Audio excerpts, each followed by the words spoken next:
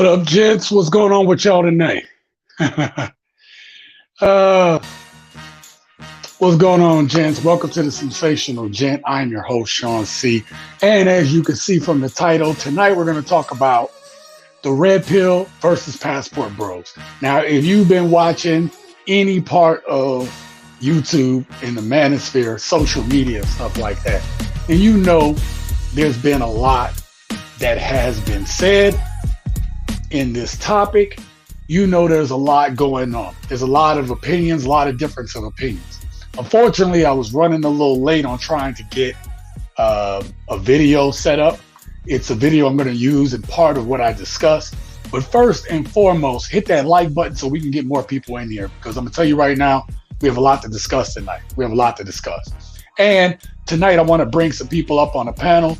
So I'm going to try to keep it cordial. If you want to come up, be respectful, but I don't want it to get out of control. Like I've seen some of these live streams will get everybody a chance to speak their piece. We're going to be respectful of everybody on there on the panel and stuff like that. So there's a lot going on, all right? But I want to clarify something first that I think needs clarification before we even get started tonight, okay? This is on my chest. This is bugging me. I need y'all to know what the Sensational Gent is all about. First and foremost, this is a men's channel for the self-improvement, betterment of men to get on their purpose so they can live their best lives. For the women that are part of this channel, you are a part of this channel. You are a part of the Sensational Gent because you guys support the channel. We get a different perspective. We get to talk about it. But the reason why this channel exists is because men don't have these outlets where they can express and talk about things. Women have had it for many years. You've had the Ricky Lakes, the Sally Jesse Raphaels, the Oprah Winfreys. Even Steve Harvey has, look at his audience, predominantly women in those audience. So everything is staged for women to have a place to voice what they feel and what they think. But on the other hand, men haven't in a long time.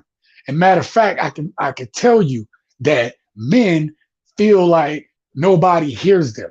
If that isn't the case, we off ourselves, we control, alt, delete ourselves off the planet, right?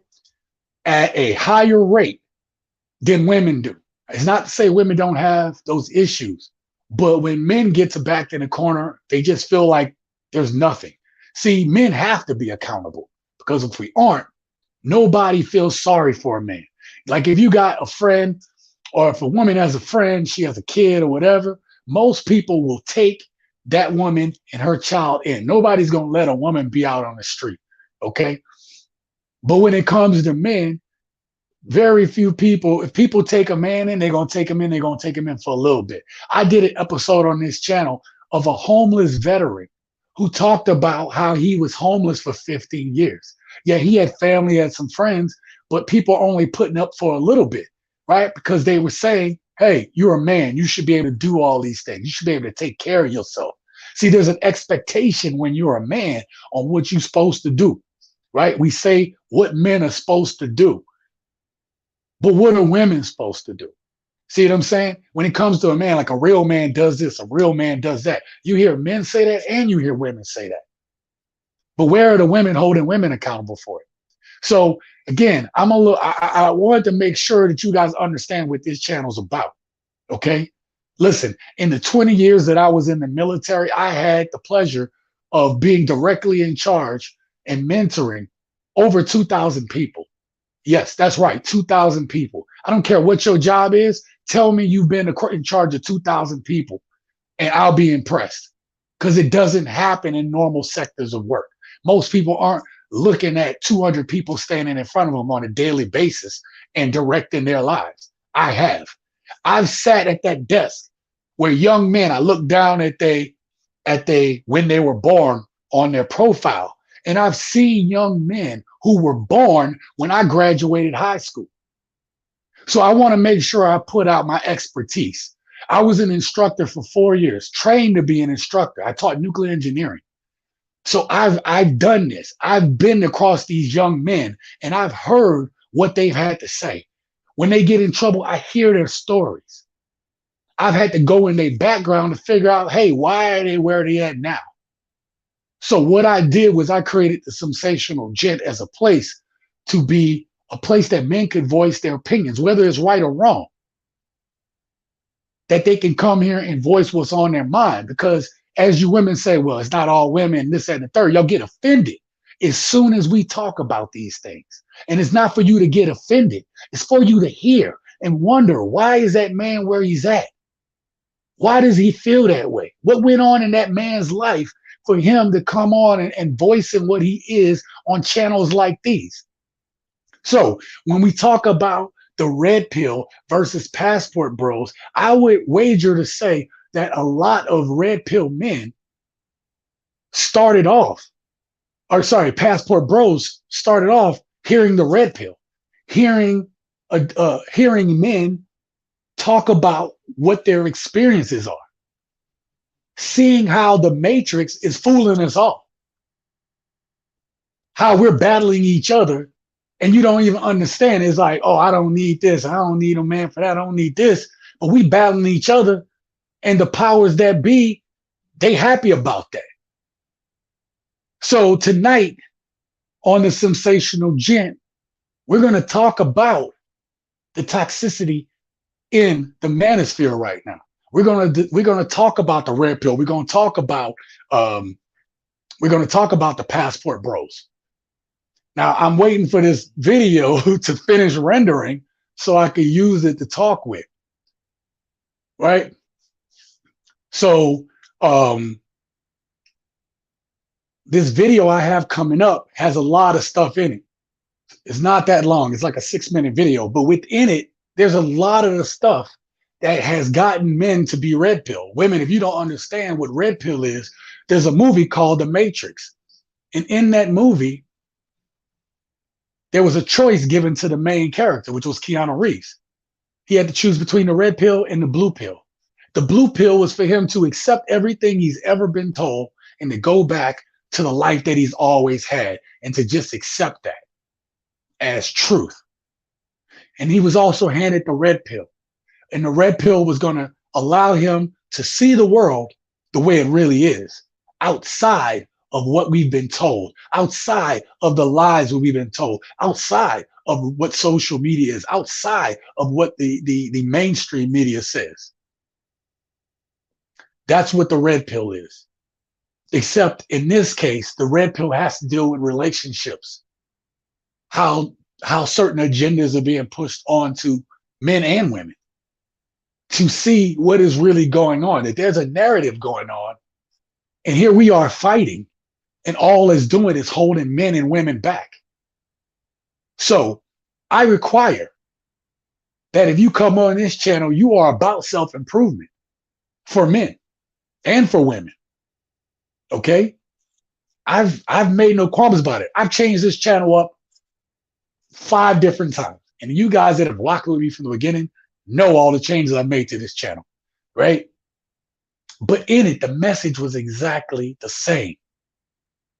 That men, we need to be about improving ourselves. We need to be on our purpose so we can get the best out of our lives for ourselves and for our future families.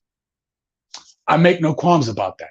So when you women come at me and talk about not all women, not all this, stop all that whataboutism. Because soon as a man would get on to Sally Jessica Raphael, Ricky Lake, Oprah, and he'd make his point, all the women in the audience boo. This man is just trying to tell you how he feels or what he was thinking. Have men gone in there and said dumb, reckless stuff? Absolutely. None of us in here are perfect. That's why I tell you it is a perspective. This is what we are feeling. You ain't got no man, but you wondering what men are feeling. This is what they're feeling. By understanding the why, maybe it might help some of y'all with y'all relationships. Because we all know people that's sitting up, that's getting old and ain't got nobody, men and women. So when we going to be real about this talk? But what I will not have is disparaging people that mean well on both sides. But we are going to talk about the negatives tonight. And I hope some of you guys will come up to this panel and discuss this with me, because we need to flush some of this stuff out. We need to be real about it. And I see these channels blowing up right now. They're doing the same formula, the Steve Harvey formula, right? Where they get on a channel, they get on these panels, and they start white knighting for women instead of saying what's really on their mind. And the video I'm going to play, the woman brings up a couple good points, but I think she misses something. I think she's missing the quintessential element to why dudes follow the red pill or why dudes become passport bros. See, they're missing that. Because just like I get comments on my channel with people, with women in their feelings, they're in their feelings when you tell them what the problem is. His video is going to take about another 7 to 10 minutes to render. So I don't need that. I'm going to actually get into the chat and do what I do.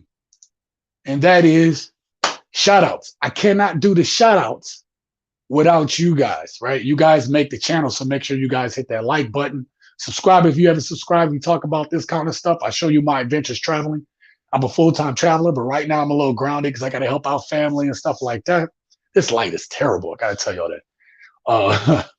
But I'm going to go ahead and get in the chat. Let me get that banner off of there. So, first person we got, at your wife's house all day. That's a good title there. That's a good name right there. Okay, thank you for being here. Yeah, I wanted y'all to tune in this. I want us to have a discussion there. Thank you for being here tonight. Wherever you're at, somebody's wife's house. I don't know. Okay. We got Men's Daily Advice and Encouragement channel. Make sure you go check out Mr. GG, who says, "What's up, from?" I'm glad you came through tonight, Mr. GG. I know I want to have you on this panel to talk about these issues, okay? Talking about what you feeling and what you thinking about these issues, especially the beef right now that seems and apparently seems to be between red pill and passport bros, and the misconceptions people have about both. All right. We got Bruce Rain. Make sure you go check out Bruce's channel. Bruce says, "Let's get it." Thank you, Bruce. I appreciate you being here, my dude. We got Ham's Flight Kit Box. Make sure you go check out this brother's channel. John, thank you for being here, brother. I thank you tonight. Go check out this brother's channel. Support him. We got my brother Lucis in the house. He said, "I drop a like, but I won't be in the chat till 8ish." Okay, brother, that's all good. Always appreciate having Lucis up on the panel. You know, he doing his thing. He doing his thing. We got my boy QB Passport Flexing. What's going on, Willie B? In the house, brother. What's up with you, brother? QB in the house. Thank you. Make sure you go check out his channel. This dude is also a passport bro, but he's also black pill. So that's a totally different subject tonight. But I would love to have your perspective if you want to come up on the panel and talk about some of this stuff that we're going to talk about tonight. Bruce says facts. And then we got Zebulon Warrior 144. He said, "What's good? What's good, fam? Thank you for being here tonight on this channel, channel tonight." Again, I'm going to bring you guys up here in a minute. I have 4 minutes left for this video to come up because there's a number of videos I want you guys to see. But let me go ahead and get you guys prepped up for what y'all about to see, right? So tonight, we're going to talk about the red pill versus the passport bros, and is there beef? And there's a number of channels right now that are disparaging brothers that have decided to grab their passports and leave the country for whatever reason. Now, we're going to talk specifically about passport bros, the ideology behind that, and we're going to talk about the toxicity within the passport bros. But we're also going to talk about the red pills, right? And we're going to talk about what the mindset is there, and we're going to talk about the negatives with the red pill right now. All right.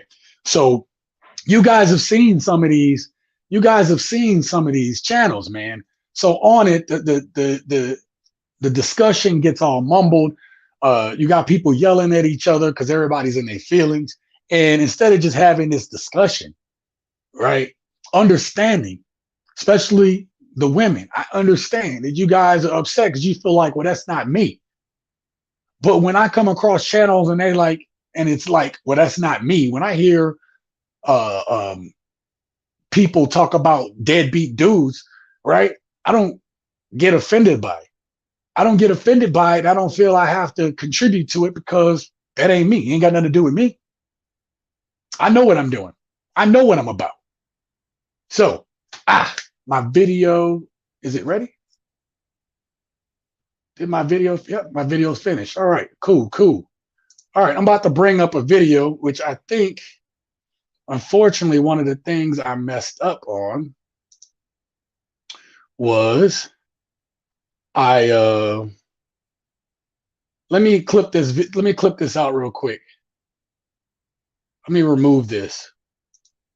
Okay, I'm gonna share my screen with you guys. I gotta share the system audio, so please bear with me, gents. Okay, and I'm gonna bring up this video. I want you guys to understand what. Even First of all, she independent, and I don't even want to. Hold on. I want you guys to understand what the red pill is. When we talk about the red pill, we're talking about guys coming to the realization that society, what it's pushing, in society, what we're seeing, we're also talking about the behavior of modern women. We're talking about the behaviors of even dudes in this society. We're talking about the negative behaviors of both men and women when we talk about red pill, being open to the fact that people are acting a certain way that is contrary to building families, to building success, and it's affecting communities, specifically the Black community. All right. And so we talk about this stuff. And so that's why we need you guys to listen and understand. Let me get back to the comments. We have Ms. Judith Daniels in the house. Thank you, Ms. Judith, for being here. I always appreciate when you hear Ms. Judith. She says, good evening, everyone. Thank you for being here. I appreciate you being here tonight. We're going to have a robust conversation, Judith. And, you know, tonight's conversation, I would love to hear what the ladies think. But at the same time, I want you ladies to actually listen to what men are going to say tonight on this panel. I want you guys to listen to the thoughts of some of these guys and what they've been through and what their feelings are on this stuff, good or bad. There's a scripture that says, I'm religious, I'm spiritual, not religious. But there's a scripture that says, wisdom is the principal thing, therefore get wisdom. And all thy getting, get understanding. And that's what we're here to do tonight, okay? So I have my video ready to go. I'm going to go ahead and play this first video. I'm going to play through a couple videos. Let me know in the chat. Uh-oh, what it said it can't play. Uh-oh, what's going on? Hold up. I got to bring my video back up. We're having technical difficulties. Okay. All right. But let me know in the chat what y'all sipping on tonight. Let me know what y'all sipping on tonight. So every night that I come on here, I try to make this a relaxed environment, even though we're having a discussion. Tonight, I don't have anything hard or whatever. I have one of these Mike's Hard. Oh, man, I just dribbled this on myself. God dang it. We have one of these Mike's Hard Black Cherries in the house. I kind of like this one. My favorite one is the cranberry because it reminds me of drinking like vodka cranberry. So cheers to you brothers and sisters in the house right now. I see we have a super chat going on. Uh-oh. Am I having technical difficulties here with my live stream? Uh-oh. Uh-oh. Okay. First of all, let me get back to this. We got Kings and Dreams dropping a $2 super chat. Thank you very much. Let me let you guys know that when it comes to what you guys contribute to this channel, right? I've taken everything you've given me and I contributed back into the channel, right? The reason why I have the custom logo up there, the reason why, you know, I have this live stream set up the way I do is because I take it and I invest into the channel so that we can make this a better product. But anyway, we're going to get into this. Thank you, Kings and Dreams. Make sure you go check out Kings and Dreams channel here on YouTube. Subscribe to that brother's channel and support him. Judith says, always listening. I know you are, Judith, and I appreciate you for that. We need that. I'm about to bring up this video, though. Hopefully I have no more interruptions. And then I need you guys to let me know if you guys hear this in the chat when I start playing it, okay? I'm trying to do a lot right now, okay? So let me know if y'all hear this. Don't even care. First of all, she independent, then I don't even want to put a 1 down in the chat if y'all hear. Why is that your trait? I'm strong and independent. No, we in a relationship. That independent mentality. Matter of fact, leave that in 2021. That strong independent mentality. Leave that in 2021. You know, we're not saying you can't be independent when you're on your own, but when you build in a relationship, you got to be interdependent. Yo, people don't even know that the word interdependent is a word. Like, you know, that's y'all so much on this independent. Can y'all hear that? Let me know. No woman, yo, I'm strong and independent. I don't need no woman. So why the y'all always feel the need to tell us that? Are we telling men that the reason we want them to provide for us fully, even though we work and don't plan on quitting our jobs, are we telling them that we want them to provide for us so that we can spend their money the way we want to and then spend our money however we want to? Because ultimately it's so we can have some sense of control in the relationship, right? Which also includes us putting money to the side just in case the relationship don't work out.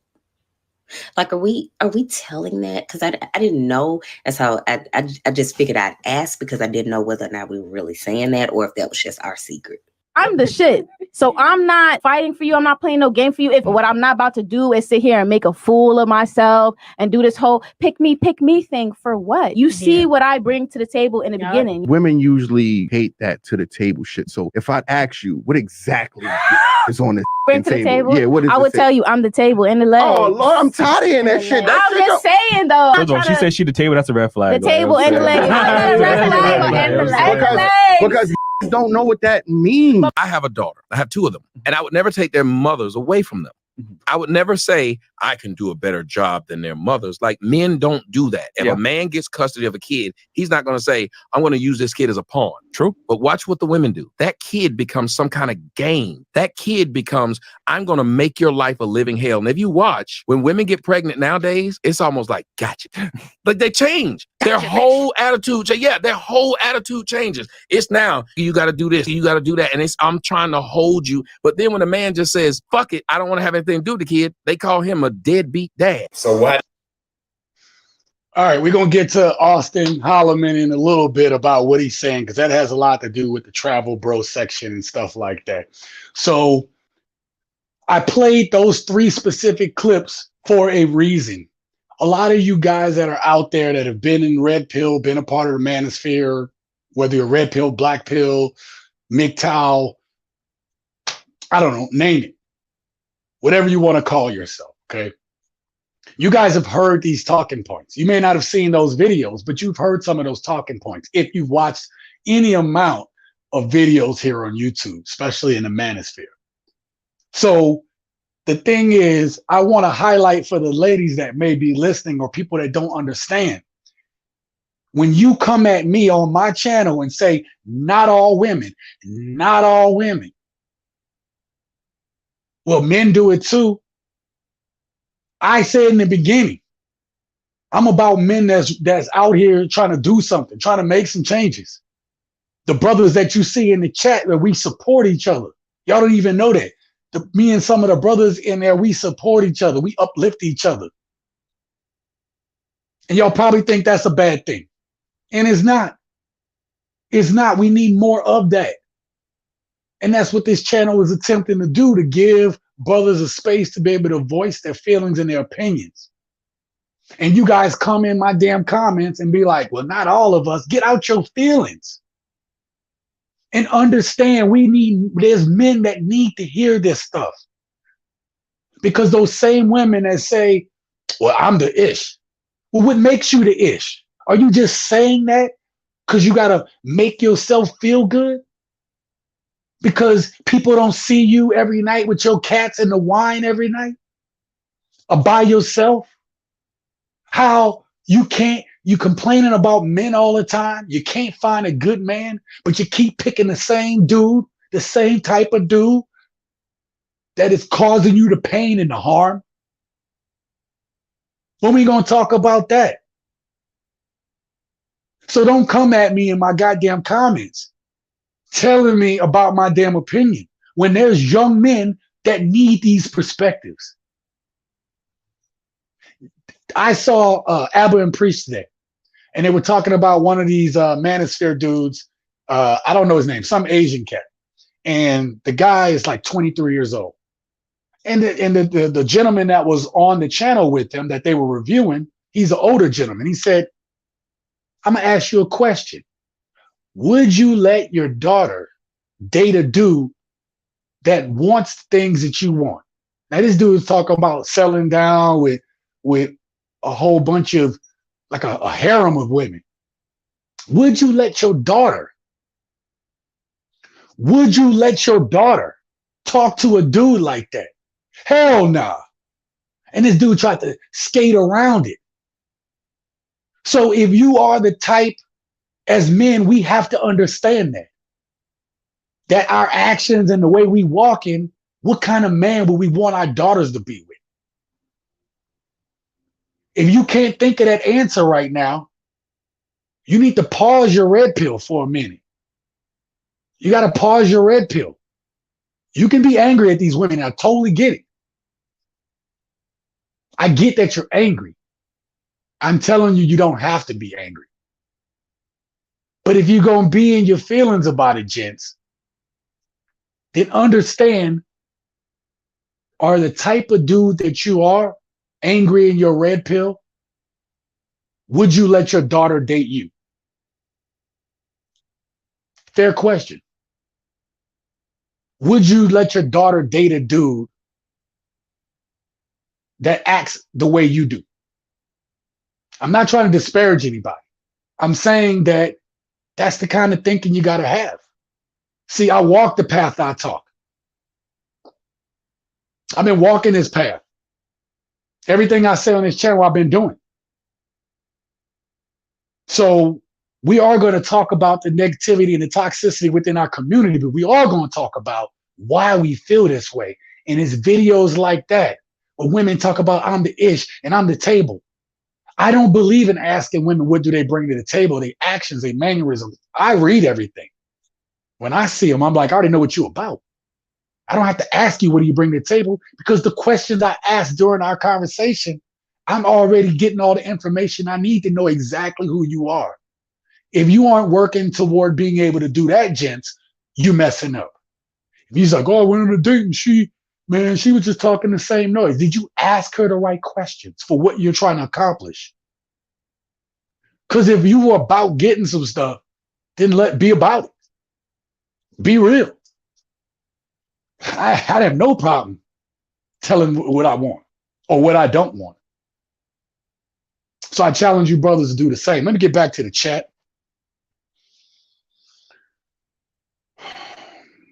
First of all, let me give a shout out to Prof. Don Omar. If you want to learn Spanish, this is to go to this brother channel right here. He's going to teach you Spanish. He's going to have you up.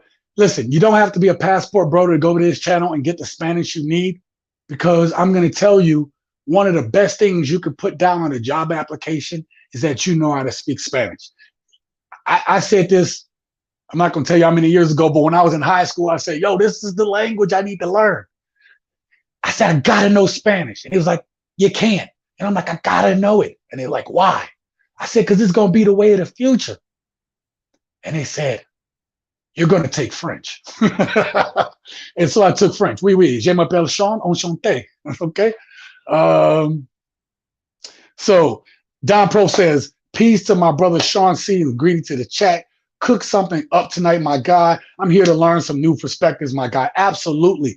Absolutely. And that's what, listen, I'm just going to tell y'all the sensational way, sensational gent way. I'm not saying it's right. I'm just telling you, I've done a lot of good stuff when I got my purpose together. You understand? I'm still growing. I'm still doing this thing. There's still a lot to do. When I talk to brothers like you, Prof. Don Omar, when I talk to brothers like you guys inspire me to go harder. You guys inspire me to be better. And that's what we're supposed to be doing. Inspiring each other to get to that next level. We're going to talk about all this. I want you guys up on the panel. We're going to talk about some of this stuff tonight. My man, Mr. Gigi said, preach, homie. Man, you already know. Mr. Gigi, you always keep it real. You know I'm going to keep it real too, bro. Bruce says, church. Got to get in that church. Well, oh, yep. The pill is real. You just said Sean Snapper with knowledge. Preach. MGTOW. Good evening, Wanda. And she's also giving props to Miss Judith. Now, before let me get back into this, because I don't want to stay in this video too long. I'm using the video to set up what we're going to talk about tonight. Okay. Now, those first 3 videos were red pill perspective videos. That's red pill.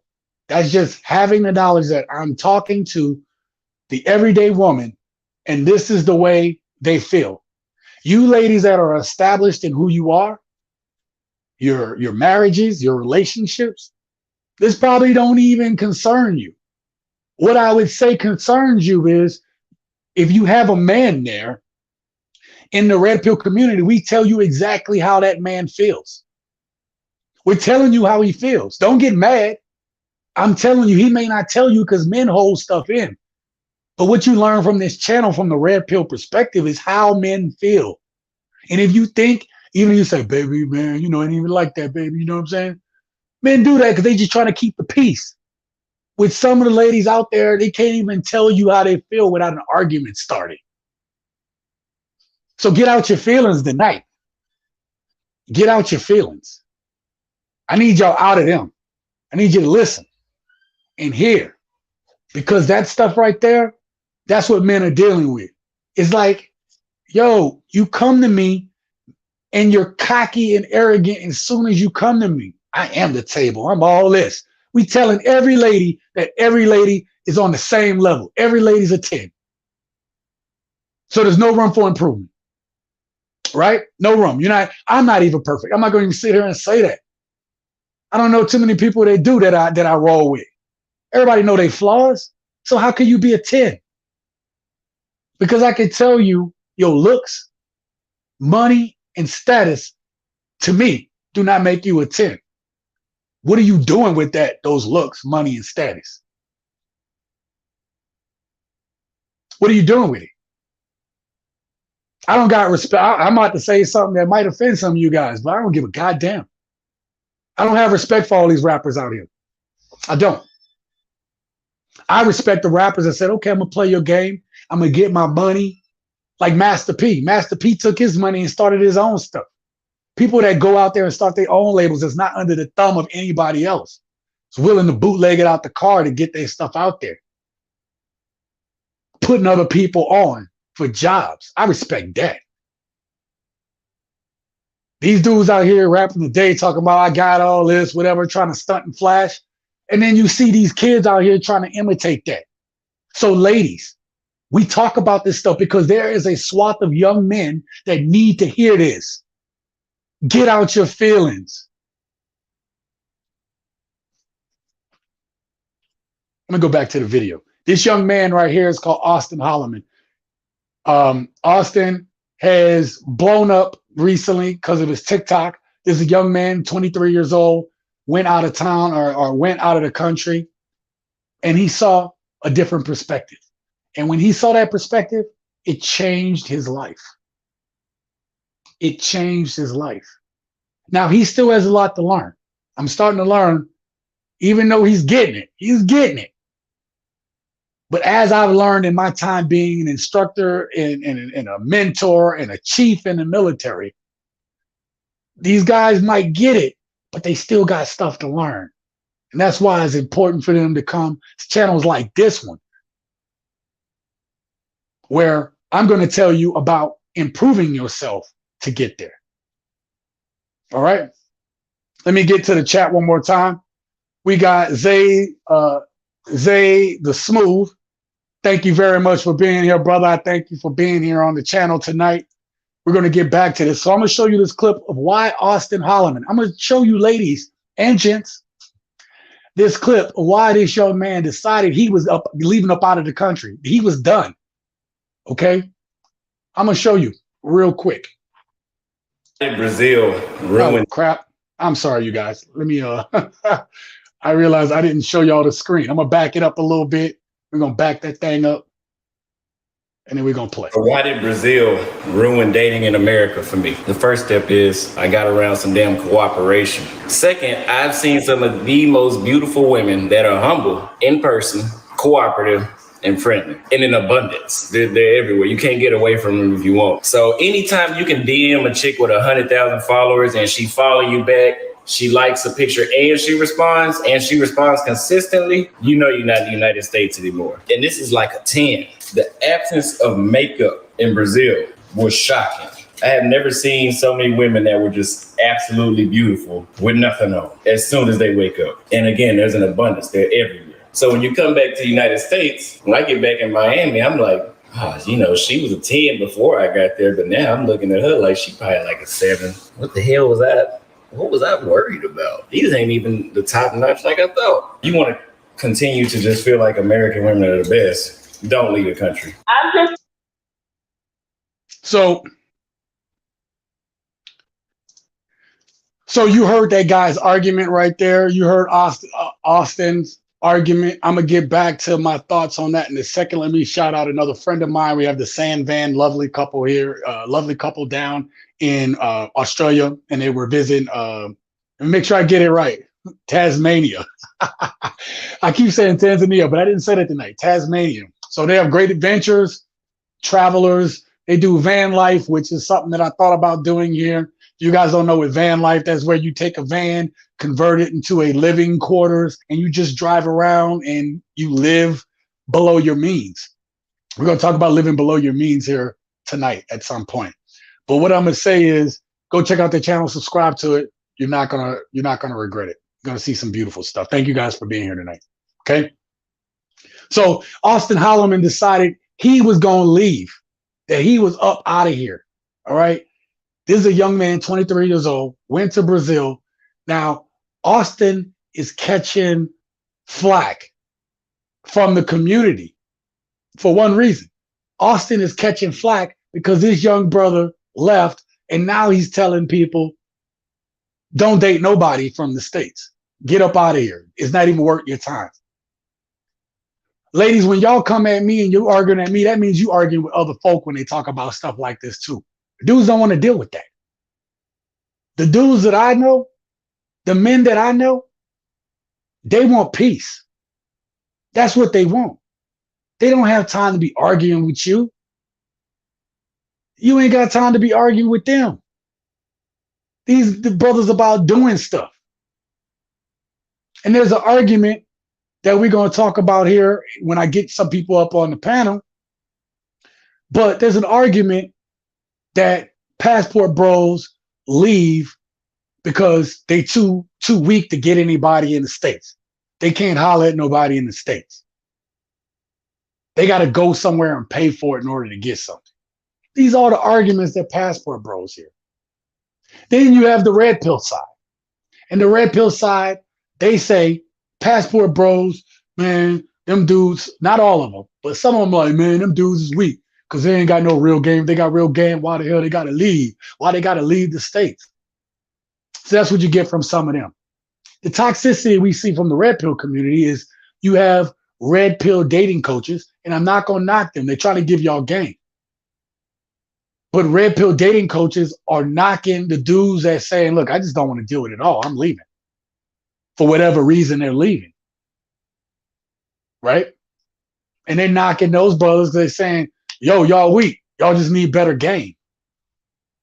And some believe, QB passport flexing, he like, yo, there's no such thing as game. Game is manipulative. Is that what you said, that QB? I don't know if you're in the house still. But there's this mindset. Okay? So I said all that to say that young brothers like Austin have checked out. This is young men that are getting in and saying, look, in my experience of trying to deal with women and give them a little bit of my time, all I've gotten is women that are trying to use me for money, use up my resources, use me for attention, use me for adulation,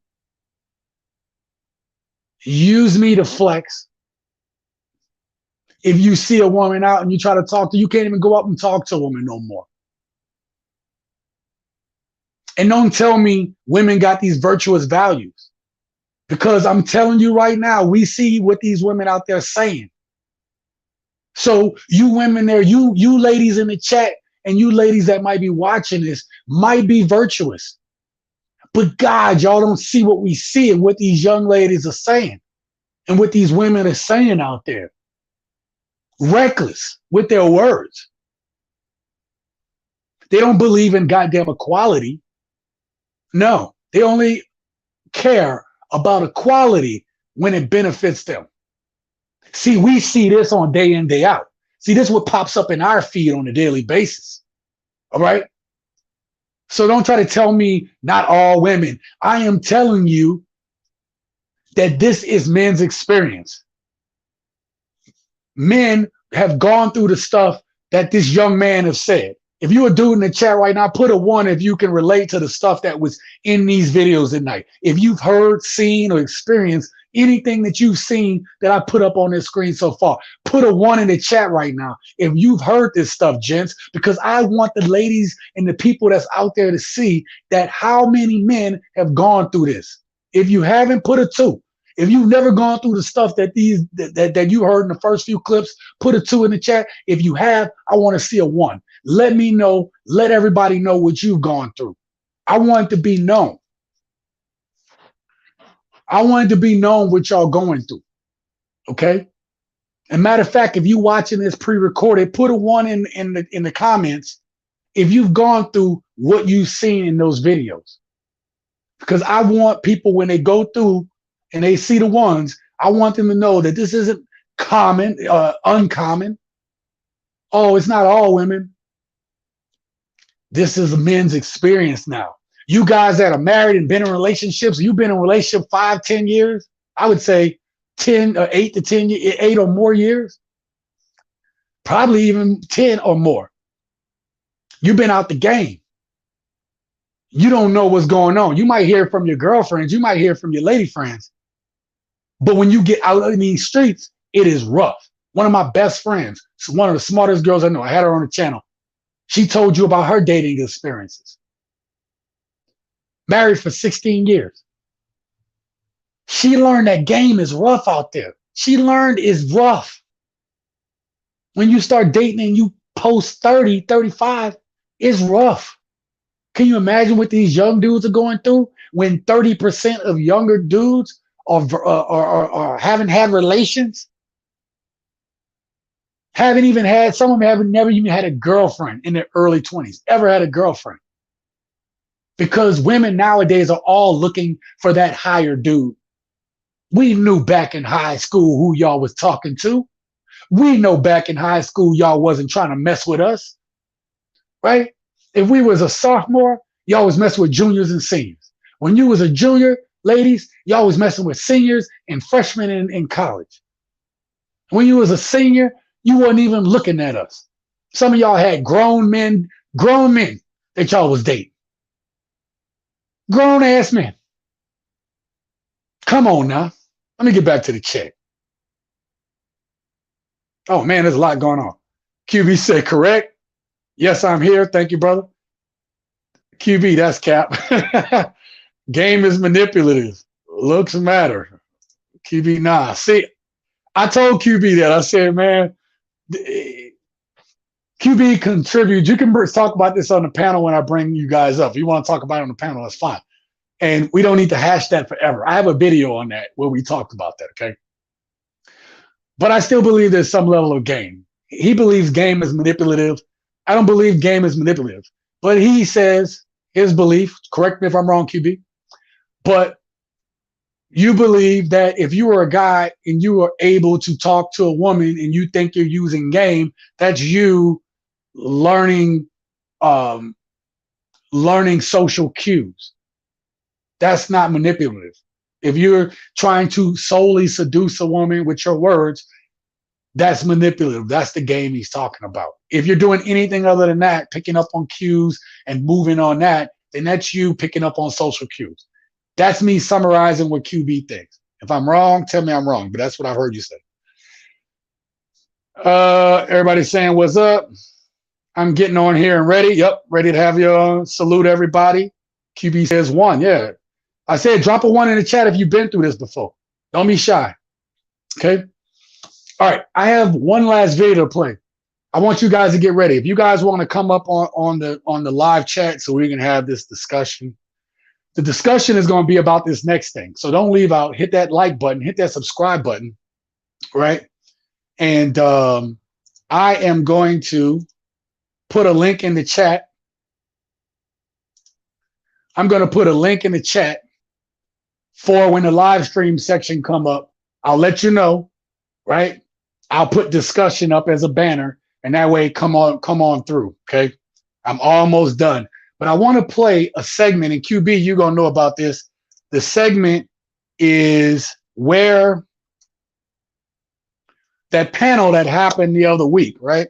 The panel that happened last week, I believe, and the panel went crazy and everything. It was buck wild. I think Kings and Dreams was on the panel. One of you guys was on the panel and tried to hold it down, but that panel was some reckless stuff, right? QB says, correct, you can't seduce a woman if she's not physically attracted to you. Look, man, if that's not the case, then how do ugly dudes pull good-looking women? I don't know. Answer me that one. MZG says, what's going on, bro? You gonna tell me she attracted to an ugly dude? You've seen it. I've seen it. Did he not use game to manipulate the situation? Or are you gonna say she was attracted to an ugly dude? Come on. There's exceptions to the rules, bro. But I do like the philosophy. It does when you sit and really think about it. It makes sense. Let me set this up. You gotta yeah, okay, that's fine. Yeah. He said I'm gonna come on and explain a little bit. All right, all good, brother. All right. There's one thing I gotta do. I'm sorry, you guys. I'm sorry I gotta do this to you guys. Please forgive me. But I gotta get to this part, okay?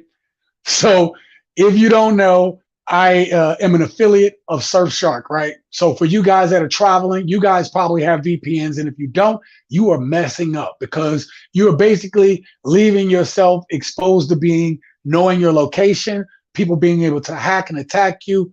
Also, it's sometimes nice to be able to see your shows without them being regionally coded. You know what I'm saying? Or not being able to get your shows because you're in a different region. So I did my research, looked up Surfshark, and this is the one that has graciously sponsored me here on the Sensational Gent. So if you use the link down in the comments below and then use the promo code GENT, G-E-N-T, you'll get 83% off your subscription and you'll get 3 months for free. And I'm telling you, if you're leaving the country, and even if you're not leaving the country, cyber attacks are up, okay? And if you are cautious about people knowing your whereabouts and locations, you need a VPN. Again, Surfshark, use my code below, 83% off your subscription and 3 months for free. All right? And if you get other people to come on, you'll gain more months for free. So you can't beat that deal. All right, that's housekeeping right there, okay? I had to go through that. All right. I'm going to play this video. I overlaid some video on top of it, but I want y'all to listen to what this woman and what this dude said. And that is going to be the conversation as we get into the second hour when I bring people up on this panel to be able to speak about this situation. Because what we're about to hear, and QB, you know about this. I think you was on that panel, right? I only took a snippet of it. Just took a snippet of it. I can't believe I got the light in the worst place, the worst possible place. Move this a little closer, okay? Oh, y'all see my nose hairs? Okay, that's bad. All right. Anyway, y'all ain't let me know what y'all was sipping on down below. Oh, pardon me. Oh, that was rude. And then MZG, I gave you a shout out. Make sure you check out this brother too. Go check him out in his channel. Great supporter of the channel. Great brother. Go check his channel out. All right, let's get back to this because I am ready to hear this and I'm ready to get this panel started. Like American women are the best. Don't leave the country. I'm just going to say tonight, Passport Bros did nothing to discern themselves or to separate themselves from the manosphere. They just did the same gaslighting. And to reiterate again, we are not jealous. Everything that you guys have done, we can do. Okay, and I feel like until you deal with your own flaws, because since you've checked out, when you deal with your own flaws, you're spreading that virus to other areas of the globe. And the question, you're talking about your frustration, you checked out, you this and that. Listen. I gotta stop this, gents. I gotta stop this. See, let me tell you, she said you guys haven't done anything to differentiate yourself. She says you guys are spreading virus information. First thing I tell you guys, or the last thing I tell you guys when you watch The Sensational Gent, is I am about men and self-improvement of men. I am about men on their purpose. I am about men handling their business for whatever reason, but able to handle your business. I don't, if you a buster dude, I'm not gonna knock you. If you trying to improve, Sean, I'm trying to get up there, bro. I'm trying my best. Then you at the right channel. Because that's what I want for you guys. So I ain't trying to hear none of this conversation piece that The Sensational Gent isn't about men being their best selves. I'll be honest, as far as Passport Bros, if you going down there, going to other places, and you're creating the toxicity, I don't want you there. And some of my brothers that travel might feel the exact same way. We don't want you there. All right? Because you cause problems for us that know how to move and operate. If you acting a donkey, you're going to make it look bad on me. You're going to have the policia looking at me wrong. And I ain't trying to have that. I'm just trying to move quietly, blend amongst the people. I didn't bring too many fancy clothes or nothing like that. I went chill as hell. I'm not trying to be flash or stunning.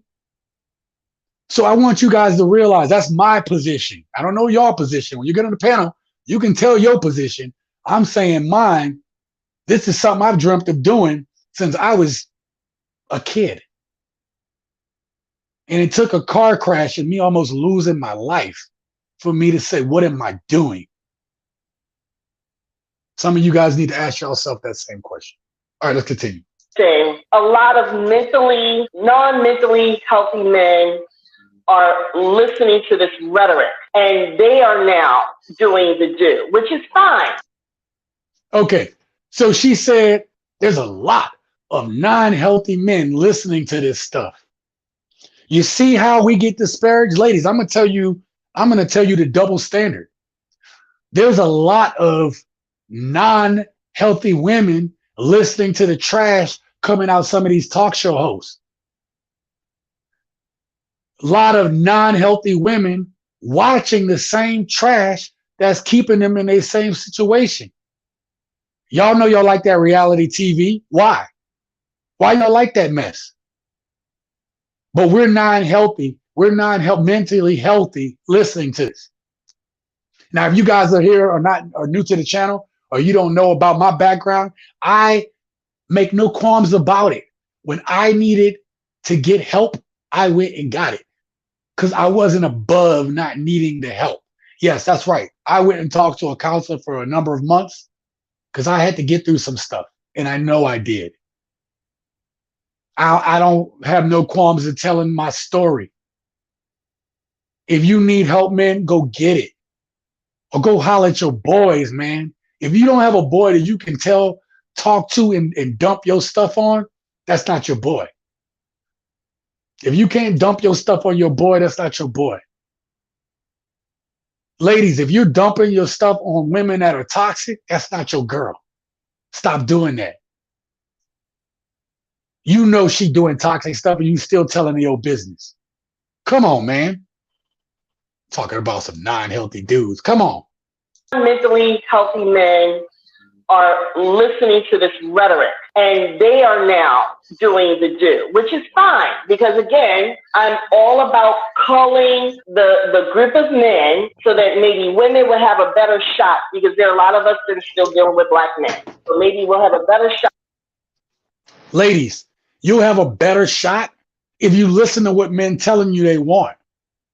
And no matter how many times we tell y'all what we want, you guys say, I don't give a damn what you want, because if it ain't inside of what I want, then it ain't what we want. Go ahead and listen to those earlier clips where I talked, where basically the lady was like, I'm the table. She wasn't trying to hear what they were saying about being interdependent on a man or with a man. I'm independent and I'm going to stay that way. I'm the table. Oh, Kings and Dreams, I'm going to let you, brother. I'm getting mine out. I'm going to let y'all do all the flossing. I'm just going to guide the conversation. Consider me after I do this opening monologue as the guide for you guys to be able to talk. I'm done after this. I'm just going to ask questions, but I'm going to get it out here because I need to know, let people know what the Sensational Jen is about. If you're subscribing here, you're saying, man, I want to open my eyes to what's going on. And then so I can make better choices. Because ultimately, I want men on their purpose, period. If you're on your purpose, you're going to be able to operate around this. My boy, our boy, Andre, said on his live stream a few days ago, he said, man, I don't do this for nobody. I don't care what they think. I do this for me. Did he not, gents? Y'all in the chat, did Andre not drop that on us? And he dropped some explicitives on there, explicatives, right? Which I'm trying not to do. It might be hard not to. But Andre dropped some knowledge. What did he say? I ain't doing this for y'all. So she said, we still dealing with dudes. And so they need to, whatever. But I understanding what men feel is the key. Y'all not listening to us. Hence, we still talking about this crap. That lady, this is the last thing I'm going to say. I'm going to play the video. Tell me if I'm wrong, gents. Tell me if I'm wrong. You know how many videos out there where men have asked women, I don't do it, but men have asked women what you bring to the table, and the answers are all the same. Even to this day, women still answer the exact same way, and the videos have gone millions and millions upon millions of views. Right? Millions of views with women saying they are the table, and women still answer the same goddamn way. And men are saying, what do you mean you the table?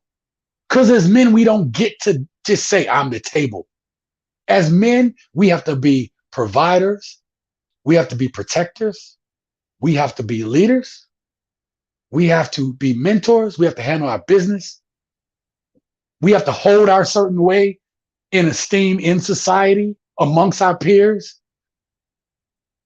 We die before you guys because of the stress and the pressure that a man will put on himself to work for a woman in his family. But you guys, the ladies are still answering this way. Why? Because they don't give a good goddamn what men think. And that's why. I'm going to rewind it. Calling the group of men so that maybe women will have a better shot, because there are a lot of us that are still dealing with black men. So maybe we'll have a better shot of finding a better group of men within the community. But what I noticed, what I didn't hear, I heard about what you can get when you're traveling. I heard about the women, submissive, they're prettier, they're this and that. But what I don't hear from this group of men is about their contribution to these societies that they go to. And that's telling to me. None of you ever say what you're contributing besides the $40 that we know you paying these women. So. Wow, she said a lot there. Let me catch the last part first before I forget. First of all, they're saying that passport bros are paying for women when they go out there. Paying for women. And some dudes may. And that's your prerogative if you do. Ain't got no problem with that. That's your business. We pay for women in the States, don't we? You don't think we do, ladies? Take you on a date. If you don't like us, what do? You ghost men. Not you ladies that are here in the chat or whatever. But I'm saying, ladies today, this is what men are saying. They go on dates, spend for a good date. I'm not going to sit here and say that as a man that I expect to get anything night one. But if we talk more than one night and we seem to be feeling each other, things are going well, then the natural progressive relationship is that we might take it to something that is intimate. But there are women out there that are using men to just go on dates. Ladies, do y'all know that? Y'all in relationships. Do y'all know that? That women go on dates, go out to the club just to get free drinks? Have y'all seen those videos? Have y'all seen the women that say, oh, I just go on dates to get free meals? So men are getting tired of being used. You want to know why they got so many dudes in the red pill community? Because this has happened to probably damn near everybody in the chat that's been a part of dating that hasn't been married or hasn't, or hasn't been married when this started going on. If you dated more than a few women, you've gone through some of this stuff. That's what we're trying to tell you, ladies. Y'all don't know what it's like out there. Y'all have dudes that y'all mess with, and y'all say, well, these dudes are toxic and this, that, and the third. You guys control access. You guys like, I know something. I know he wrong, but he got a little thug in him. I like that. It make me tangle. You pick them dudes. We'll go in talking to women and they will put on a complete facade. And you ladies know y'all do that. You know you'll put on airs of a facade. Or not you guys that's in the chat, not the ladies of the gent. But you guys know that women do this. Who you see as a representative for the men too. But men are simple. What we want is simple. If you know that much, then you can figure out how to weed out who you need to. Y'all choose not to. But when it comes to ladies, it's hard for us. So let me get to the chat real quick before I continue on. Kings of Dreams says, let me come on here and cook. Man, you're going to come on here and cook. I'm going to let you eat in a second, brother. I'm going to let you eat. Andre is my best friend. He's red pill aware. Yeah, I know he is, man. And I appreciated that live stream he had, man. I appreciate all the brothers that we have together, man. Because I think we're more than what this woman says. I know we are, because I've talked to you guys. Hey, what up to my boy Philip D. Redden Jr.? Thank you, sir, for being here tonight. Philip, thank you. One of my subscribers here on the channel, Paying for Women. Yeah. Have you been watching these videos where these brothers are overpaying for dinner and don't even so much as get a handshake afterwards? Man, Philip, how you gonna come on here, bro, and start cooking immediately? Philip is telling y'all, ladies, let me leave that up on the screen. We've been through it. And you ain't got to be a young man to go through this. You can be an older dude like, look, I ain't trying to play no games. I just want to find somebody nice. And we can't ooh, Lord Jesus, I almost, wow, I almost cursed you. I took a sip of my drink that I know somebody spit in. Philip is talking about what we are going through. Get out of your feelings. Get out of your feelings. We're just trying to tell you what we've gone through. Even the dudes that are trying are going through this. QB came with the amen, with the correct. Philip says, when they say pay for women, that's sign language to the highest degree. Yeah. Shame, insult, guilt, and the need to be right. Rest in peace to the Godfather, Kevin Samuels. Shout out to Kevin Samuels. All right. So he's right. This is all we're trying to say. That's all we're trying to say to you guys. There are a lot of good men. I'm going to let this play. And I'm going to tell you the flex. I'm going to flex on one thing I'm going to say about these men, the good men.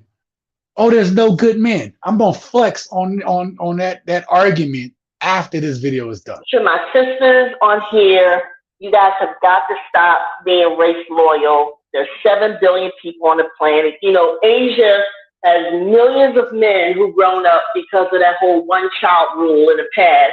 There are a lot of single Asian men out here. Then go get them. Go get them. Go get them damn dudes. We don't care.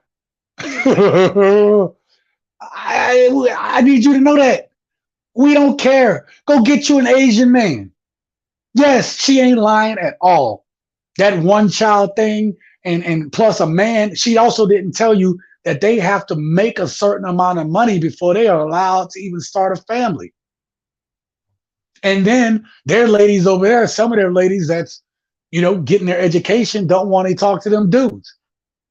This is you guys doing this to yourself. Passing up on good dudes because you want that dude that's going to give you higher. Not all ladies. But I'm telling you, in Western culture, westernized culture, oh yeah. Oh yeah. See, ladies are hypergamous. And if you all don't know what that means, Uncle Sean gonna tell you. See, men, when we pick women, we'll pick a woman at our same level. We'll date a woman that's above us in some cases. And if I'm being real honest, we know you can get a millionaire that will pluck a woman up out of McDonald's if she's worth it. She'll look down and say, you know what? I see a diamond in the rough. I'm going to pluck her up out of there. Men will date up, down, and in the middle. Women, they date at the same level at most of the time. Okay? Or higher. Hypergamy. Women are looking for that higher. And these brothers in here have seen those videos where a brother is handling his business and some dude come along who got a little bit more than he do. And she think, what am I doing here? Go check my channel out. There's a woman who gave up, was about to give up on her husband, who was a doctor. Prior to the pandemic, he was making close to 500,000+ a year. And her monthly allowance was like $10,000 a month. This woman doing nothing, having done nothing but being this man's wife, is getting $120,000 a year just as play money. Then the pandemic happened. Hard times hit. And this dude lost his practice. He was still making good money. He was making about $250,000 a year. And then what did she do? He gave her a $3,000 a month allowance now with his new money. $3,000 a month. $36,000 a year. I should look at some of his colleagues. Go look at that video I made. Listen, I may not make the best videos, but the truth is right there. I don't make this to offend you ladies. I make this so guys understand what they're dealing with. That's the truth. You don't need black men. Let me rewind it. 10 seconds. Millions of men who've grown up because of that whole one-child rule in the past. There are a lot of single Asian men out here. You don't need black men to procreate to make black children. I'm just saying, and keep talking about how we're at the bottom. We're the least desired. We're this, we're that, and that. But if somehow there's a lot of us that seem to be pulling the groups of men that are higher than black men. Crush Boy, I'm gonna get to your comment. We're at the bottom, but we're pulling a group of men up on top. So apparently, we're still winning. Well, you make some interesting points. Before this dude start talking, before he start running his damn mouth, okay? Before I get to Crush Boy, actually, let me get to him first. Okay? She said that they pulling anybody that's higher than us, so we need to be grateful to them. Are you serious? Oh, I'm grateful. Because I know I know some solid black women, and I respect them. Solid. Handling their business. But they don't talk this recklessness. You can get somebody. I guess, you know what? That's a flex because dudes say it too. I can go to this other country and pull. Okay, fair enough. Go get who you want. If you can go get that dude, go get him. Now I'm going to put this comment up on the screen because I have a comment to tell y'all what I experienced that I saw when I was living in Mexico. I got plenty of Asian, white, and Latin bros, and none of them want American black women, not any of them. Listen. Crush Boy 22, thank you for being here on the channel tonight. When I was in Mexico, I'm going to say that I was so proud to see a lot of black men, black women out there traveling. It was very interesting. Matter of fact, there's a group that meets up, right? There's like they do like different locations. There's an expat group, and it's open to all people. But there's a lot of brothers and sisters in there, and they come to this expat group. But there's people of all races come there and stuff, and everybody's just there. And they just chilling, man. They just having a good time, and they're networking. All right. But to what Crush Boy said, and I'm going to make a video on this because I have the film footage. I caught it. I tried to get a little bit of it, so it's not a lot of footage. But when I did, I tried to catch it and be discreet about it. But when I was down in Mexico, and I lived there for 3 months, you guys, there was a lot of sisters traveling, and I was so proud to see that. Just to see them get away, see them see something that was different than the States. And I was happy for them. Do you understand what I'm saying? I was happy for those sisters. I was happy for those brothers just to be out of the matrix. But I'm going to tell you what I saw and what you're going to see in a future video is that I have film footage of those women were alone. See, women can pull dudes. It ain't that hard, right? Because some dudes are just horny dudes. But if you're trying to pull that quality, them dudes were messing with other types of women. And that's what I saw from my experience. And that's not a knock. It's not a knock on those women because they were just there to have a good time. And some of them probably did. But this is the last thing I'm going to say about that. I have some footage. I'm going to do a club video, another club video. The promoter, the manager let me into the club for free to film the club. So that might be my Friday video or my Monday video, but I got to get that video out because he let me in for free and I said I was going to film it and then put it up there. So I hope you guys enjoy that. Right. But you're going to see in that same, no, I'm not going to put it in there because there was a group of sisters that was in there when I first walked in to start filming. Right. So I'm filming in this club, right? Because they let me in for free. And sisters were sitting there. And why in the hell were they looking like they just looking, I ain't having a good time? Everybody else was at least talking and trying to have a good time. I get it. Those sisters may not be able to speak Spanish. And I get that. But I'm trying to tell you, them ladies sat alone. You know why they wound up leaving? Because they just didn't look like they was having a good time. Everybody else was looking like they had a good time or they was enjoying themselves. Sisters in that club all alone, nobody talking to them, and they mean mugging. Nobody want to talk to women like that, man. Let me get back to these comments. MZG says, facts, bro. I'm done with the States. It ain't worth the time or money here. I land in Thailand December 1st. Oh, man, MZG, congrats, man. I can't wait to see your footage on that, bro. For real. Keep us up to date on that, too, okay? So, you see, look, there's another brother said he's done. Philip says Asian men don't want them either. That's the same BS Issa Rae tried to push, and look where it got her. Got her. Okay? So, go get him. We don't care. If you go be with who makes you happy. Okay, we don't care about that. But we're not going to let you just talk to us and treat us any kind of way. I see you, Kings and Dreams. Stand by, bro. MZG laugh.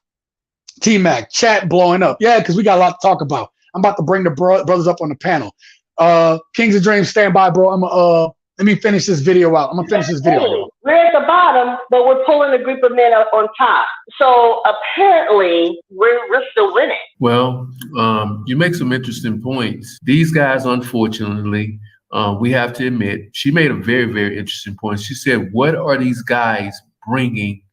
In other words, you guys, the manosphere, they love talking about what do you bring to the table? And the question should be, what are you bringing to the table when you go over to these other countries?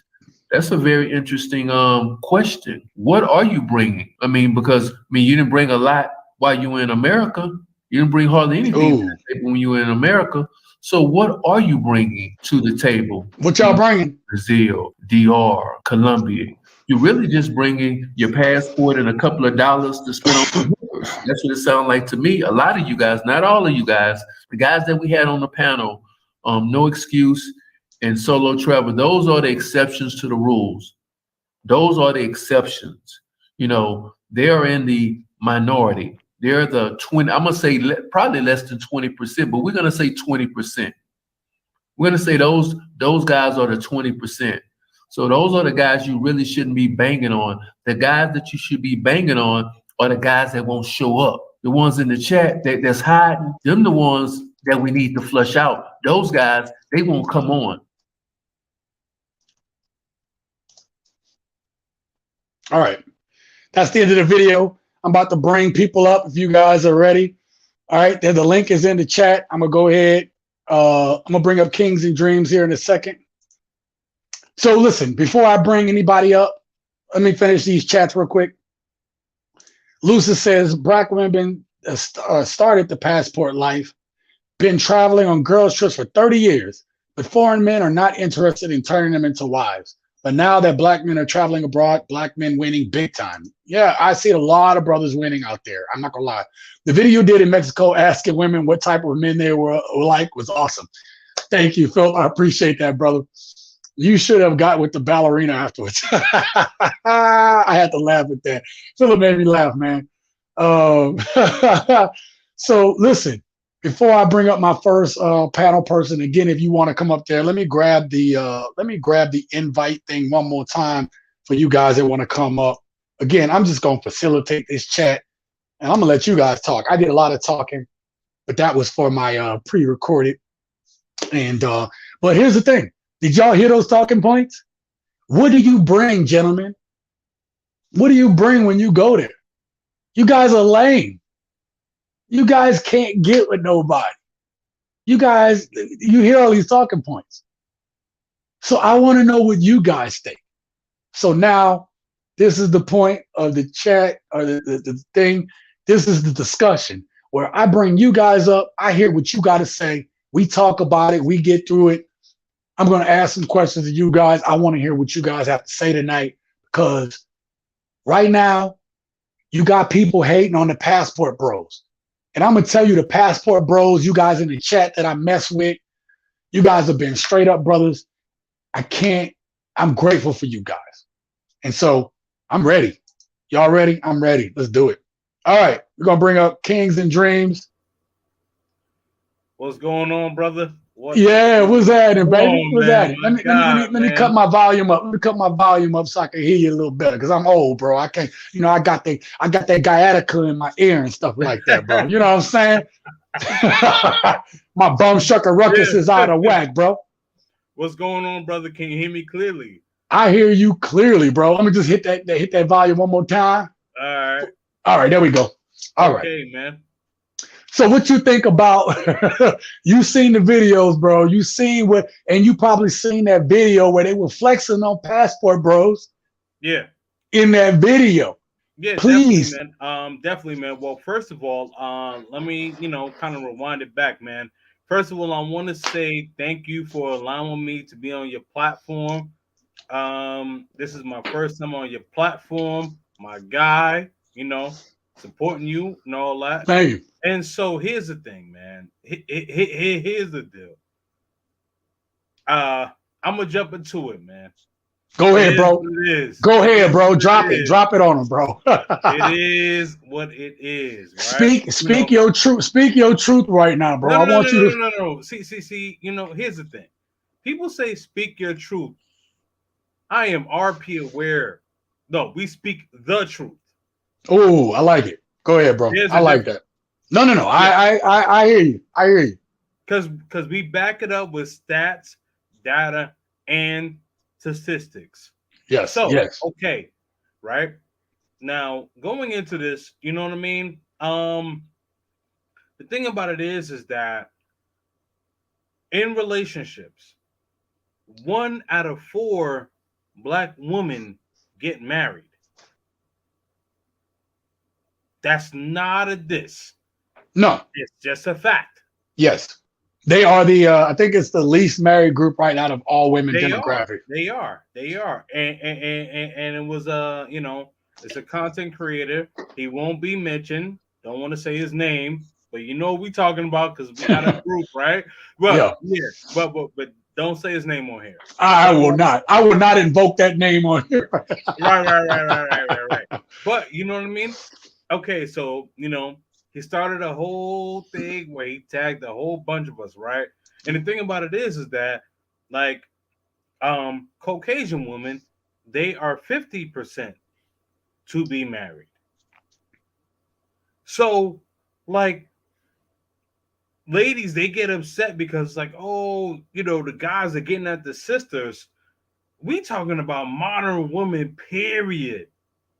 Whether you are Afro-American, whatever the case is, white, like, ladies, respectfully, you are losing. You don't have a legacy. So what happens is that, okay, after you've, gotten your bag or whatever, and, you want to do hot girl summer and you want to, you want to be a bad BI. Come on, man. What are we doing? And then you end up trying to hit up the guy that you really like. After all of that, it doesn't work. It doesn't work. Sure, we're going to have our fun with you, but we are never going to take you seriously. And the thing about it is that men and women look at physical relations differently. Yes. We can have physical relations with a woman and that be that. Even if it's like a year, 2 years, whatever the case is. But like, are we gonna introduce them to to our parents? Are we gonna put a ring on their finger? No. We're not. The game is the game. Yeah. So listen, real quick. Yeah, man. No worries, man. Go ahead. No, you bring that point up, and it's just like, I think that some women do not understand that, and I heard this today or yesterday, that when men hope to find a woman with a low body count, it's because he has something special, right? He knows that he has something special. A woman that hasn't been out there, hasn't given herself away to so many people. Right. That he has that thing. Men like women that up their status. If you got a nice woman, a good woman, or even a beautiful woman on your arm, she ups your status, especially if she knows how to conduct herself. Because every other dude is going to look at him and be like, that dude is lucky. I guarantee it. Dude's going to be like, wow, he pulled that. That's how it comes out, right? Like, yo, he pulled that. No, it's the truth. It's the truth. Yeah. He pulled that. You just upped his status. But if everybody or every other dude that dude is around has been with that one woman, he getting looked down on. He a simp. Right. Yo, you fell for her? Beta male. Right. Yep. So absolutely. No, absolutely, man. And I'll tell you a story really quickly, man. Yeah, go ahead, bro. So I was rocking out with. We got time, man. We got time. oh yeah, man. Oh man, I'm gonna heat up. So anyway, so I was rocking out with a lady for about 3 years, right? Yeah. And so in Medellin, and like when I show guys who I trust her picture, they like, whoa, like, yo, dude, she's a baddie, man. Yeah. Like, you got her, like, wow. And it's like, yeah, man, I got her, man. Like, this is not a woman, like, this ain't no GFE. This is not a. You obviously had to go over there and pay for that baddie, though. That's what they saying on you, bro. Nope. Didn't have to pay. Then go ahead and drop on what happened then. Okay. Exactly. Yeah. No, I didn't. I see you, Baji. But no, I didn't. So the thing about it is that there's a popular club out there that I like, and I met her at the club on an Instagram page, communicated with her, and linked up with her, And then when she and I met in person, she was actually buying me drinks. So she was trying to appeal to me. Yeah. Yeah. Absolutely, yeah. bro. Yeah. So she was trying to appeal to me, man. Yeah. So, like, this is not a Western Union poppy. This is not one of those type of things. Like this is a real thing. You know what I Right. mean? And Yeah. I say all that to say, like, you can have those organic relationships, but as a man, you need to make sure that you set the precedent from the beginning. If you don't set that precedent from the beginning, you're not going to win. Right. Absolutely. Real quick, let me cut in. That's what I've been saying when if you look at my video about going to Mexico and things to learn and stuff, especially the thing of 10 tips in 10 minutes that I put out. I said, if you go there, you might get lucky. Yeah, thank you very much, man. If you go there and you got some money, yeah, you might be able to pull some stuff because women like money. Not gonna lie. You can find that there too. Yeah. But if you are looking for a good woman, man, you can throw a stone and you'll hit one. If you want. And you don't have to go there and flex that hard. Matter of fact, I hung out in local bars, bro. I would go to the big clubs to get the video footage, for the channel and stuff like that. And guess where I went right afterwards? Local bars, bro. Yep. Nobody spoke English up in there, bro. I'm talking about like I'm in there trying to look. I'm dog paddling my my Spanish to try to float up in there. Yeah. But it makes you better. Them dudes was like, I had money, but they were like, put your wallet away, bro. We are different type of people, man. You know what I mean? You are in our country. You are right now. You sitting with me. You my guest. I got your drink. Yeah. And I'm like, you show. He wouldn't even tell me that the thing was running low. He had already ordered new drinks, or the ladies would order drinks. Right. So I'm just saying that people got to get this misconception out that you go in and you have to throw all your money around. You do not. You do not. Right. And here's the thing, right? So let me say this. This is gonna be a little bit long-winded. You as men, we do not have to put all of our money out there. But if you have the RP awareness, and again, like everybody looks at RP and they like, oh man, you know what, man, the manosphere, whatever, I'm gonna get canceled. Listen, here is the thing.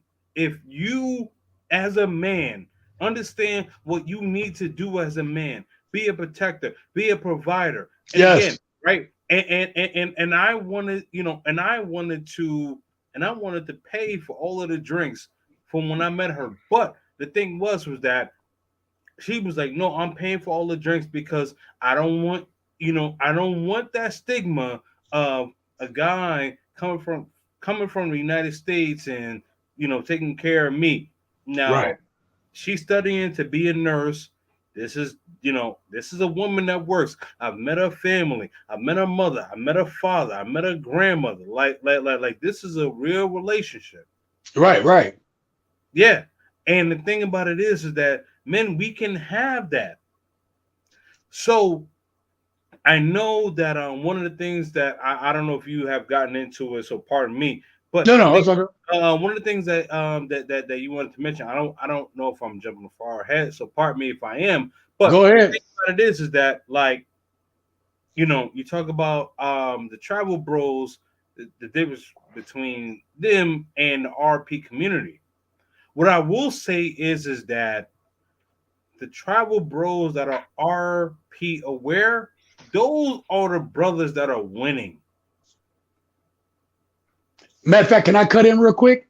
Yeah, Minister channel. What you mean? No, because look, I didn't put my 2 cents in. I'm trying to hear from the brothers right now. Here's the thing. Yeah, but you can't ask me to cut in. This is your thing, man. I got you, man. I got you, bro. I appreciate that, right? You talked about, oh goddamn, I just lost what I was thinking. About being RP aware. So listen, it's okay to be red pill aware and a travel bro. But one thing that the misconception with the travel bros, I brought it up earlier, but women say there aren't any good men out here. But here's the thing. The brothers that's able to be travel bros and they're escaping out of here, those are your good dudes. See, y'all say, well, the good dudes are lame and this, that, and third. No, sisters, y'all don't even understand. Right. That's your travel bros that can afford to just be up out of the country and leave up out of the country at a regular clip. Right. Them are the dudes y'all losing. Them are the dudes that y'all was turning down. Exactly. Like I have an apartment in Medellin, Colombia, man. And you know, one of the things is that I would not have been looking for an apartment in Medellin, Colombia, if the ladies in the States, black, white, indifferent, whatever the case is, if they were acting right. But they not acting right. So it's like, you know what? I gotta move elsewhere. I worked in a nightclub, bro. I got to see it. I was a bartender when I got out of the military and retired. Put myself through bartending school, taught at bartending school. Yeah, and man, to your service, my G. Hey, thank you very much, brother. Bartending school, bartender, worked in a big nightclub in Las Vegas, right? You know what my resume is? I'd be like, look, I worked in Vegas. I could bartend anywhere in the country. You know what I mean? And I got to see on a nightly basis the stuff that we talk about on this channel. So I'm not BSing y'all. I'm telling you, I see it. I worked with some very beautiful women, and I talked to them. I know what's going on in their head too. See what I'm saying? So you speaking facts. Let me get to these chats. Philip says, how does a simp talking brother know what we bring? Is this dude another feminine acting manosphere hater? Yep. Talking about me? No, he's talking about me. No, he's talking about the dude that was in the video. Oh, okay. No, not you. No, Philip. Shout out to Philip. I was about to smoke. Philip is a real one, man. Look, Philip real. Okay. Shout out to Philip. Yeah. Philip a real one, bro. Shout out to him, man. T-Mac says the dating coaches feel like clientele dropping, feel their clientele dropping. Both passport mafia strong. Yeah, and I think that's part of the problem where I talked about red pill passport bro beef. Damn, I almost couldn't say that, bro. It's like a tongue twister, bro. Beef. Good, man. Oh, man, my man QB is back here. I see him. I'm gonna bring up QB in a little bit. Okay, yeah, that's cool. That's my man. That's my dude too, man. Yeah, he's a good dude. I got some smoke with him though. We're gonna bring QB up in 1 second. Let me get through these chats real quick because this is about you guys. No problem. So T-Mac, we said that already. MZG says, dating coaches losing business more than the more passport bros grow. Right, because you're telling dudes how to try to get it in the States, and they're like, your methods aren't working. It's just not working. And now listen, some of the stuff that those dating coaches tell you are to make some of you men think, be aware, and be red pill aware, as Kings and Dreams stated. But when you try to apply that to try to meet somebody that you could be with, it falls short because you still have that same mentality that they haven't gotten past or haven't gotten through. You know what I mean? So it's just dudes are like, I'm done with that. Philip says going overseas is not cheap. A lot of these females are angry because whenever they go, they can't find Dr. St. Jock. I told you, Philip is a real one, bro. Yeah. Philip real with it.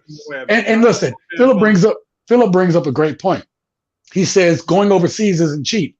It is not. To expand on your last point, but my go ahead, please, and I'll get back to the chat in a second.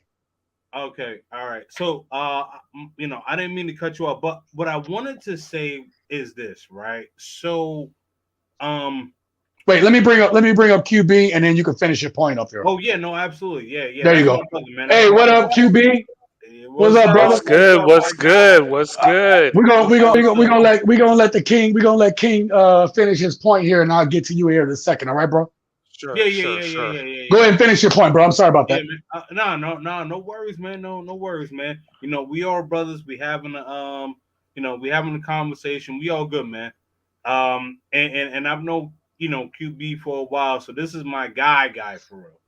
Mhm. So no worries, man. Salute to you, QB. What's up, man? No doubt, no doubt, no doubt, no doubt. We were supposed to be live on Sunday, though. What happened, my G? Come on, G. I mean, I was kind of waiting from a You message from overslept. You you, overslept, didn't you? but but we got plenty of time. You know, we'll get it together. We'll get. We got some time. We got some time, man. We got some time, man. All right, man. Cool. All right, finish your point. Finish your point, King. Yeah. No, absolutely, man. So my point is this, right? You know, in society, the thing about it is that if you are red pill aware or manosphere aware, like they are just so willing to cancel you because the thing about it is that they go off their feelings on how they feel. But Right. when I talk on my channel, everyone can see, and QB can attest to this. I talk about stats, data, and statistics. Yeah. I am not an emotional guy on my channel.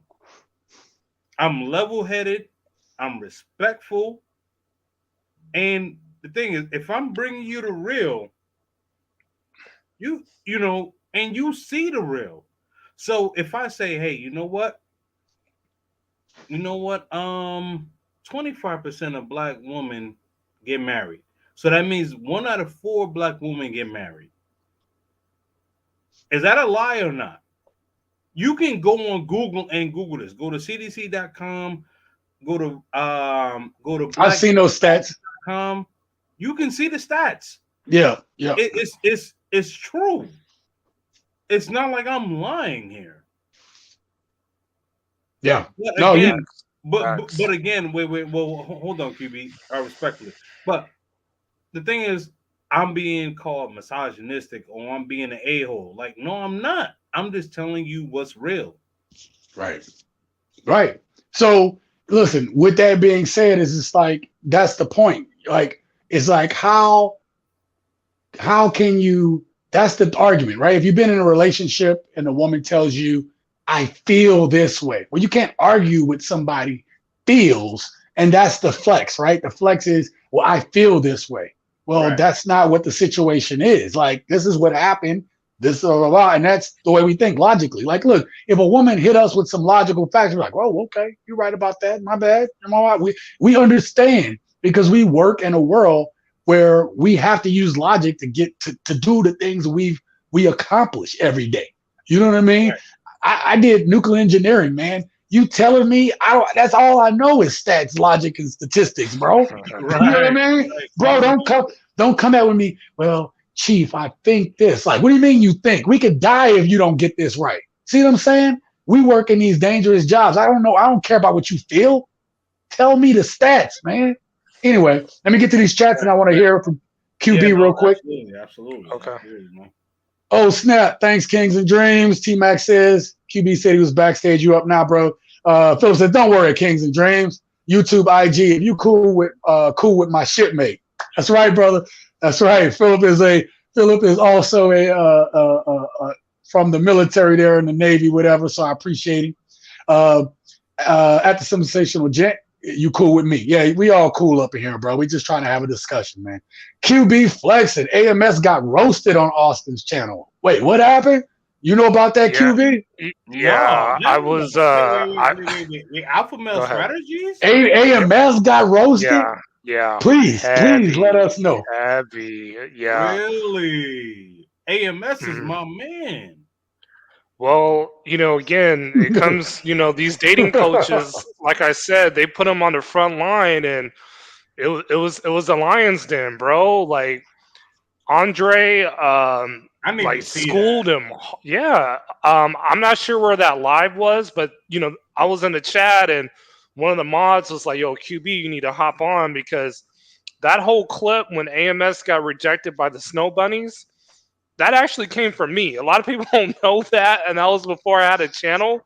But that came from me, and I sit up here and say to all these dating coaches, like, is this your king? Like, you were so alpha, you preach you're so alpha, but you were scared to even say hi to any of these girls on camera, Right. So, again, it's part of their deal, the manipulation, and they can flex behind the camera, but when you're in a spotlight, they curl up like a shrimp. So, it is what it is. Okay, so QB. Okay, wait a minute, because I have not seen the content, but Wait. What, before you say anything, let me bring this comment up. T-Mac says AMS was dissing the passport mafia. He said that's a violation, bro. Now go ahead and speak to what you about to say, bro. Okay, so I have not seen that. So until I see the disrespect, I have always been the supporter of AMS. However, right, like if he was being disrespectful, then I would say, hey, you know what, bro, check that. But I have not seen that. I have not seen. But QB, what was the argument that, like, what was it about what that thing that he got checked on hard? Like give us a little bit more to what. Yeah. I need that. Yeah, so basically he hopped on and he was saying, one of the men from the Passport Bros was like, I've been in a relationship with the woman in the States and she changed on me, over time. And AMS was like, well, you didn't assert your dominance, you weren't masculine, you weren't holding masculine frame, and that's why she changed up on you. But we can, pump our chest saying we're alpha, yo, homie, I'm alpha and masculine all we want, but women are going to act towards the environment that they're in. So AMS can understand that. And then also he was basically saying, oh, well, you're preaching to the choir about traveling overseas and finding like a submissive woman. You can still do that here. And then when Andre checked him, was like, yo, have you been overseas? Oh, well, I was in a relationship with a girl in New York and I've been in NY for 12 years. But again, he couldn't answer that he's traveled anywhere. And then one of the Passport Bros was like, well, if you travel somewhere, you ain't got to pay for pros or mangoes. Let's see you run your game out there. Oh, well, if I get out there, I ain't trying to do all that, So it was constant regression from AMS.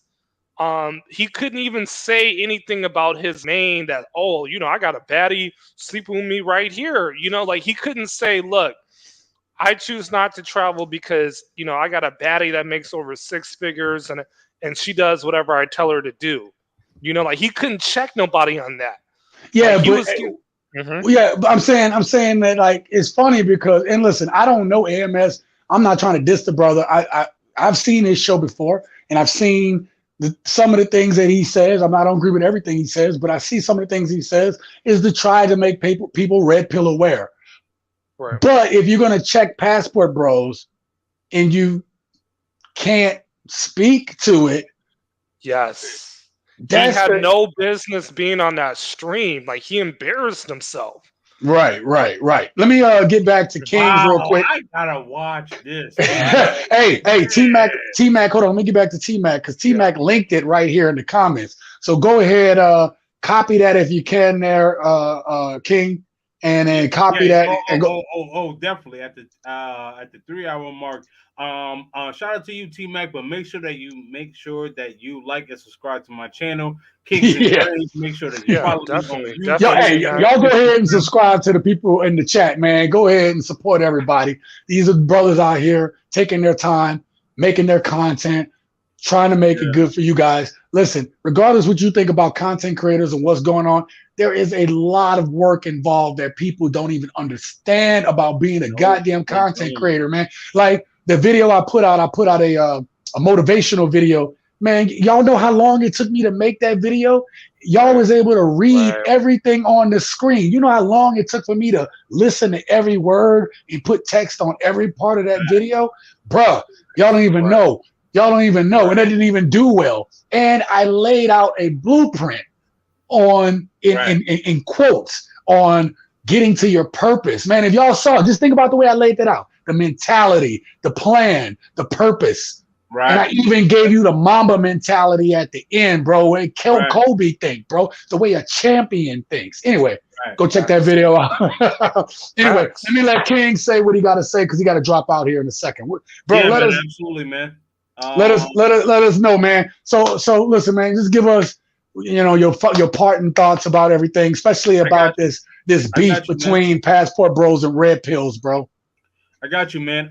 Man, if you could put me in a solo out, there we go, perfect, man. Oh, I was gonna do it anyway, bro. I was gonna do it anyway. Thank you so much, man. Just want to shout out to you, man. Thank you for allowing me to be on this panel. Shout out to the chat. Shout out for QB joining. My whole thoughts is this, man. Like, what I realize is that men who are red pill aware are the ones that are winning. And again, you don't have to take everything from the red pill because there's things with the red pill that I disagree with. Mm-hmm. And find out the things that you agree with. Find out the things as men and as ladies, what you align with. You don't have to align with everything. You don't have to agree with everything. That's like reading the Bible and saying, okay, I'm spiritual, I'll go to church and all that, and you like everything about the Bible or the Quran or whatever it is. You're not going to like everything about everything. But again, take from it what you will. Understand what the premise is. Understand that. Become the best version of yourself. Win. Facts. As men and as black men, stop. I don't know how to say this, and I don't want to swear on your channel, but as black men, we belong. Stop playing to try to win. We are winners. Be a winner. Right. Get your passport and stop playing around. If you have the ability to get your passport now. Yeah. Start winning. We are winners here, man. And make sure that you like and subscribe to the channel Kings and Dreams, KING, the letter Z, the letter N, and it's Dreams with a Z on YouTube and Instagram. I have my own apartment in Medellin, Colombia. Anytime brothers want to come to Medellin, hit me up. I got you all day, man. Hit me up, like and subscribe, man. I'm about to hit you up. Right. Likewise here, bro. Likewise here. I need that security team in Medellin. You know what I'm saying? It's all good, man. It's all good, man. It's all good. We all here to win. Because here's the thing, right? Because I'm gonna have an interview with QB, and he is a Mexican guru, right? I'm the Medellin guru. But the thing is, we learn from each other, right? Right. Because each one teach one. Exactly. Because here's the thing, like, man, I could go to Mexico, and I've been to Mexico a couple of times, but he knows how to move around way more than I do. But he knows if he come to Medellin, he gotta holler at me. But it's cool. But that's what we're supposed to do. Each one teach one, like you said, right? You know what I mean? Like somebody may be in the comments a Brazil guru. I don't know what to do in Brazil. Yeah. You know what I mean? No, it's the truth.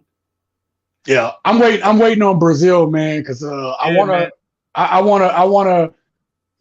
to be better at my Spanish. I did a good job to get around, but I want to go back. But I want to go back because it's like I felt like I was so close to like, okay, I'm good, man. You know what I mean? Like, yeah, exactly. And then because then I heard it's easier to learn the Portuguese once you've kind of gotten Spanish a little bit better. You know what I mean? It is easier, not easy. No. Portuguese is actually one of the hardest languages to learn. Yeah. Oh, it's tough. Yeah. But you have a base to kind of, okay, I can hear how this derived, right? Because they're Latin languages, whatever, right? So romantic languages, whatever. So, but I'm trying to get the one down. I'm trying to get the one down. I got you, man. All right, bro. I know you got to dip out. I'm gonna bring Lucis up here in a second, man. Hey, we salute you, brother. Thank you for being here. I appreciate both of you brothers. QB, hit me up on WhatsApp and let's get it going. And Sean, hit me up on WhatsApp because I want you on my channel, man. You know. Yeah, absolutely, brother. I appreciate the love, man. Salute both of y'all. Salute. Make sure you. All right. Sub to Kings and Dreams. Sub to his channel. Show him some love. All right. Sub up. All right. We about to bring up my boy Lucis here, but before hey, Lucis, what's going on with you, brother? How you doing tonight? I'm good. How y'all doing? Man, we straight, brother. We straight, man. Let me go ahead and read some of these chats real quick.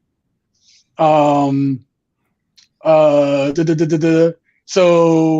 damn, I missed a lot. So T-Mac dropped a link to that video at the 3-hour mark. So I'm going to go check that out after this live stream.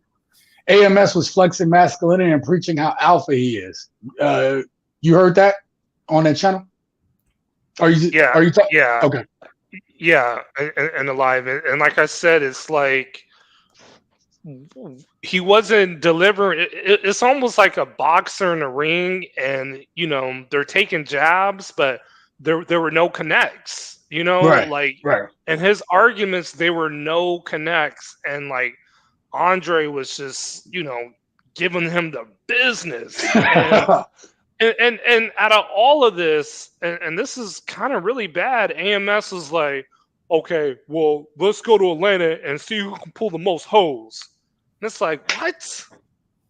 Seriously? Yeah. Bro, let me get back. I'll get back to that in a second. God damn, that's crazy. Right. That is crazy. Philip says, I'm a fan of AMS also, but when you think you're too good for the passport bros and the manosphere, you should be excommunicated.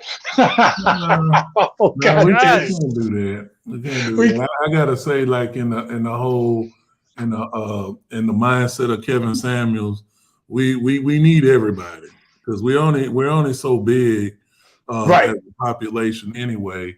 And all this divisiveness amongst the Black content creators is not good. We just see the fundamental thing that happened during the first year of COVID was average at best happened. We did not have a massive voice as Black men in this country because you remember they had started tearing down every Black celebrity that meant anything. Up until that point. And then when we started, then when Kevin Samuels' shine started, we actually gained a huge voice. And if you think about it, even the passport brother, not just passport brothers, I'm not talking about passport brothers, I'm actually talking about us Black men that have passports that travel. What you ended up having was we legitimately became a force. Like you can't look at what these passport men are doing, especially the Black men that are out here showing you what it looks like, what it is to live in another country, what it looks like to interact with foreign women, especially. Some of us already knew this because there was a reason that when you see military men, especially Black military men that travel to Asia coming back with Asian wives, or not even coming back. They retire from the military and stay in Asia and marry somebody locally. So we saw that and it got bigger. And I think the undermining thing that's happening is the crabs in a barrel mentality has jumped up because in these YouTube streets, somebody wants to be at top. Somebody wants to say, I'm this important. I'm doing this, I'm doing that. This is the right way to do it. Do it my way. Look at my program. And what that does is it really creates this gray area where we're looking at what it means to be alpha, what is it to be beta, what is it to be red pill, blue pill, black pill. Then I'm starting to hear the sigma male and the omega male. We're really getting away from the aspect of just being men. We really need to just get back on a man's frame of leadership, purpose, a purpose-driven life. Yes. And I'm all for it because I'm saying, like, we have seen the aspect of what does it look like to date in America? What does it look like if you fundamentally want to have a solid marriage in America? Right now, it's too big of a gamble. You know, you're talking about a divorce rate that's at 52, 53%. You're talking about a situation where divorce is initiated by 80% by women. And if it's in the Black community, it's almost 90%. That's not a good look. That's not favorable. Then you go to family court is against the man. Family court is against the father. If you know, not just the man, if you're a single man with a woman going through divorce, but what if you're a family man with kids? The court is going against you. And now that men are, you know, Black men are starting to see they have options. Now when men want to utilize those options, like all the passport brothers are going away utilizing it, now they're being demonized right here in America. Oh, you're weak. Oh, you're sorry. You're trying to go after women that are sunken in sunken places and are weak. And the funny thing about it is these people have never traveled to those countries to even see that it's not like that. These women are family-driven women. Yes. They're not women that's downtrodden and beaten down and stuff like that. And they like the option of having somebody that's exotic to them.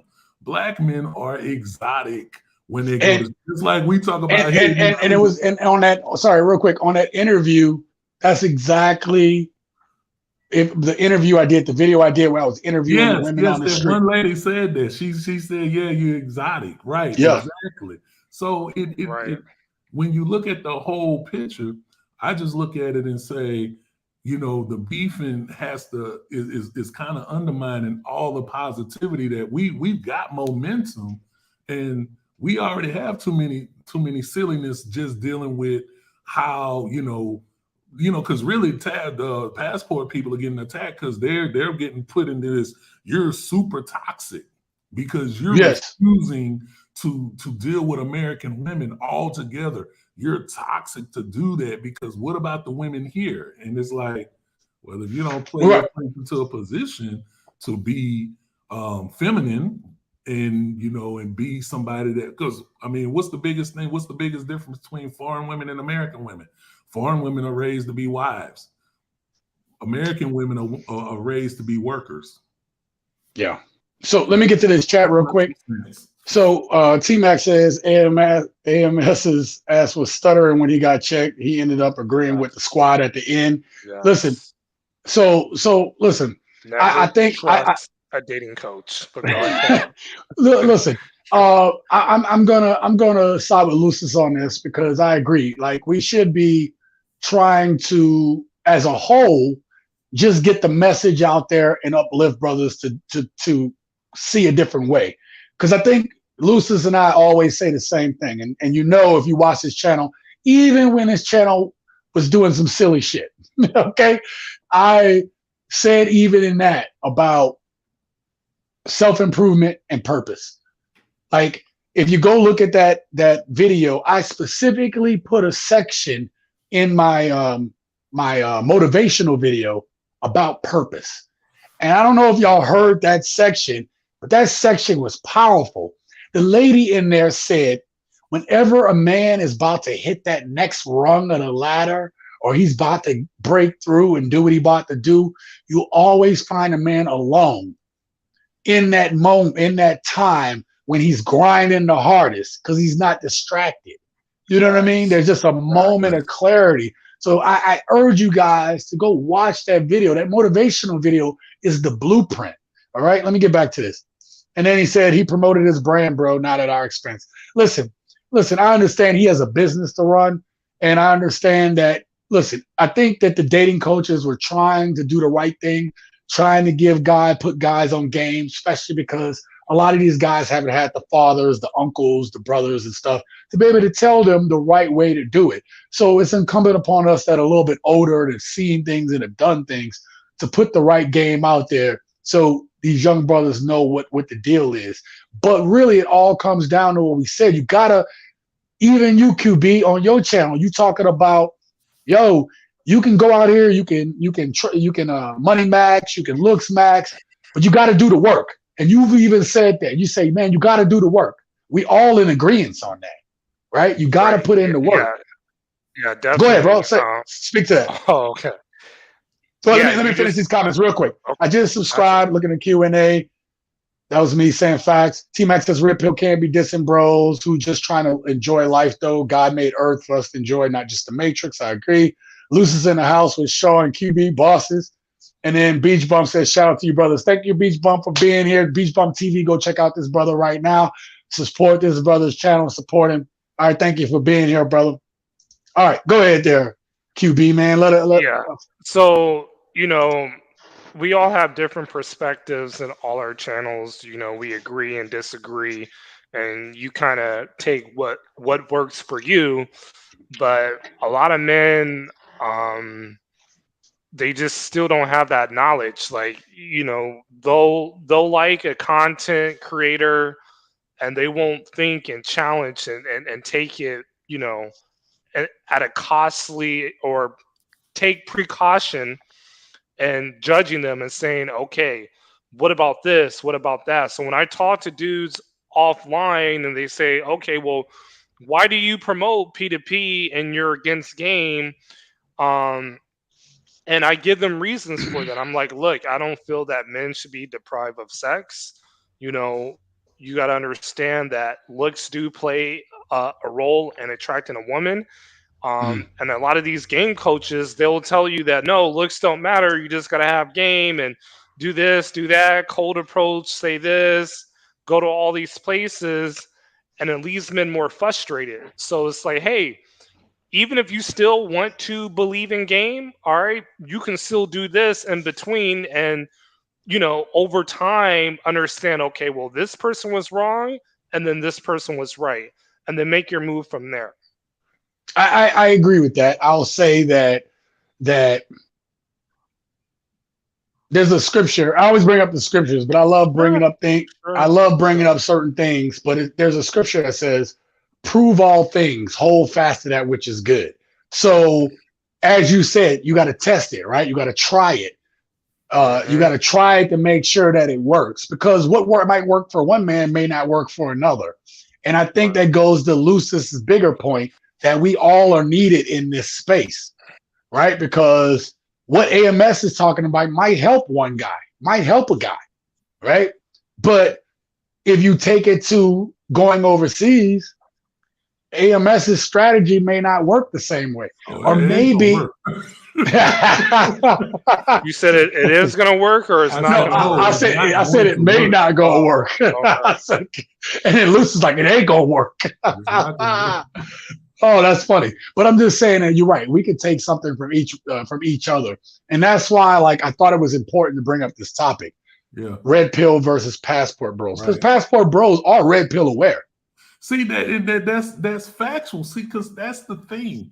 Red pill gave birth to passport, because what happened as you became red pill aware, you had to have the cognitive sense to say, you know what, this is not functionally right to be in these types of relationships where the expectation is for men to do everything. I mean, we're talking about a situation right now in dating, in modern dating, where you have women that they only been raised to be better than men. That's the functionality. I call it the Disney princess derangement syndrome, because it's this thing where a lot of women have been raised to be these boss babes that can do anything they want, and then when they decide it's time to settle down, Prince Charming is supposed to be available to save them. Because think about it. Look how reckless modern women live their lives. It's reckless. And what are they looking for? They're looking for a man to save them. You know, back in the day, what did they call it? Captain Saver. You know what I mean? Right. So, and then when you looked at what we started to see was men said, you know what? I got to work. At the same time I work, I have to, yeah, exactly. Sorry, That's what I call it. It's the Disney princess derangement syndrome.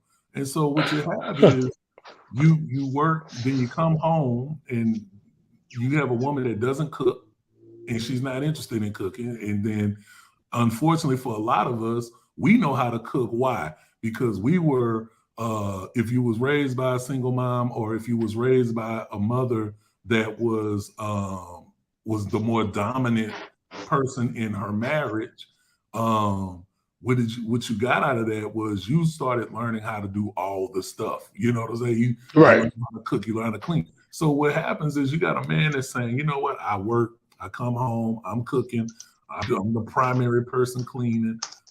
If there's kids, I'm the primary person dealing with the kids because what have the women been told? Hey, I worked all day and I don't have to deal with the kids. I don't want to deal with the kids like that. And you're seeing that.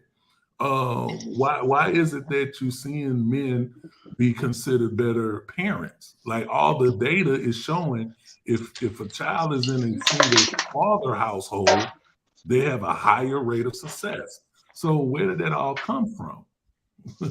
That all came from, it just came from what was necessary to survive.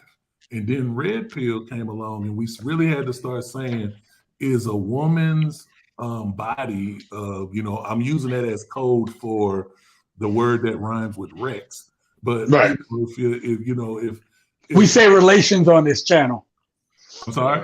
Relations. Okay, relations. Okay. So if we're getting down to just the functioning of relations, and there's nothing else that's really proactive for a man, what's the option? Well, the option became abundantly clear and I know the first channel I saw was that really got me seeing traveling was a guy by the name of Ace Live. Oh yeah. Ace, yeah. Live. And when I saw Ace Live show, I thought it was odd at first because he was goofy.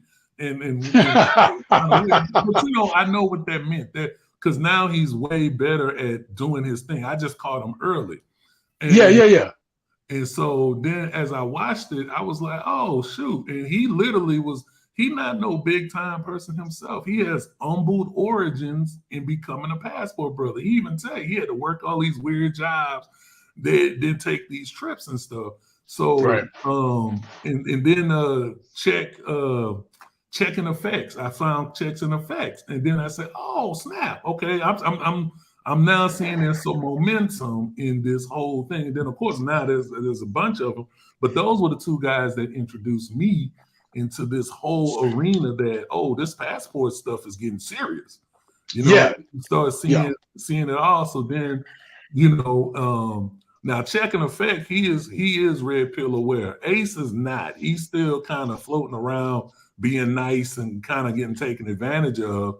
Because he's nice like that and doesn't really understand. Well, I don't know. I may somewhat disagree because I believe there was a girl that wanted Ace to be in a serious relationship, and he's like, look, I'm traveling in these other countries, I do this full time.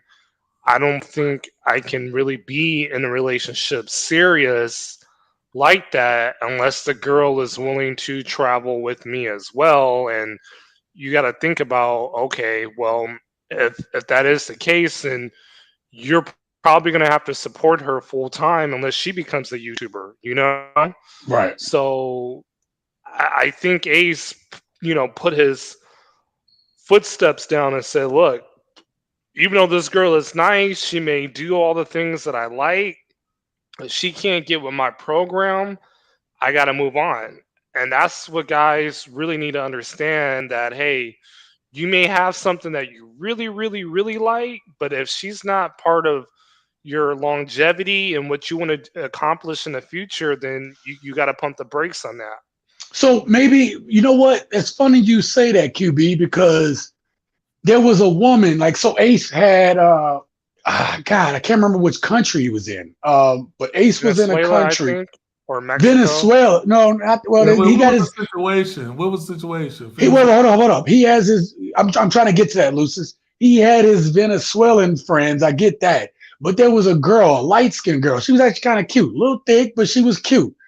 Is that the girl you're talking about? There was this one that he was putting her on the titles all the time. It was probably about 4 months back. I don't even think I was traveling. That was the chef. That was when he had the chef person who was that was helping him out. And I understand what you're saying because I'm not talking about the one. I'm not talking about the ones where they let him into the family and he met everybody. Right. I'm saying he was on the video with this girl. You got to go back a little bit. He was on the video with the girl, and then you saw him together with her all the time, and she started showing up on the titles with him on all the videos. He left that country. Mexico? Yeah, he went to Cabo with her. Like, I don't think she's from Mexico.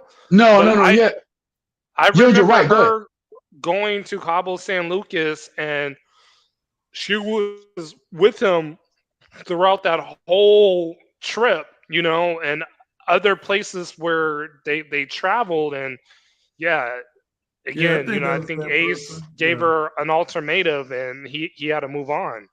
Yeah. I agree with that. Let me get to this. To get to these comments, Mike. Thank you for being here. Thank you for being a sensational gent, guys. If you haven't done it yet, make sure you guys hit that like button. Consider subscribing to the channel. We're gonna have more conversations like this in the future, and we talk about this content. I show you my experiences traveling.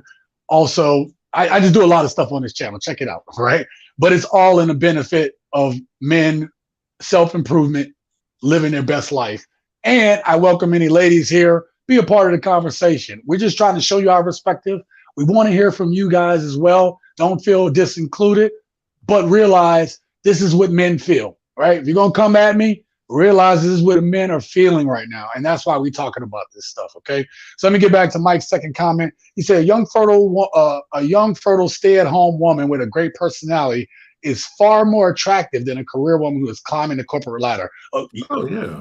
Agree or disagree? What y'all think? Yeah or nay? I mean, that's the primary function of a traditional man. You need somebody that's going to be willing to take care of the home, to nurture the children.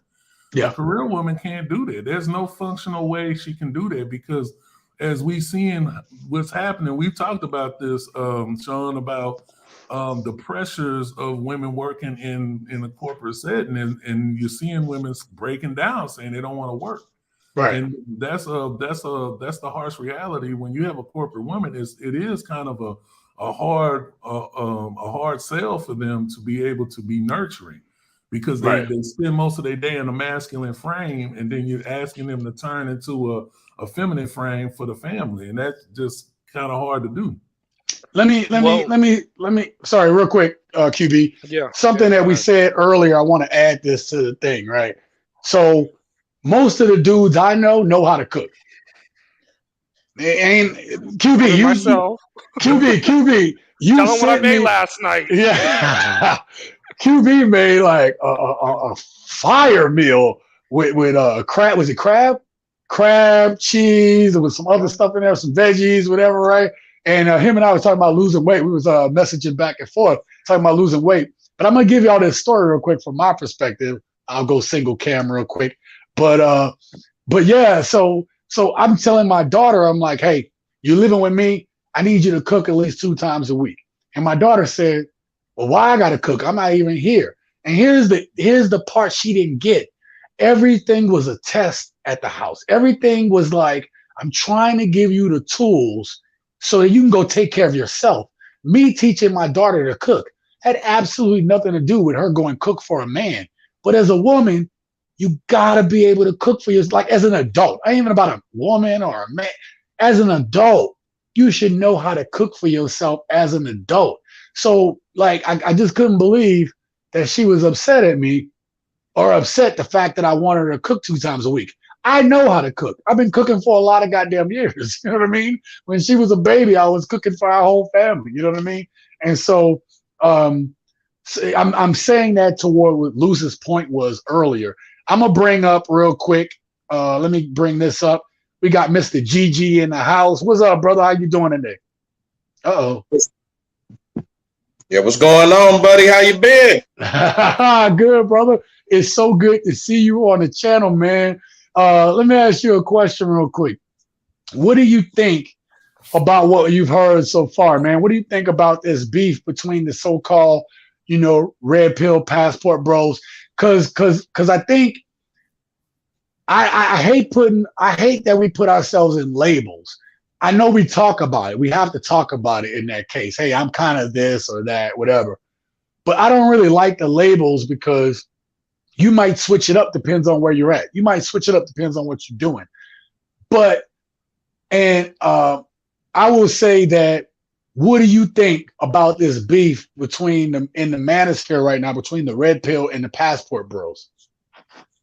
Okay, gotcha. Okay, cool. Well, thank you for bringing me to the show. I really appreciate it. Let me go ahead and break it down from my perspective. 100. Let me just keep it real. The majority of the guys because this is the reason part of the reason I got my passport, because the majority of the guys who I follow are red pillars who so happen to have their passports.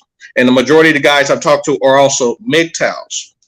I don't think it's the beef of the red pill guys versus the passport bros. No, I believe it's more of, and QB Flexing can correct me on this, I love it when he goes in. It's more of the goddamn dating coaches and the pickup artists against the goddamn passport bros. Okay? It's them, okay? It's them. And then it's also the guys also too who've been pandering to these goddamn women who haven't took the red pill. They have not discovered female nature, then they refuse to. Listen, I just got off a stream for 411 Talk Zone radio show. Shout out to him. I just got off the stream and we were just talking about the topic of the majority of these guys who've actually been raised by single mom homes, and a lot of these guys too who actually have female instincts because they've been raised by females. So they don't know how to handle a mature debative situation with the man. Number one. Another thing also you had to consider is that they also don't know how to weigh out a masculine energy versus the feminine energy, okay? So instead of approaching the situation as, hey, this guy is discovering his options, he's getting a horrible deal here, he should go elsewhere. They look at it as what I call one-itis. Hey, you've been here this long. Why not put up with the single mom that has multiple kids by multiple kids' dads? Why not put up with the woman though who actually has psychological issues that are unresolved? Why not put up with the woman with the multiple tattoos and the multiple piercings and the multiple colored hair? That's our black woman. That's our black queen. Why not deal with the crap? This is the way that they look at it because this is what their moms taught them.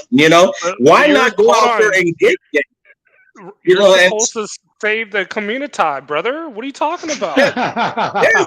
You can't save anybody that's not willing to be saved. Yes, this is the crap that we were talking about. I wish you were there on Master Teacher's channel that day. You guys up there, okay? Sean and Cube, you guys should have been there. You guys would have fried that microphone alive, man. Because on Master Teacher's channel, next time that happens, send a link to me, bro. Send a link to me. Okay, got you. Okay, I sure will, man. I sure will. I'll send it to your email. But yeah, man. I think you guys would have fried the hell out of that microphone because you guys are actually there, man. You guys are down in Mexico living it, and I'm proud of it. And there's guys like myself who hold a passport, right? I represent the guys who hold a passport. They've taken the red pill. They are MGTOW. However, they're in the position to travel, but they haven't pulled that trigger for whatever the reason may be. But I will tell you guys too, right? It is not necessarily about the red pill guys, right, who are actually against the path. No, it's these goddamn dating coaches, the pickup artists, right, and also the guys who's pandering to women. Now, let me be specific with the pickup artists, right, and the dating coaches. It is not the white ones. No, it is the black ones, the black dating coaches, the black pickup artists, the black guys who are max and players and got game and all that. They're the ones that's coming after the passport bros.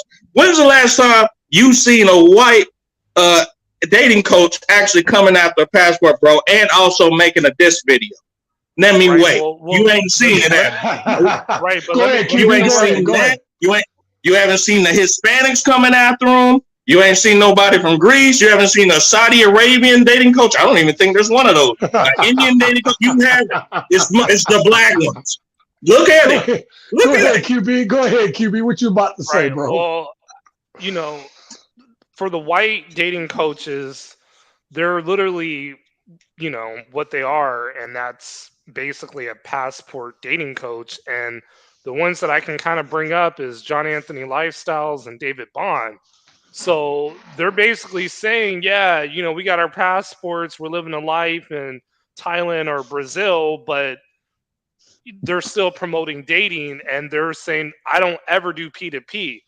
A lot of these passport bros on the Black manosphere side, you know, yes, we embrace meeting local women, but we don't shame anyone from doing P2P.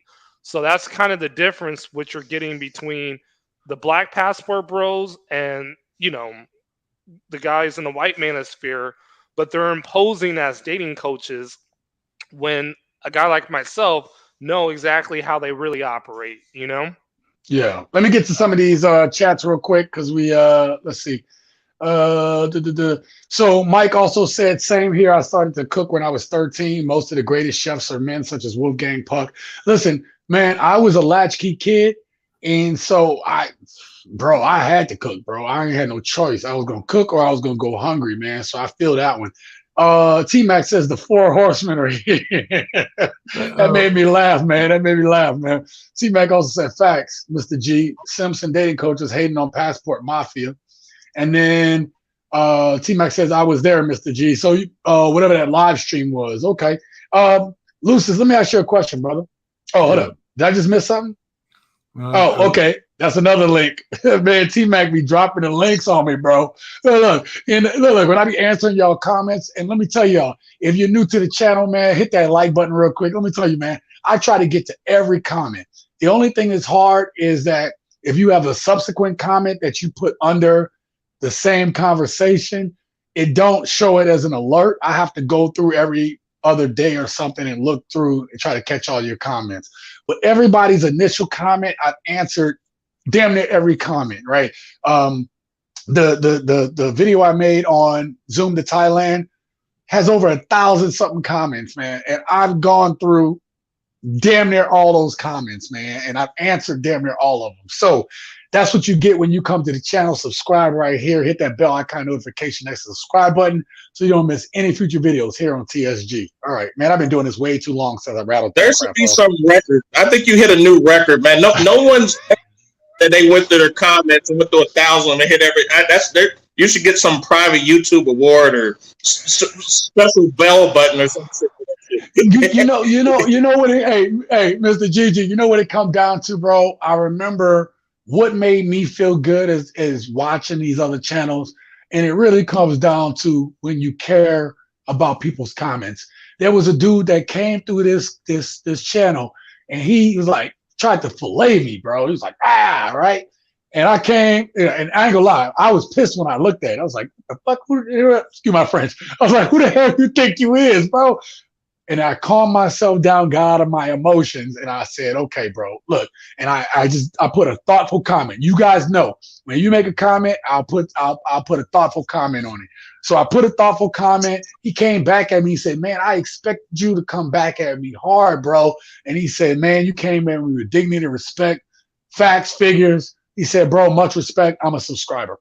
And so, look, man, I would rather, I'm trying to make this a discussion. And that's what, listen, if you guys are watching right now, pre-recorded right now in the middle of it, it's about the conversation. Again, as I said, this is what brothers are feeling. And I want you guys to be aware. This is what men are feeling. Now, if you don't care, then you'll get the same goddamn results. But if you say, well, damn, I didn't know that, or man, I'm trying to understand how they're feeling, you're going to get something from this conversation tonight. Anyway, that's what I had to say. Lucis, man, what you have to say about what Mr. GG dropped on us just now, bro?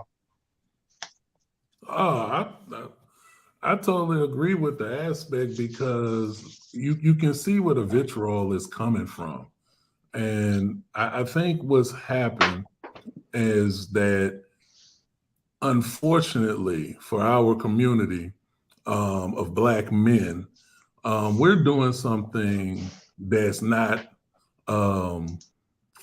that's not rooted in history right now. This is still fairly new. You know, this aspect of what's blowing up is only 3 to 4 years old. You know, and there seems to be this need for some content creators to have I guess, a bigger frame in these YouTube streets. You know. Man, hey, so real quick, Lucis, man, you don't even know, bro. That video, that little audio clip and the little video I played at the end, that last video, that was an audio clip. I mean, just a small segment. Yeah. And QB, you know, man, that was a small segment of a full conversation where we were getting dragged because you know what I mean, Kings and Dreams was up on there, I believe, and he tried his best to hold it down. But like you had these white knights coming through, like, yo, man, what are you doing, bro? You know what I mean? So my question to you, Lucis, is, and I'm gonna pose it to all you guys. Do you think that as T-Mac put in the comments, do you think it's the white knights and the simps that's holding us back? Listen, we know it's women not taking accountability. Some of these women not taking accountability for what's going on is the problem. But are we also seeing the white knights? And let me clarify real quick before y'all answer that question. Okay. Last night, I was going through TikTok, right? And you know how TikTok has the lives and stuff? There was a girl on there. She had a English accent, or maybe she was from Australia or whatever. She was leaning on a table, so you saw her cleavage. She had her hair down, and she was like moving like this. So I think she was moving her legs back and forth, stepping, and she was like, if you go ahead and subscribe to my this, that, and the third and get a subscription, and I'll do, if I get 20,000 people in here, I'll do 40 star jumps. And it took me a while, like, star jumps? What the fuck is a star jump? And it was like, oh, jumping jacks. My bad, right? So she was going to do jumping jacks, so her cleavage is bouncing. And here's the thing. Y'all ready? She had the like 100 subscriptions she was trying to get through. When I got there, she had 55. Man, she was talking about, if y'all get in and y'all do the star jumps, I'll do the star jumps. It was like 50, 49, 48. These dudes were paying her just so this woman could do jumping jacks. Yeah. Are these men also giving us a bad name and hurting the manosphere? What do y'all think? Go ahead, QB, start, and I'll get through all three of y'all. Right. Well, so it's basically these guys, they're so lonely that they'll worship simps to the point where they'll fund the fans only, and this is part of their routine. Like, they're not trained to understand, like, this is very detrimental to you. Like, that's like the ultimate new high now, is basically virtual. And I don't know if I can cuss on your show, but I think we've already gone too past that already. Virtual, I'll keep it rated R. Virtual peace sleeve. Okay. Women can sell virtual peace sleeve. That is the new money now. Okay. And you have doctors, lawyers, RNs that are doing that. Okay. Selling virtual peace sleeve. So yeah, it's going to make it harder, because if these guys are doing that to these type of women and they finally meet a girl in life, all right, whether it's through a friend or just out, they're going to be even more super simpish, because now I have somebody directly now. So knowing the landscape of men and the environment, it's, when you get your passport, you escape all of that, including the matrix. Absolutely, my brother. Let me get to a couple comments, and I'm gonna get to Lucis next. Mike says, in a country like Thailand, men do not put up with crap. In the West, men put up with crap. Yeah, well, we kind of been backed in the corner. I know Lucis will speak to that in a second. Female nature is the same worldwide, right? But what are you gonna get for what you right? Like, what are you getting for what you're gonna pay, right? We're going to pay regardless. What are you getting for what you pay for? Lucis, what do you got to say to that, man? Oh, okay. So I'm going to start with the history lesson, because it's just real quick that we didn't have these problems 50 years ago. Fundamentally, we did not have these problems 50 years ago. The issue is 50 years ago, our dads, granddads, great grandfathers, they literally just stopped being men for their children and grandchildren. They stopped being men. They started being soft. They started playing in their emotions, and they started really letting women believe they were princesses and queens and all these other fancy fairy tale stories. And what happened was men are hunters. That's what we are to the core. It doesn't matter if you're a strong man or a weak man, you're a hunter. And what happened is when women who are in charge of sex, as men are in charge of relationships, when they started saying, hey, I want a nice guy, I want a sweet guy, I want this guy, I want you to be more in touch with your emotions. The Ralph Tresvant, man, what's up? Because think about it. R&B singers from the 70s and the 80s and the 90s really ruined us because they were singing these fanciful things about, you know, all of this really simp behavior and saying, okay, this is what needs to be done, and you're going to get the woman based on this behavior. And men as hunters really started, some of these men finally said, you know what, I'm going to be that way. Now, it didn't hurt the fact that they were majority being raised by single mothers or mothers that talk bad about their fathers and things of that nature. So it made it easier for men to go, you know what, I see my mom struggling in life and this and that. I want to be this type of man for my woman. And so you started having all of these men go across the board, starting to be softer and softer, which made men that aren't soft look weirder and weirder. That's why, you know, we throw around that word misogynistic so easy, just for a man to stand up and say, no, I won't accept this. Oh, or toxic masculinity, which right. I hate that word. They throw it out there just because you have a frame that says, I don't want to accept this type of behavior. But what happened was, those men had jobs, have access to money, but they don't have good relationship skills because they have never been taught the right way to engage others. You know, they didn't get socialized correctly. And what we're suffering from now is all of these guys are panderers. One way or the other is pandering. Right. It's pandering. But this is what's happening, and why it's not working now is because of Passport Brothers, because of the Red Pill Nation. Men have started walking away from relationships, which means women are stuck with the very men they don't want, which are the panderers. They love taking the panderers' attention. They love taking the panderers' resources. But at the end of the day, they don't even want the panderer. They want to keep that in the friend zone. Oh, that's yeah, bro. And so when women say there aren't any good men, that's not true. It's the fact is that the good men that they should check for is right there in their friend zone, because they made that man. Because they can't have a man that understands manhood, that has a masculine frame, because that guy is not going to put up with what, you know, there's all these bad behavior. Just like the guy said that was talking about in Thailand, they won't put up with this. That's right. The world. Get outside of any non-Western country, and a westernized country, and you'll see that the relationships are very much traditional. But it's traditional for the simple fact that in a lot of other places, women aren't trying to compete with men. They're not trying to be men. And I agree with TD Jakes recently. Oh, poor TD Jakes got filleted, bro. Yeah, he got filleted, but he got filleted because he told big time. Big time. That's what happened. The shaming was no joke. No, that's real, man. That's real. I'm sorry to cut you off there, but let me get back to the chat. Where are we at? T-Max says females are not allowed to act out as much in other countries worldwide. I'll get back. Actually, let me speak to that comment. Something that Lucis just said, from my observation of being out of the country, living out of the country, was I saw women with all kinds of men, right?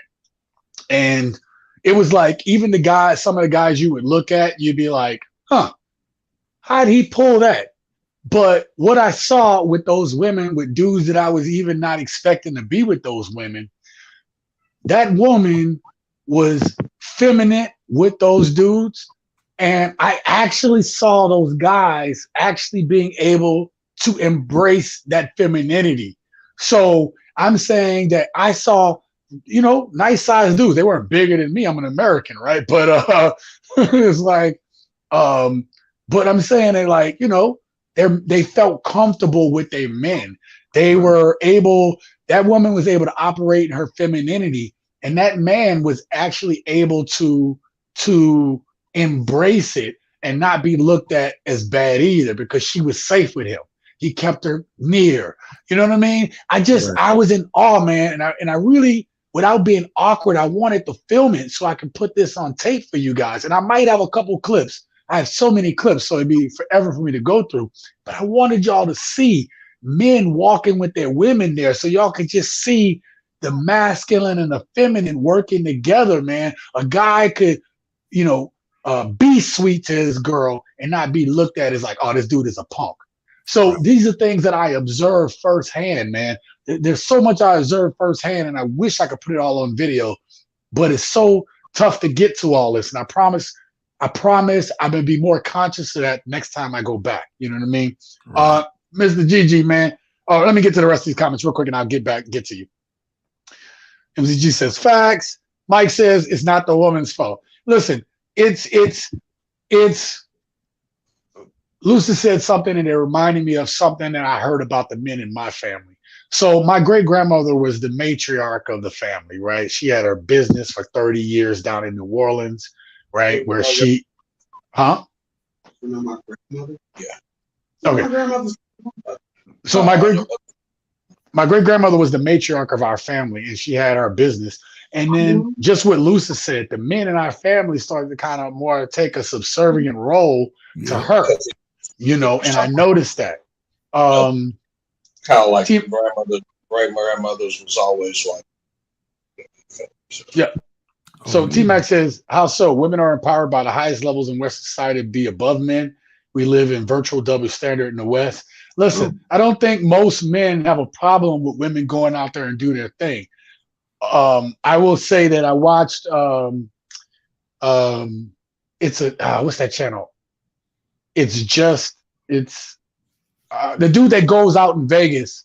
I don't know how I know this. I lived in Vegas for 4 years. He goes out in the street. Oh, It's Complicated. So It's Complicated. It's Complicated was out on the streets. And I regret that I stopped doing that, but I was actually I have a video where I was out for Halloween and I did interviews out on the street. And the reason why I was nervous to do interviews and keep that going as a part of the channel was because COVID was still like, I didn't know what to do. You know what I mean? Like I'd already caught COVID and I was a little nervous at that point. But anyway, that's neither here nor there. But It's Complicated was out on the street. He was talking to women. And if you look at a couple of his recent videos, he asked the woman about equality, and they were like, well, I don't care about that. Like, men should do this, that, and the third. It's like, well, what about a woman? Shouldn't a woman be trying to do the same things? It's like they were only answering what benefited them. Yeah, so, ladies, exactly. If you are watching, we're saying that we don't have a problem with the equality, true equality. But the problem is you guys take what benefits you, not, you take what benefits you when it benefits you. But if it's true equality, you say you have a problem with it. You know what I mean? And that's what we have a problem with. We don't mind equality if it's true equality when it comes to being able to raise our kids, having time with our kids, division of assets, all these things. We don't have a problem with that. But the problem is it's not fair, and men are feeling that. I have a brother, a brother of mine, who can't even get his own place because they're hitting him up so hard for child support. Right. Like 33% of his income goes to child support. And let me tell you something. If you go to apply for an apartment and they say they take your income And they say you have to make 2.5 times what you make in order to be able to have this apartment. Right. Why? Because anything less than that, there is no way you can functionally have it and pay your rent, pay your bills, eat. Right. Like eat. You know what I mean? Pay for gas for your car. There's no way to do it. So if somebody's got 33% of your income, tell me where you're going to get a house at. Tell me where you can get an apartment at. Tell me how you're going to live. You're not going to be able to. So how is that equality? Just saying. Look, you know, it's saying that too. The other aspect is not just that you paying for child support. It's all the incidental things that go along with it, like being hit up for the fact that you're responsible for paying for your child's insurance. Mm-hmm. That's another hit too. So it's not just a fixed rate. It's actually one of those variable rates, right? Yeah. And that's what's really tough, you know, is in that process. But I totally agree with you saying, because I watched that It's Complicated. I love watching It's Complicated. I do too, man. It's like that's the closest thing to reality TV that I would ever watch. Yeah, and it's the questions he asks, and it's his follow-up questions. His follow-up, bro. Right, because his follow-up is to make to make whoever he's speaking to, man or woman, to think about what they just said. And the thing that you just mentioned is so true. It's not the fact of equality. The truth is, modern women don't want equality. They want what's the best deal for them, period. Yeah. That's what the problem is. If it was about equality, men don't have a problem with that, because we're already in the labor force in a certain kind of way. So it's not like, yeah, I read that. Oh shit, man! I'm sorry. Let me read this real quick. I'm sorry. You had a great point there, Lucius, man. But because I'm laughing so hard. I was in the inside. I was laughing so hard thinking about, I need a man. You need a man. I need a man. Always sensitive. That's what. So Philip says, Sean, Ralph Tresvant deserves a life sentence for that sipping ass album, and Babyface deserves the death penalty. True. If y'all don't know what I'm talking about, man. So Ralph Tresvant and Babyface, man, them damn. Like, I go lie, some of them songs still hit to this day, but when you go back and listen to them, man, you're like, Boys to Men, Babyface. Man, look, you know who my favorite singer is? My favorite singer is Brian McKnight, bro. And I haven't been able to listen to Brian McKnight since went to his last concert. I went to his last concert when did the COVID hit? 2020? January 2020 is when I last saw Brian McKnight. After COVID, after starting my channel, after diving deeper into the red pill, I was like, man, I can't listen to my dude music no more. This is a dude, he's now married and happy. And I'm like, it's not that I'm not happy. I just don't feel what he feels anymore. You know what I mean? Like, I don't know. It's hard to explain. He was a part of that, the singing for women, but it was pandering. And it actually, you got to think about it. All of those things made women believe that this is what a man's supposed to do, or this is what a man is supposed to be. And it was until they got it, until they get it.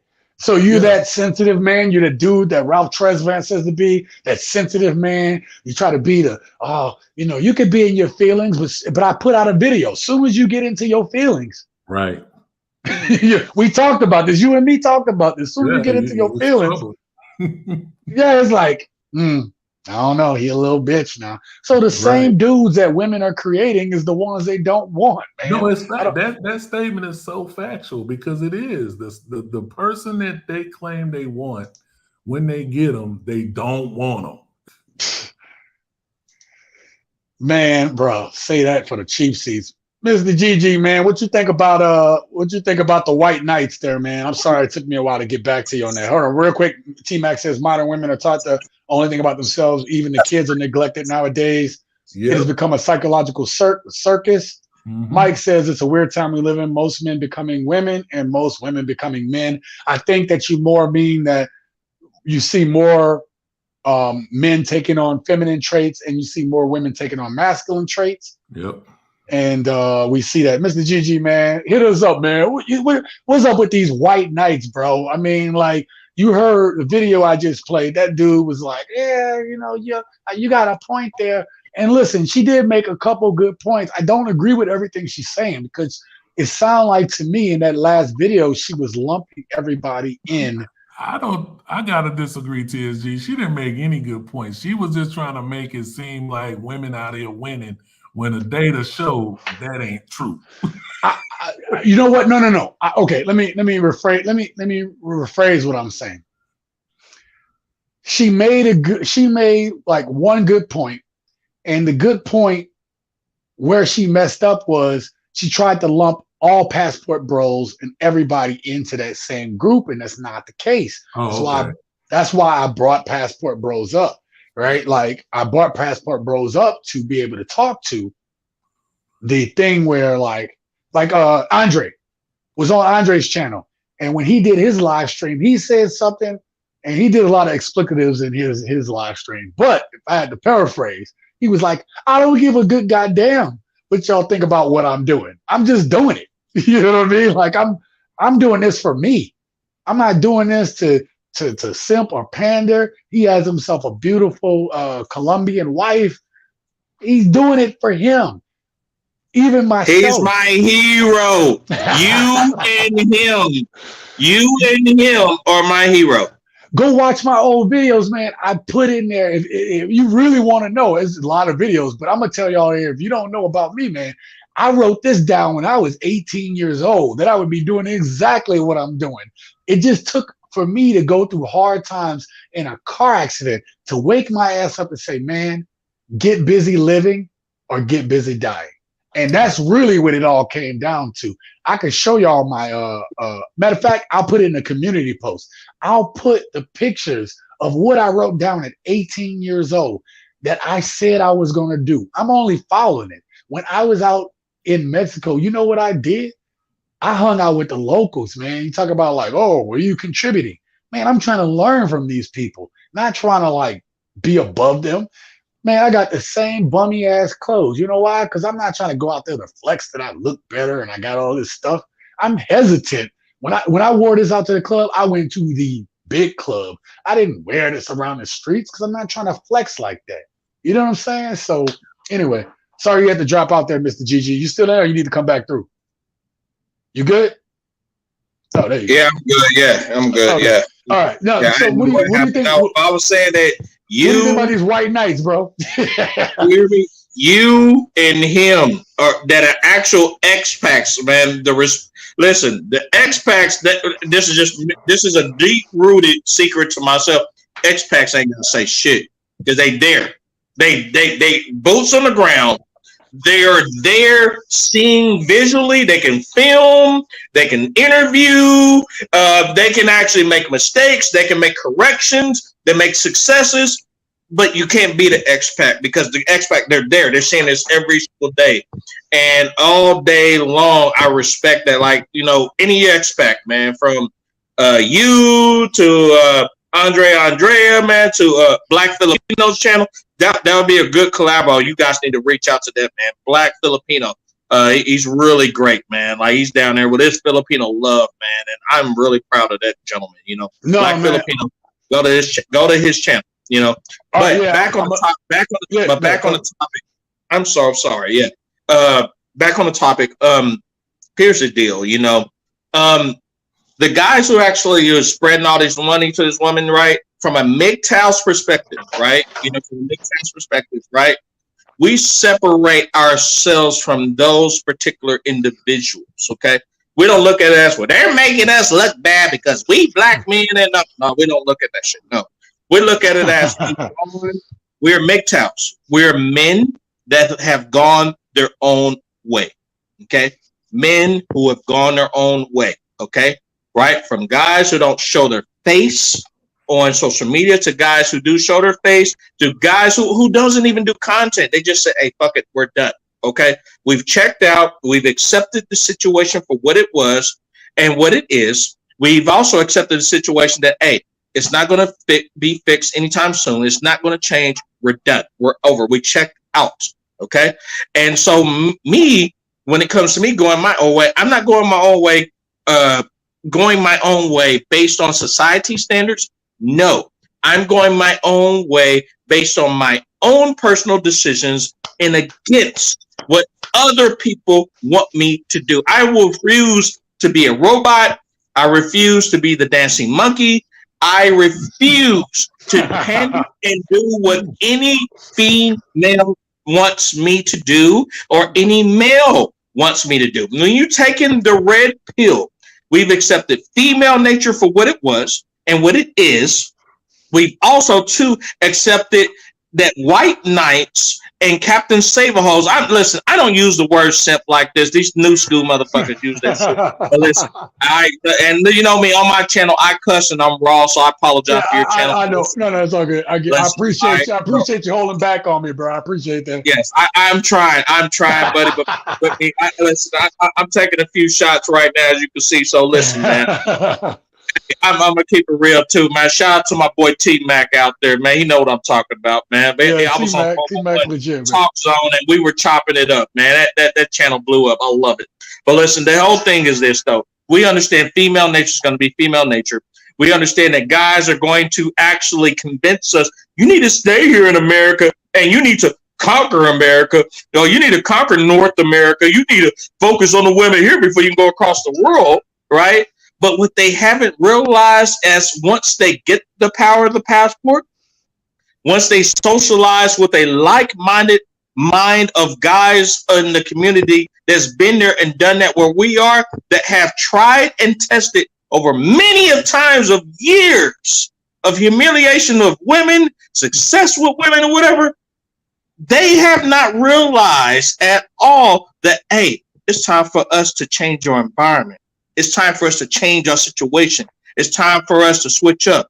Okay? You're not going to keep going to McDonald's for fucking years and expect your ass to keep eating and think it's enjoyable. Eventually, you'll get tired of that stuff and switch up. Here in Kansas City, right? Well, I'm in Kansas City, Missouri. This is the hometown of Gates, okay? Gates Barbecue and barbecue around the nation, okay? We got Gates Barbecue. We got Arthur Bryant's. We got Jack Stack. We got, man, so many out there. Po' boys, barbecue joints, okay? If I don't like one barbecue joint or if I enjoy one barbecue joint, I like to switch around and taste different type of flavors and also experience the different type of service. What's the problem with that? See, the problem is that the guys here, i.e. white knights and guys who love enjoying and satisfying these North American women, who love the land whales, who love the hippopotamuses, right? Who love the women with psychological, who love it. They love it. They love it. They won't tell you that, but they love it. They're going to encourage you to keep putting up with it because that is their norm and that is their operational system. If you have the audacity at all to step out and say, I can find better, I can find a solution, and on top of that, I can actually experience a culture. I don't have to focus on just women necessarily, no, but if I can go out and eat and have a good time by my goddamn self, and the waiters are just sweet as hell, and the managers comes out and thank me, I'm cool. For 75% lesser of the price, you kidding me? Man, listen, man. Again, if you watch my videos, you saw me interacting with men and women, and you saw I was having a goddamn ball, son. You know what I mean? Because I was like, wow, damn, you cool. First of all, your Spanish is pretty good. I'm like, nah, it's terrible. And I'm saying all this in Spanish. Like, it's pretty bad. They were like, nah, bro, you don't know. You actually doing pretty good. I'm like, well, I need more time. Let me get to this comment real quick. Thank you, Lee Lovett, for being here. I appreciate you being here, baby. What's going on? Let's see what you say. From an independent woman's perspective, some of us want equality. I agree with that. Y'all do. All right? We want someone that will give just as much as we do. Okay? Not financially, but emotionally, kids and home life as an independent woman. All right, I'm going to leave you a comment up on the screen. I'm going to answer that, and I'll let the brothers jump on that. Let me get to one more comment. Sorry. The rest of it. Oh, God, no, I want to chime in, but go ahead. I know. Just hold up. We want a man, not that we need a man. We don't need a man to pay our bills or buy us materialistic items. Disagree. We want them as our soulmate to be 100. Well, okay. Let me get to this first part. And I'm going to let y'all chime in on this. I think that's a good one. Hold up, real quick. I'm going to get through these comments and I'll get back to Lee's comments. Thank you for being here. I appreciate the comment, though. We got my boy Jiu-Jitsu Passport. Man, make sure you go check this brother out. This is another Navy guy right here, retired Navy, doing it in Thailand. If you guys haven't checked out his channel, you want to love get it. there. Man, I'm telling you, man, go check out Jiu-Jitsu Passport's channel, man. He real with it. You know what I mean? And his live streams be on the beach. They eating fish and stuff. Jealous. Wow. Oh, my God. You just put me up on some advanced game. Wow. Look. Yeah. Jiu-Jitsu Passport. Wow. Yeah, go check out his channel, man. Subscribe to his channel. Damn, McDonald's sounds good. Haven't had it in a while. Bro, you don't need that McDonald's. I'm telling you, I stopped eating McDonald's because every time I ate it, I love Wendy's. Wendy's is my thing. But when I eat Wendy's, I don't pass out afterwards. Every time I eat McDonald's, I pass out. Something is wrong with that, bro. Something is seriously wrong. You don't need that. Okay? So anyway, Lee said from anyone who's like, we want equality. Okay? What we're saying, Lee, is that that women say they want equality, but we've seen the examples of it in our own lives and through other media outlets that are through other social media outlets that when you pose certain questions to women that should speak to equality, that's not what women really want. Because here's the thing, you want equality of outcome when it comes to having the boss jobs, the high paying jobs and stuff like that. Some of the most highest paying jobs are the ones that women don't want. I don't know if you guys saw, and we'll get back to it a little bit, but there was a dude who's in a storm drain and he's spraying out the storm drain and there's cockroaches crawling all over him. Tell me how many women want equality. That dude probably making about $30 an hour. So are women going to jump down in that storm drain and clean it out with cockroaches running on them? So if we're talking about true equality, why is it that it's only a certain sect that women go for? That's just one example. We want someone that will give as much as we do. There's a lot of men out there that have given a lot to women. And then in return, women aren't satisfied with what they're doing. Oh, that's not enough. You got to meet me on this level. So you also mentioned in your comment about emotional equality. And I talked about this on this channel and I did a video on it. Soon as men start giving you the emotions you say you want, then that dude looks weak to you. Because soon as Chad, Tyrone, Pookie, and Ray Ray come along and they have that I don't give a crap attitude, not that Ralph Tresvant, not that boys to men attitude, right? Then he's weak. Then you start cursing at him. Then you start raising your voice to your man. Not you, Lee. I'm just saying this is what men are experiencing when in general when they try to do that. So when we try to open our emotions to you, as what's the one lady? It was goddamn. There's these two ladies now, and they've gone viral. It's one is a blonde, and one is like kind of like what's the name of this channel? Pearly Things, whatever. Right, yeah, Pearly Things. It's Pearly Things. Okay, so the dark haired girl, she was talking about, hey, as a woman, I don't want to see my man break down because I'm going to lose respect for him. And you guys know that to be true. If we open ourselves up to that level, then guess what? You lose respect for your man, right? So, and I'm sure a lot of dudes have seen that firsthand. Maybe you going through stuff with your family, you lose your emotional, you lose your stoicism. You're no longer your stoicism. You start losing that composure. Girl, gone. Right. Gone. Okay. So I hear what you're saying, but I'm telling you from a man's perspective, when we do the things you just said, y'all leave anyway. Okay. I'm going to give it to the second comment she said.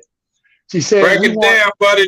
Give her time to breathe. Yeah, we want a man, not that we need a man. Well, that's part of the problem too, because you all want to be needed, right? You want to feel like you're needed in a relationship. Men want the same thing.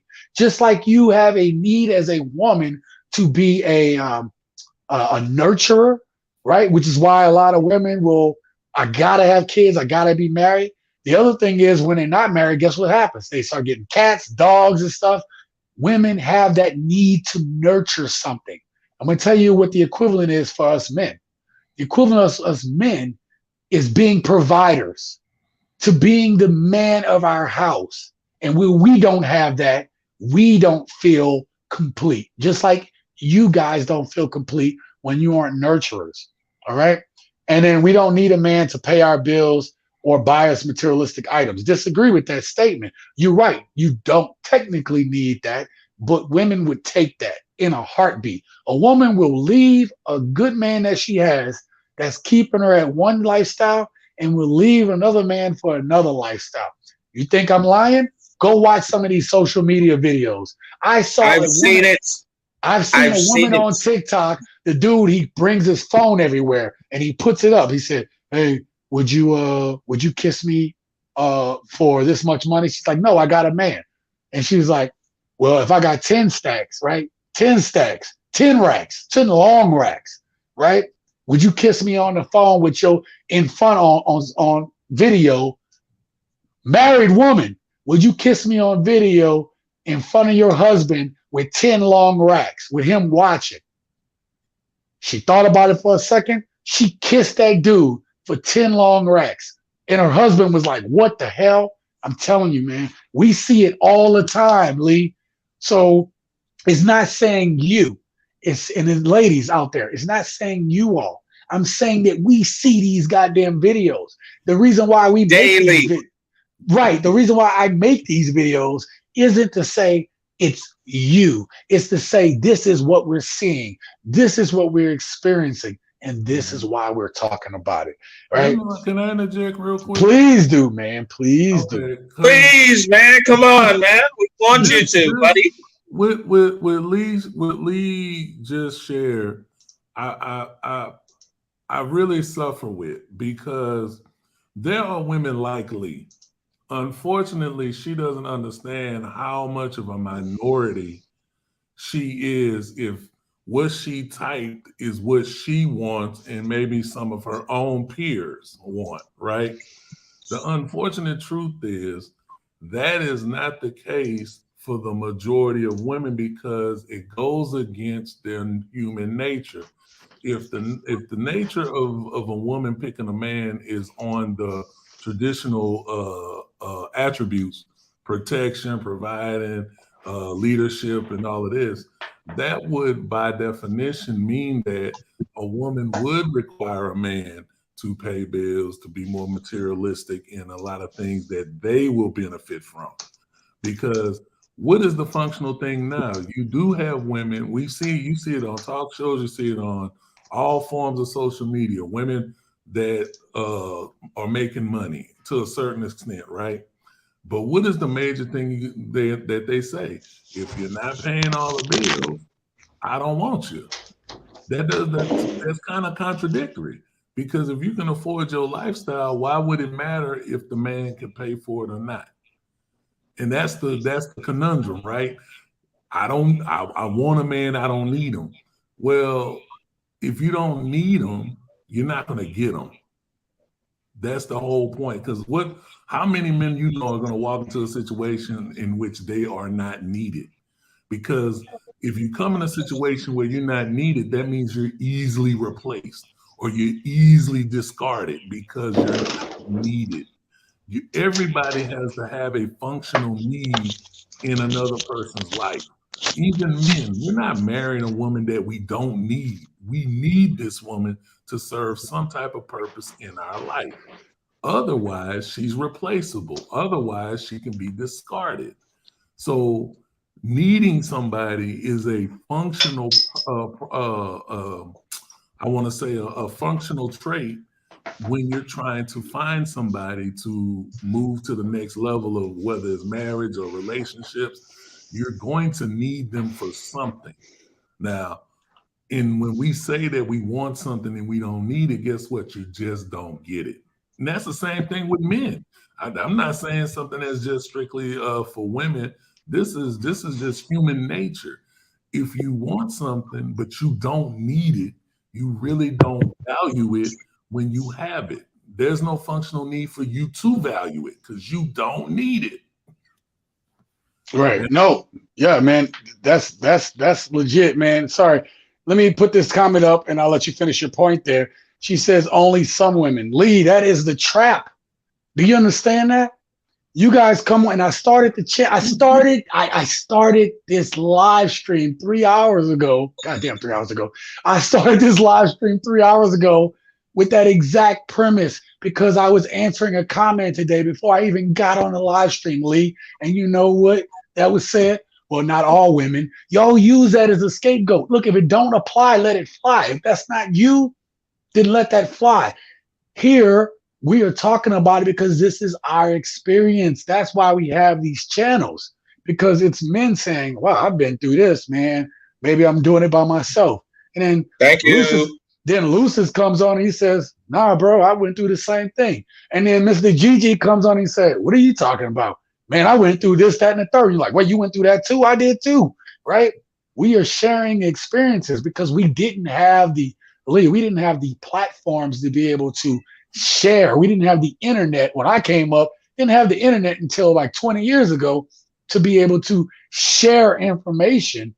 And then you realize you're not alone going through this. You see what I'm saying? So, and even 20 years ago, let's face it, even when the internet was there, dudes weren't sharing that they were getting played. Dudes weren't sharing that they were getting left at the, you went to go to the, I went on a date with you, Lee, and then you let me buy everything. And then next thing you know, you ghost me. Nobody talked about that stuff because, and to be fair, our egos wouldn't let us talk about it then. Now we're actually talking about that stuff. We're actually sharing that stuff.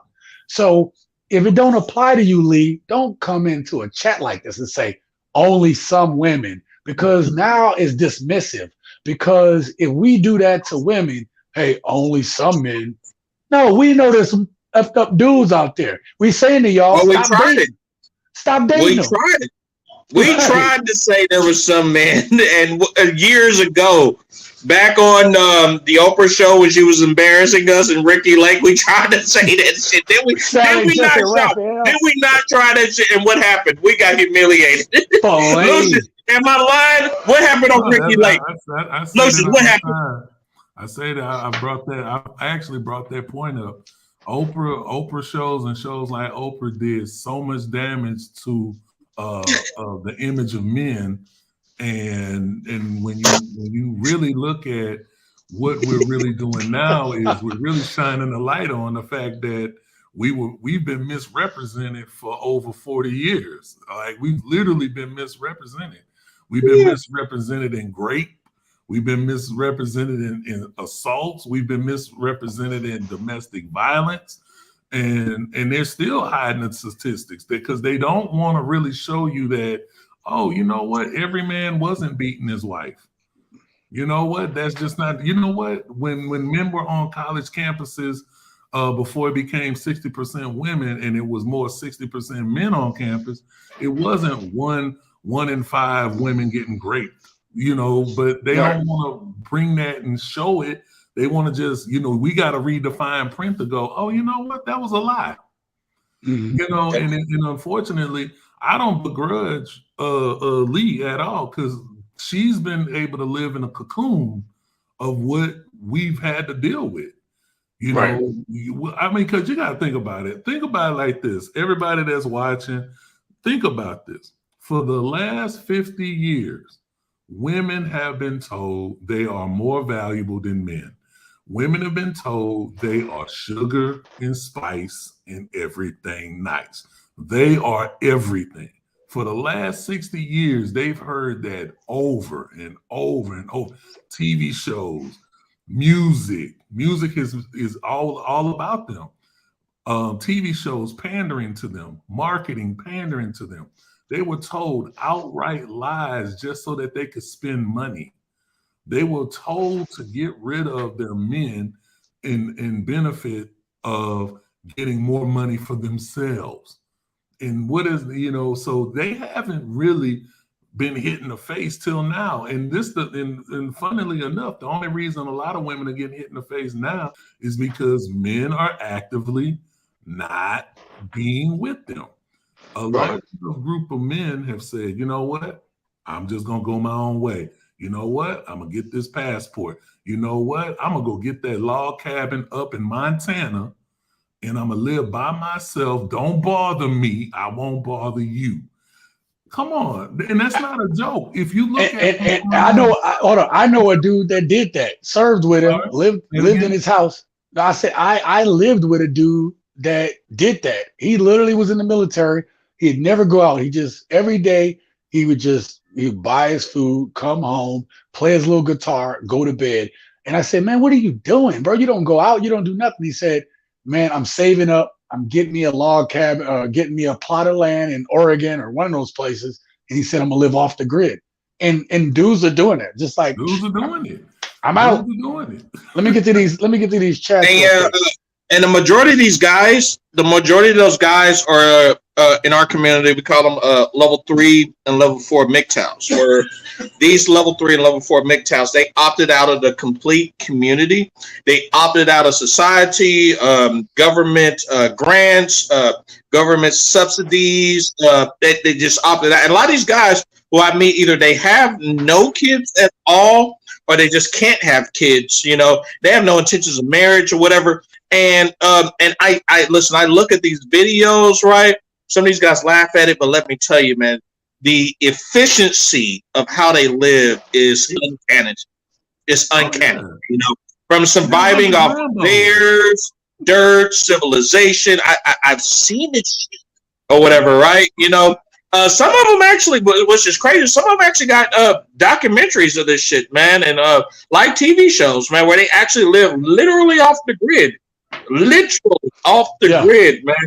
And the camera people have to schedule appointments to come out there and visit these people. You know, they can't just come by and record. They have to schedule appointments because they're off the grid, you know? Right. Exactly. Let me get to these comments. Mike says, statistics do not lie. Why are so many men offing themselves after divorce? Man, opinions and facts. Real quick, Mike, is that comment right there. I was gonna type this, but I think I saw the statistic. It said like since 2002, 160,000 American men have killed themselves after divorce. Self-deleted. Yep. Damn, man, that's crazy. Divorce Mike says is hard, man. Divorce. I don't understand why people think you just divorce like they doing it like it's water, and it's not. It's really effective. It is. Mike says opinions and facts are totally different. Jiu-Jitsu Passport says women love not listening to men. Here comes I just subscribed to his channel. I did, man. It was working. Hey, Mr. Gigi, you're gonna appreciate that too. Here comes you met the wrong woman. Right. Well, I'm not gonna even go there. I'll let y'all tackle that. T-Mac says most women leave. Men want simplicity. We do. We really do. It's so easy with us. We like, yo, this is all I'm asking. Now listen, are there some men that aren't handling their responsibilities? Yes, but you guys are picking the dudes that are doing that. The good men that you want, you're driving off. The good men that you want, you're not looking at. The good men that you want, you don't even see.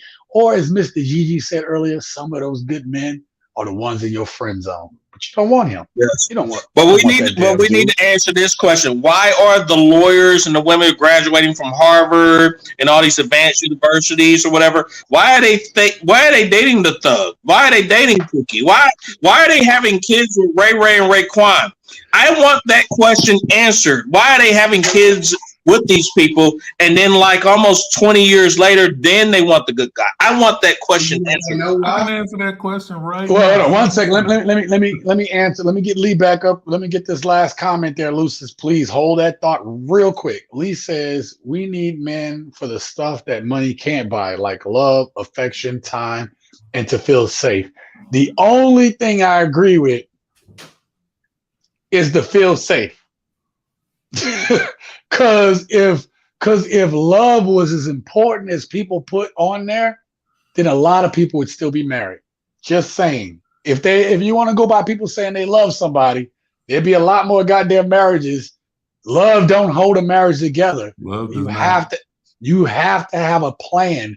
You have to know you're going in the same goddamn direction. I always say on this channel, go look at any goddamn team that has won a championship. And I will show you a group of individuals, team sport, right? Not individual, team sport, where a group of individuals had to be on the same page and come together at the right moment or multiple moments throughout the season in order to win a championship. The problem is, to win a championship, it's a grind. You're going to fight your teammates. You're going to not like them. You're going to yell at each other after losses.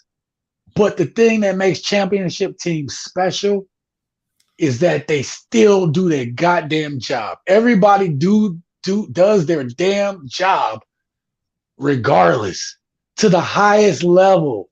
And here's the thing. A lot of times in relationships today, Lee, people just quit. They give up. Oh, I didn't like this. So, girl, you should leave him. Yeah, you're right. Maybe I should leave him. Instead of working that goddamn thing out, keeping everybody out your relationship so you can make that thing work, man. You know what I mean? So, Mike says alpha, seed, beta, need. That's the saner. Alpha, seed, beta, need. Oh, that's the answer. Love is the icing on the cake. Love is icing on the cake. It really is. It's like, listen, love is an important part of a relationship, but love isn't the thing that keeps it together for long periods of time.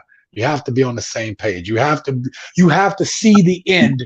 You have to see the same goal, and you have to be doing your part to work toward it. Can I interject on this a little bit, sir? One last one. Well, Sure, what do men want, Lee? I can't wait to hear this. That's T-Mac. All right, go ahead. This is Gigi. Okay, here's my deal. All right, and I listen. I don't care if I crush Lee's feelings or whatever, right? But you know, my channel, I keep it raw and uncut. You know, very red pill MGTOW content. You know, and I invite guys on there, and they both cuss like a sailor, like I do, or if they don't, it doesn't matter. But here's the deal, and I'm just to break it down to you. On my channel, I tell these guys to avoid any woman. It's a red flag if any woman says the words, and I'm independent, I don't need no man. Okay, you run from those women. Absolutely 100%. Okay, all right, that's number one. Wow. Number two, I actually told on Master Teacher's channel, and I said it on live though, right? And he had like, I don't know, 700 people in the chat or whatever. I told them that if any woman says they're independent, they don't need no man, run from them. The reason why is because us men, we actually want the opposite. We want a woman that both want and need a man. And it's not clicking to the women who actually says, I'm independent, I don't need a man. It's not clicking to their head that actually pushes a man away. Okay, it doesn't click to them. All right, we're trying to process it, but it doesn't click to them that, hey, every time you say I'm independent, I don't need a man, I don't need him to pay my bills, I don't need him to do this, that's clicking to the man. Okay, you don't need me? Fine, cool, whoa, bitch, I'm bouncing, I'm out. I'm gonna go to another woman who actually needs me, and or optional, the resources that I have to provide to that woman as an option. All right, we don't need an independent woman. No, we want a self-sufficient woman. Big difference between self-sufficient and independent. You understand? And I told these guys what self-sufficient is, you know, and the independent women, they're like, well, what do you mean self-sufficient or whatever, right? And I told them, you know, a self-sufficient woman or whatever, right? She has the basic needs. She has a house. She has maybe a car. If not a car or whatever, she has the capability to work or what have you. The only thing she's missing is companionship. And who's that with? A man. Absolutely 100% man. And that man has the ability to provide those particular type of things that she knows for a fact that she cannot provide for herself. That is self-sufficiency. And those particular women who are, I'm independent, I got a house, I got a car, I got all these men, whatever. We don't care. They can't keep a man. They don't know what they need to attract a man. So I tell these women who come to my channel and try to shit on me in my comment section, I tell them run 100%, right? If they do ask me periodically, what can I do to get a man or how can I keep a man? I say it's very simple. Only thing you need to do, especially if you're in your 20s, is just go out to a bar. Go to a random bar. It doesn't matter. Go to at least 5, 10 of them, okay? and just walk up to it has to be a group of guys and sit down with them and ask them, listen, I'm at the age where I'm ready to settle down.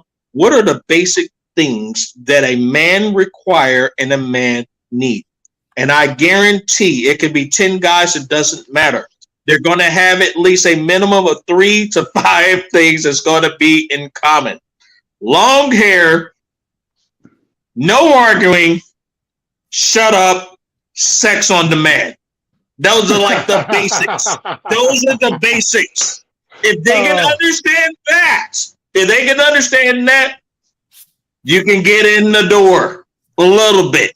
Not a lot of it, but a little bit. You need to get in the door. Once you get in, it's like an associate's degree.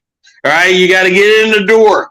You go through your 2 years, right? You go through your 2 years, 3 years of bullcrap to get the associate's degree, but to get in the door, you still got to prove yourself worthy. And a lot of women don't understand that. They figure that all the accomplishments they had, all the degrees, all the certificates and licenses and certifications, that keeps a man. No, that's not what keeps a man. That's not what gets a man. I'm going to tell you this. It gets you a job. It gets you into the HR department. Men are not the HR department. No, we are the confidants. We are the providers and we are the leaders. And once you accept that, then and only then you will be able to get a man and keep a man. But until then, we're getting our passports and we're getting the fuck out of Dodge. That's okay. Straight up. Lucius, I'm gonna come back to you in a second. I'm gonna hit these last couple comments. Who invented explosives to produce more ore? Alfred Nobel. Lee says you're right. And then Mike says, not that men are superior, it is our nature to lead. It is indeed. Listen, and it's what I said earlier, and I'm gonna get back. Lucius, I'm gonna let you jump on that. I'm gonna let you jump on what you gotta say. 1 second. A man that is on his purpose. Me and Lucius talk about purpose so much on this channel, but a man on his purpose wants to be the leader of his household. A man on his purpose wants to be that provider for a family, right? There's a video I did recently where there was a young man who was on Steve Harvey's show, and this dude was looking out for his woman. Well, like I don't want her to be stressed, and I want to, she don't have to work, but we need to work to get to where we need to be at. Women talk about being power couples, but how much are you willing to decrease your what do you call it? Your expenditures, live a more meager life to save so that you and your man can basically set yourself up in the future to not have to work, to be able to travel to different countries, to save for that house, right? My stepson, that dude is amazing. Like, as much as I was like, man, you need to get your own apartment. He said, man, we doing this. We're trying to save money, trying to get our house. We're trying to do all these things. He got his wife on board to, you're working, I'm working. She has her own business. Okay. His wife has her own business. This dude worked his way up into like the upper regions of AT&T. So together, they're just stacking their cheese. They paid all their debts down, and now they're saving for a home because they're on the same page on where they're trying to go. What's happening is we're seeing that I showed the video recently, right? If you give a woman an opportunity to say she don't have to work, she gonna jump on that. Instead of thinking, nah, baby, let me keep working. We could stack toward that goal we set. So it is incumbent upon us men to lay out the plan and lay out the vision for our families, for our women. And we know that I can say, I know there's some men that aren't there yet. But young men, if you're not laying out the vision of your purpose, you're failing your family. Anyway, go ahead, Lucius, jump on that. Well, I'm gonna answer a few questions because I was asked a question some minutes ago. And my bad. Go ahead. All right. First, I'm gonna answer the first thing. Why are successful women getting in relationships with Pookies and Ray Rays and things of that nature. And the truth is that as women move up the scale of academia and then get jobs that are high stress jobs, they are effectively around the type of men they want. Unfortunately, the type of men they want don't want women that are at that point in their careers. Like, they don't want the masculine frame woman. So a masculine frame woman has to get with somebody that they can dominate. And that's why they get with Pookies and Ray Rays and these thugs and stuff like that. Because the misnomer is we think thugs are these hard gangster people, but really they're not. They're just misguided men who act aggressively and don't have any other ways of really sorting out their problems. As far as what Miss Lee is talking about, I think she's really looking at this one-sided. Not that she's not reading and hearing what we're saying, but this is the thing. Women by nature are supposed to be nurturers and seek out provisions. That's why you look for a man that can offer you the things that you majority need in your life. A lot of times, she made the point by saying safe. That's true. Women need to be safe in a relationship. That is huge for women. Absolutely. And the second part about that is attention is huge for women. She says time. I'm going to say attention, because it's really your attention. It's not your time as much as it's your attention. Are you attentive to her whims, her needs, and things of that nature? But the other functional parts is even talking about love. Love is subjective.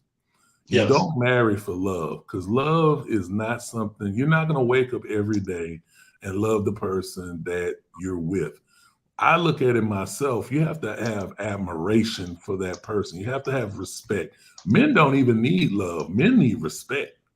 Yes. If you respect a man, you'll get a lot more out of a man by being respect, by offering him the respect that he demands, wants, and requires, rather than saying I love you.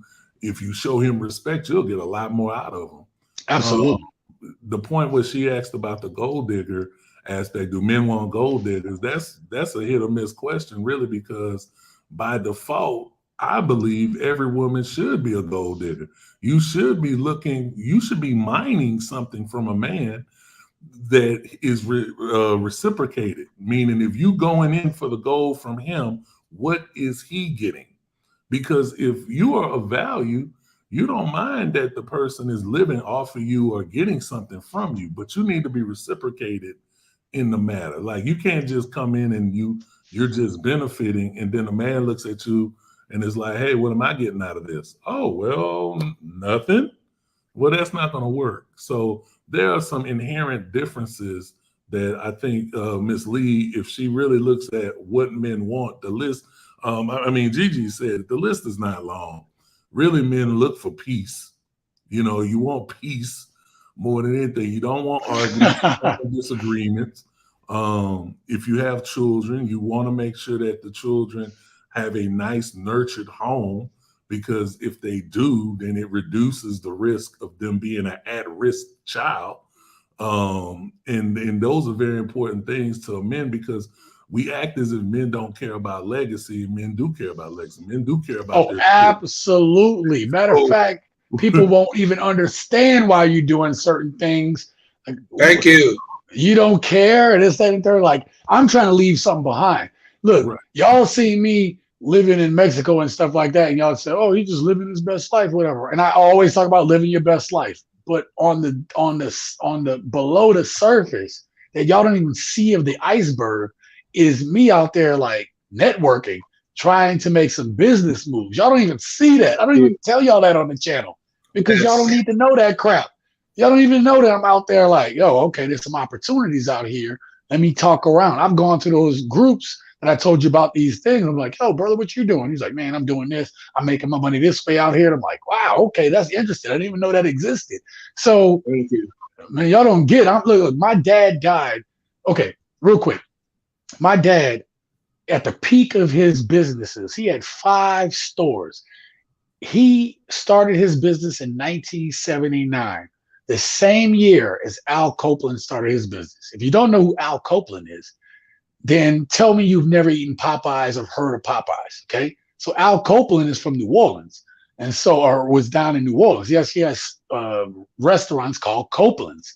And so down there, my dad was doing the same thing. By all measures, had my dad just not been greedy and not tried to like do more, he wouldn't have lost his businesses, right? I'm not saying he'd been Popeyes, but I'm saying his ambition was big enough to be better than Popeyes. But we don't do that. We don't stick that out. We don't stick that course. So my brother, who I just met like 9 years ago, one of my middle brother and my older brother, my middle brother told me, he said, I lived with dad. Dad ain't gonna show you love the way normal dads do. But what his biggest regret is that he died not leaving his sons a damn thing. Do you know what I'm doing right now? I am trying to restore legacy to this family. When I die, I will have left something behind. I put that on everything I am. Legacy. Sorry, Lucis, I want that story to be out there. That's cool. I got you. Yeah. Because we talk about purpose all the time. Yeah. And I get, well, why are you so cold? Why are you this, that, and third? Like, look, I got something to get done. Yeah. I cannot die with that regret on my chest too. Like I'm telling you, it drives me in everything I do. Thank you. Breaking family curses, breaking all types of legendary bad karma. You know, I mean, this is all about, you know, actually focusing on what needs to get things. You know, my apologies, but anyway, thank you so much, though. I really appreciate you saying that, Sean. Yeah. I just think that story needs to be put out there, man, because we had an opportunity. My family had multiple businesses and there's none left. So who's going to do something about it? Part of the thing that I'm doing, part of what I'm trying to do is like, I don't care if you say I'm a bad person. You're not going to say that when you like, oh, he died. He left all this behind. I'm good with that because somebody has to do it. If you're the person that does something for the first time, you're going to be alone when you do it. It's just the nature of it, right? Tesla, all these people that Mike put in the comments, right? Nicholas Tesla and the Nobel. Those people at some point was alone to get accomplished what they needed to. Go look at my motivational video and watch the section on purpose. Men who are about to accomplish big things always have to take that time to be absent, abstain from the things, whether it be women, alcohol, all the things that will hold a person back. A man has to abstain from those things in order to get to that next level. And that's just our burden. It's just our burden. So to say there's no good men out there trying to do these things, I think that's disingenuous conversation. So, all right. Yeah. Lucis, man, you want to leave us with something? I know you got to bounce up out of here, bro. So I'm sorry to cut you off. You know me, I'm in here like Russell Simmons. You know how he used to come out every night. Thank you and good night. Hey, thank you and good night. All right, brother. Well, you know how it is. Hey. Lucian, do you have a channel, man? Because I like listening to you. Do you have a channel, sir? No, actually, I just appreciate TSG letting me come on here and chop it up. Yeah, because I have a Sunday list where I got like list of real ass guys. I listen either to their content on repeat or when they go live. I got like Shot on the list. I got my boy Rebel Gets the Feet, man. Rebel Gets the Feet. That's a hardcore Red Pill and MGTOW channel, man. I got a whole bunch of people, man. Zoom to Thailand. And I listen to these guys on my Sundays. My Sundays where I clean up my house, man. And I just put them on the big screen, man. And Sean be on that mug where he looks in the camera like he's right there in my living room talking to me. I love it. So man, I had to ask you that, Lucius, back. You were spitting some real knowledge. Man, one day. Yes. But I'm gonna take this little cameos that TSG be letting me get. And, man, we appreciate you, brother. We appreciate you, brother. Appreciate you. Y'all have a good one, man. Y'all have a good one. You too, man. Thank you. I appreciate you, brother. Thank you. Good to see you, Mr. Lucius. All right. All right, man. Let me get through these comments real quick, and then we'll wrap up the show real quick. Okay. God damn. I missed a lot of comments. So Lee says, would you rather a woman be barefoot and pregnant? No opinions. No, I don't want her to be barefoot and pregnant. Nope, not at all. Matter of fact, that's old, man. That's old. We hear that shit a lot. I don't think it's possible in today's society to go back to the old. Like, it's just not. That's not what's going to make a relationship nowadays last. Again, it's all goal driven. Women are goal driven. Men are goal driven. What do you want? What do you want? If you want to be a power couple, you can't sit there and say, well, I'm going to let my man work the whole time and I'm not going to contribute to it. Or you can't down that man when he's trying to be on his purpose, if he's a good man. See what I'm saying? Thank you. You have to. If you really want a 50-50, it's never going to be 50-50. It's always 51-49. No, it won't. No, it won't. It's called what you said it right. What do you want? Yeah. You said it right there. And it's not about what you require, it's what you want in order for you to survive. We got to survive to this thing. The clock is ticking 24 hours a day. And here's the thing. Men and women aren't the enemies of each other, even though it's played that way. Even though you can come to this channel and think that's the way. Red Pill is also looking at society as a whole and the things that's getting pushed in our living rooms, into our phones, into our media. Man, it's all affecting what's going on right now. When you have that awareness of it, and you say, man, I've been manipulated. Listen, have women been manipulated? Absolutely. Them rom-coms of the early 2000s manipulated the hell out of you women. You see what I'm saying? Thinking that every guy is supposed to swoop in and white knight and scoop you up. And then when that dude does that, then you don't respect him. Why? Because the way it's happening isn't the way it happens in real life. That isn't real life. Lee says, listen, I'm giving my opinion as well as you all are giving yours. Oh, no, Lee. Listen, there ain't no hate on you. We actually appreciate your comment because it's not knocking on you. It's actually going to help a lot of people.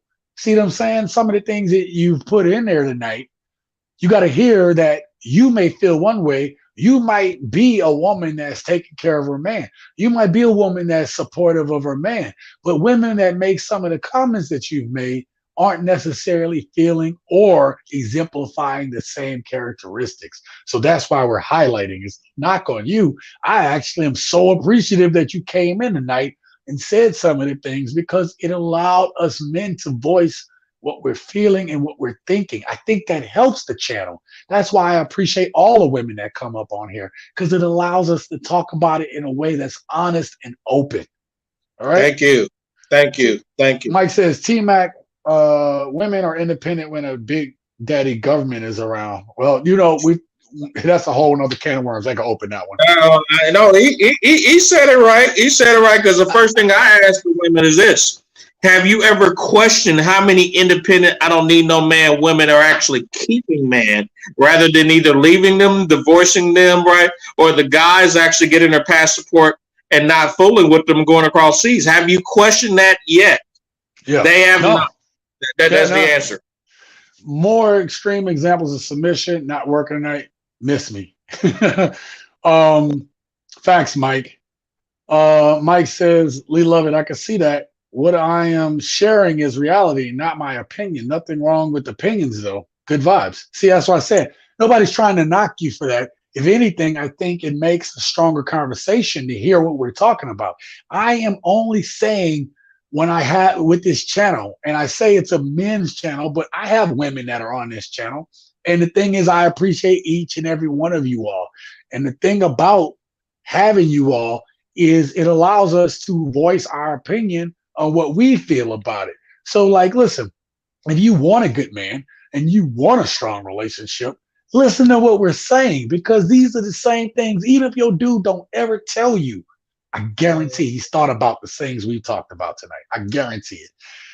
T-Mac says, women have burning desire to compete against men. It shuts them out of great male options. When we're talking about women competing in the workforce, I ain't got no problem with that. Matter of fact, it was I will agree that women coming into the workforce, there was some burden to them coming in there because of male ego and stuff like that. Here's the thing. Go ahead and go out there and get the bag. Look at the video I played at the beginning of this live stream.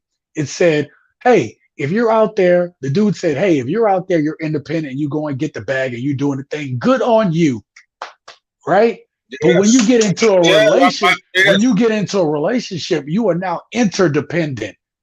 Thank you. And you ladies can't let that go. Y'all they can't. It's like in their mind, the moment they got the career, the moment they got the degree, the moment they got the license or the certification, and okay, I'm ready for a man now. The moment they get in their relationship, in their mind, they're still single. And the man's supposed, in their mind, they're picking, well, I've been single for so long, so he needs to just deal with it or whatever. And a guy's not going to deal with that shit. It's either you submit or you don't. That's it. And listen, women will be like, I'm ready to date now, but haven't done the work to be interdependent.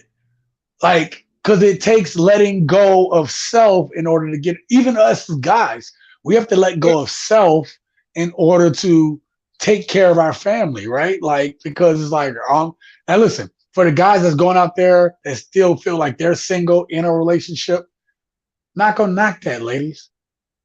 But the other side to that is, if you really want to be in a strong interdependent relationship, you have to be interdependent. Because again, a team is interdependent. Listen, you could have a football team, my Saints, my New Orleans Saints, we missed the playoffs by one game, right?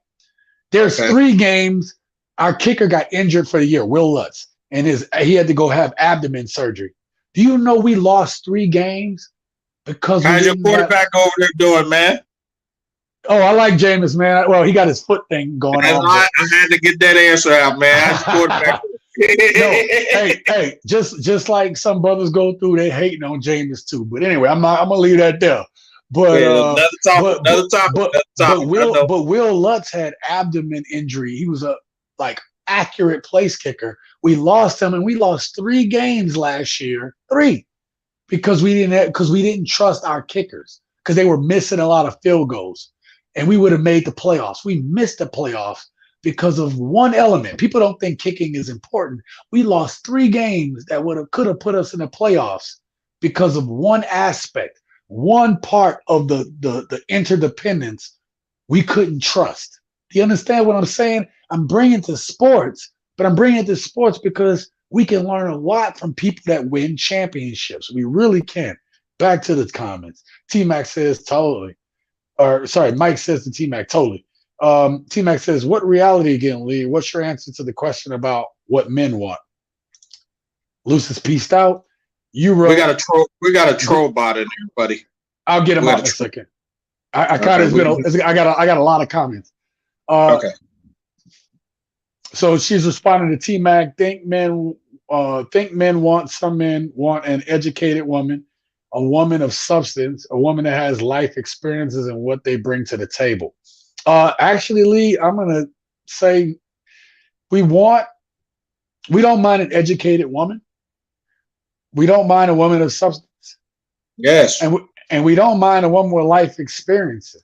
But again, let's go. Let me get that stuff out of the chat because I hate that. Hold up. Basic education. Go ahead. Basic education is fine, man, or whatever. I'm fine with that, right?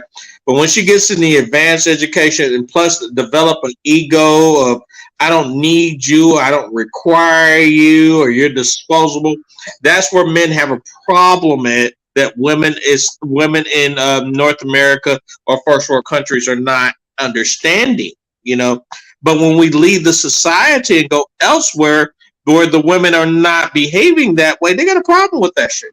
I don't have a problem with an educated woman. Let me tell you, I will tell you, I will take a slightly average, above average looking woman who can hold conversation with me about deep and real stuff than I will for a completely gorgeous woman that's sitting there and not saying a goddamn thing.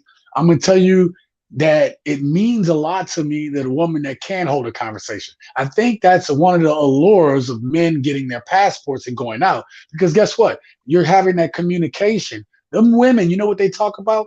They talk about like life stuff, man. You know what I mean? Like they don't talk about the I'm better than you. They don't think they're better than you. We're just two people talking about our experiences. That is attractive. You thinking that because you got your education that you're better somehow or you deserve more than I do, that's where women get themselves in trouble. And then they want to be protectors. Yes, men want to be protectors, if that's what you meant. But as far as that, yeah, men don't have a problem with that. But when you try to like belittle a man for his education or where he's at, but then what don't make sense to me is you'll see women that are smart and or educated, and now you're talking to a Pookie or Ray Ray. What are you going to learn from that dude? Really? Like, right? So anyway, Lee says, listen, I respect all of you and your opinions. Oh, Lee, we appreciate you too. Again, you brought some good questions. You brought some good I want to know, but what about the gentleman that's making 600 grand a year and she's making only 80, and she still believes that she's independent and don't need no man. But this man's making 600 grand a year. He's successful in his business, no kids or anything, no criminal record or anything like that. But she believes she's still independent and don't need no man. But yet that's the guy that she wants. She has not figured out at all. Okay, if she gets that guy that's making 600 grand a year and he's built himself up, he's built his law practice up, his real estate up or whatever, how to get and keep that man. She wants him, yeah. But what are you going to do to keep that man? And this chick, the average woman, is making, look, we're going to throw out 60 to 80 grand a year, Miss Independent. How are you going to get that 600 grand a year, man? That's not what the statistics say. The average woman is actually making less than that because the average man is only. Listen, I'm being as conservative as I can. I mean, if you want me to be rich, if you want me to drop down a bottom of the barrel, I'll throw out 30 grand. I mean, but it's okay. It's okay. Listen, man, I there's something to that you said that I want to address. If a man has built himself up to make, I'm not going to go as high as you do. If a man has built himself up where he's making $250,000, $300,000, and you as a woman who's doing well, I'm going higher than your number. You're making 100,000. Right? Good on you. And we're gonna call him Jeff, and he works for IBM. The point is, a man that can build himself up to a $300,000 level, you on his program, but you guys won't be submissive to that. You still want the guy that's making over six figures, and you still don't want to be submissive to his program. And we're gonna say Jeff is what? He's 32, right? Let's throw out that 32, right? 32 is a cool number, right? Hell, do you want to say 36? We can go 35. Let's cut it. Okay, cool. So Jeff is 35 years old, works for IBM, and makes 300 grand a year. He has what? Does he have one child or no kids at all? Nope. He has no kids because he's been grinding on his purpose. Okay, gotcha. Grinding on his purpose, whatever. There's a man making that money, and he's put in the work so that he can have a family now. Thank you. Yeah. And he said IBM, and what he does, he actually puts in processors though for the Nintendo Switch and any other system out there. This is what he does. Right? And he's also in the middle of coming up with some particular software to make it more faster, and they're going to offer him another 400 grand a year, but he's still working on it. But this chick is making, like you said, 30 to 80 grand a year. What can she do to keep Jeff? We need to know this. Miss Independent Woman, Lee, answer the question. How if you're independent and got all those degrees and all that, and you're making your 30 to 80 grand a year, and Jeff is making 300, he's on the verge of making 400. What can you do to get and keep that man? I want to know that. Jeff, no kids, by the way. But and right, he has no kids, and which makes him a unicorn too. So let me tack on to that real quick. Jeff making $300,000 a year is in the top 5% of men making money in the country. Yes. So when you have 80% of the women looking at men that are making at $100,000 or more, this dude has options. So if you're not bringing fit,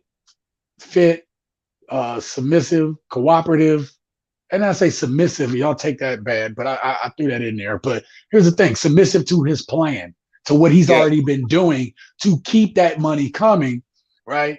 Fit, cooperative, friendly, submissive, right? Then he can get that from that McDonald's. That girl, he could pluck a girl right out of McDonald's. He said pluck a girl. I would use that. He said pluck a girl. That's a new one. He said pluck a girl. Right up out of McDonald's. That's my new one. He said pluck a girl. And she's gonna be more appreciative than a woman that's making $100,000.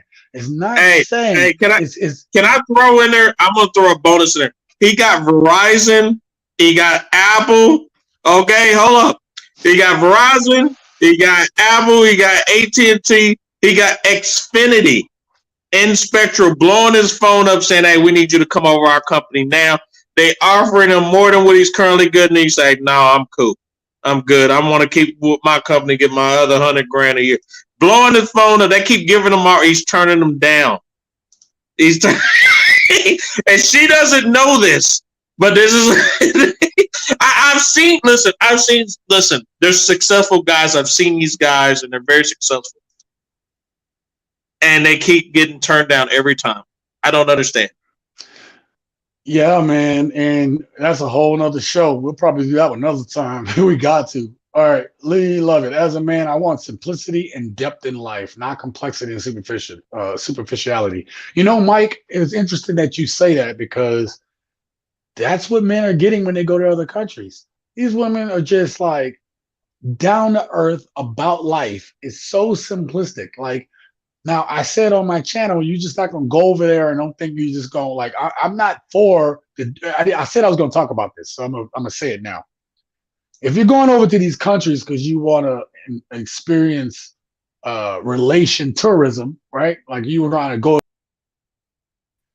then you are messing it up for the brothers and the people that are going there, men and women. You're messing up tourism for all of us.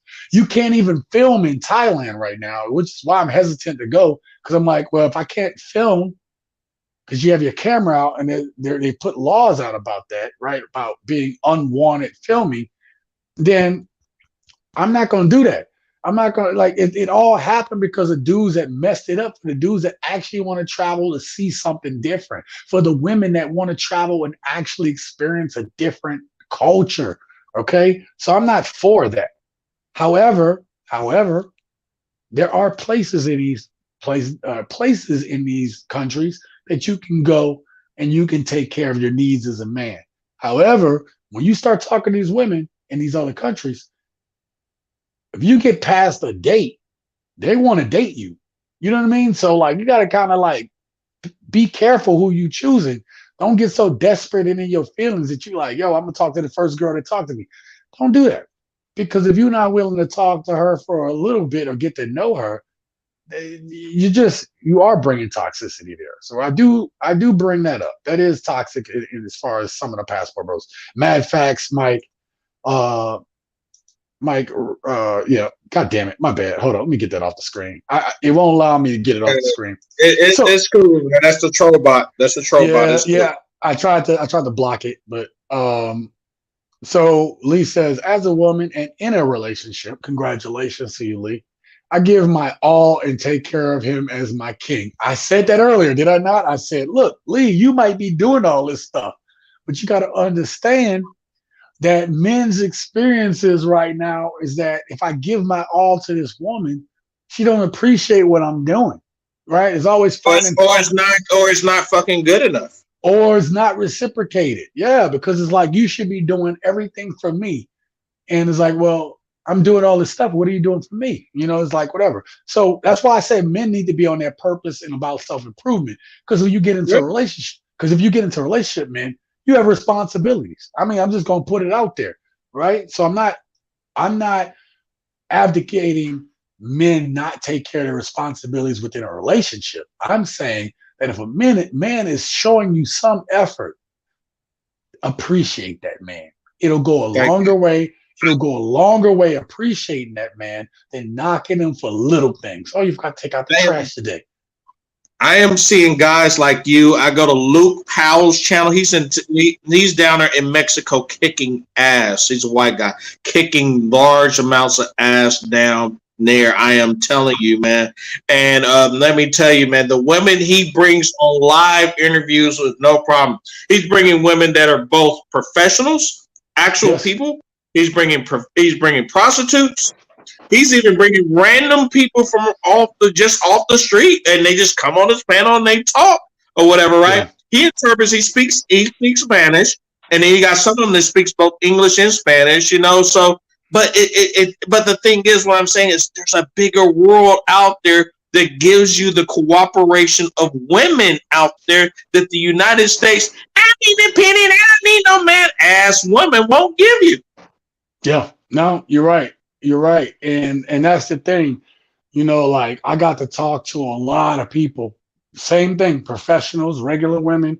I don't know if I talked to any streetwalkers per se, but I talked to professional and regular women, and the behavior is the same, whether it be, you know, like, listen, I mean, like you saw some of the women I interviewed, right? There was only one woman that says, well, my behavior is a little more like an independent woman.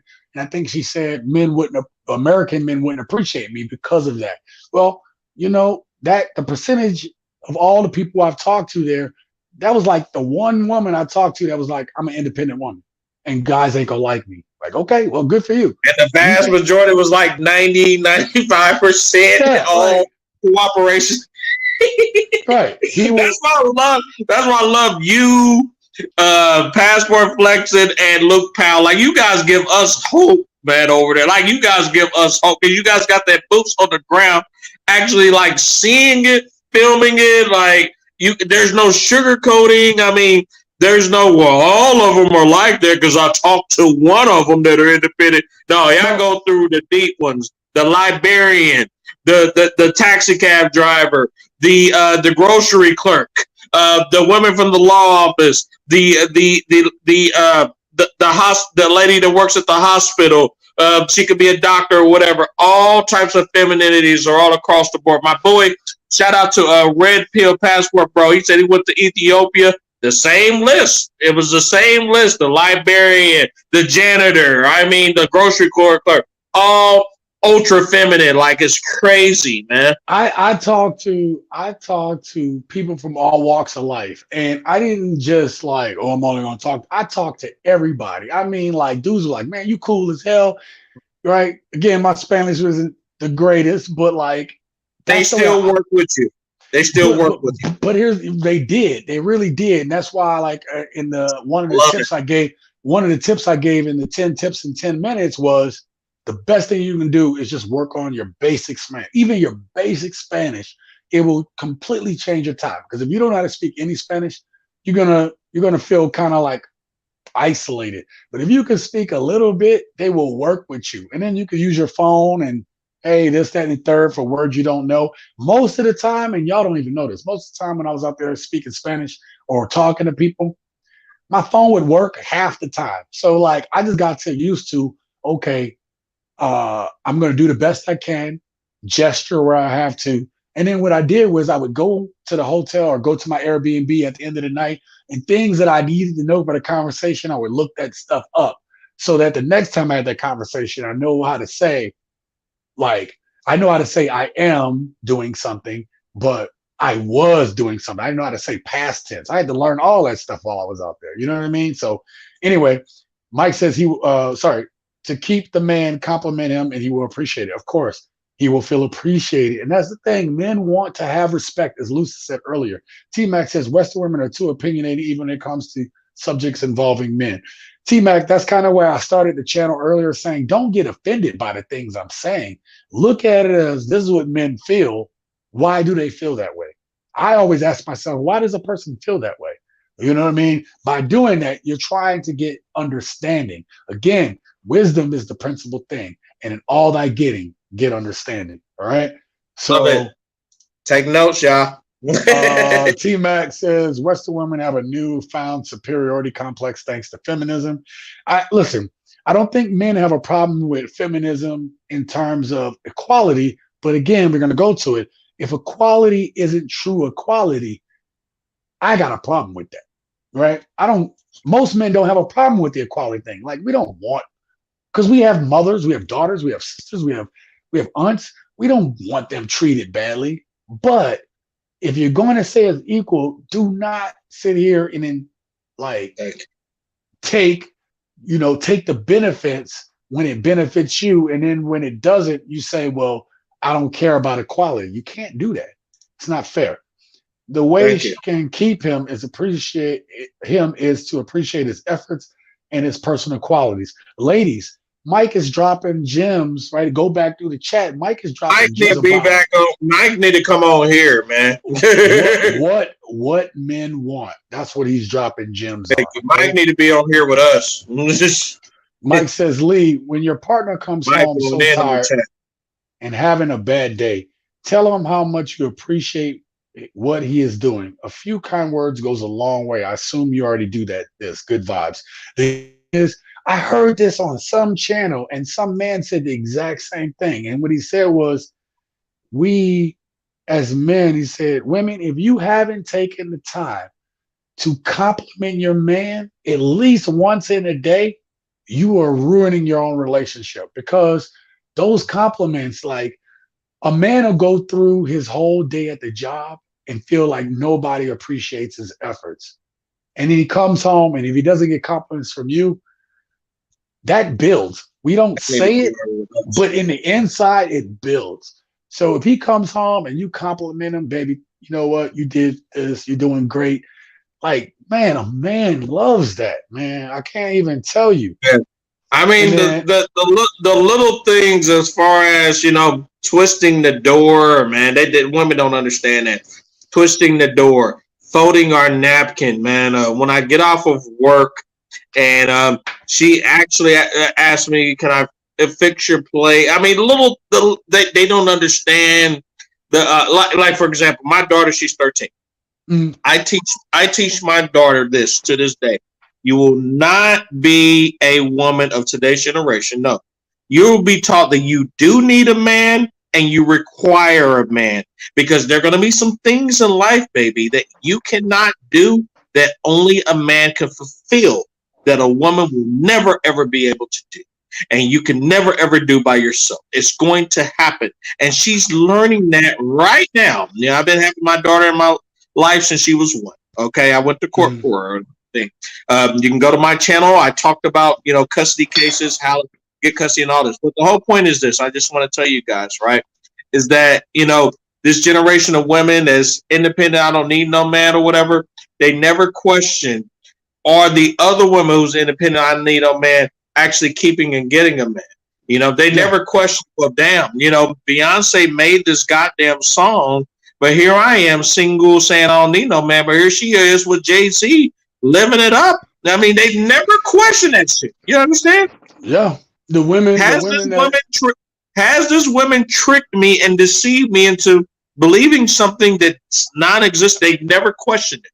And that's where the red pill is. We question everything, and we're always digging for truth and always looking for fallacies versus the things that could and can be true versus the things that are not. This is how we operate, Absolutely. Lee says, I do that for him, cook him a meal, help him relax, and talk about his day.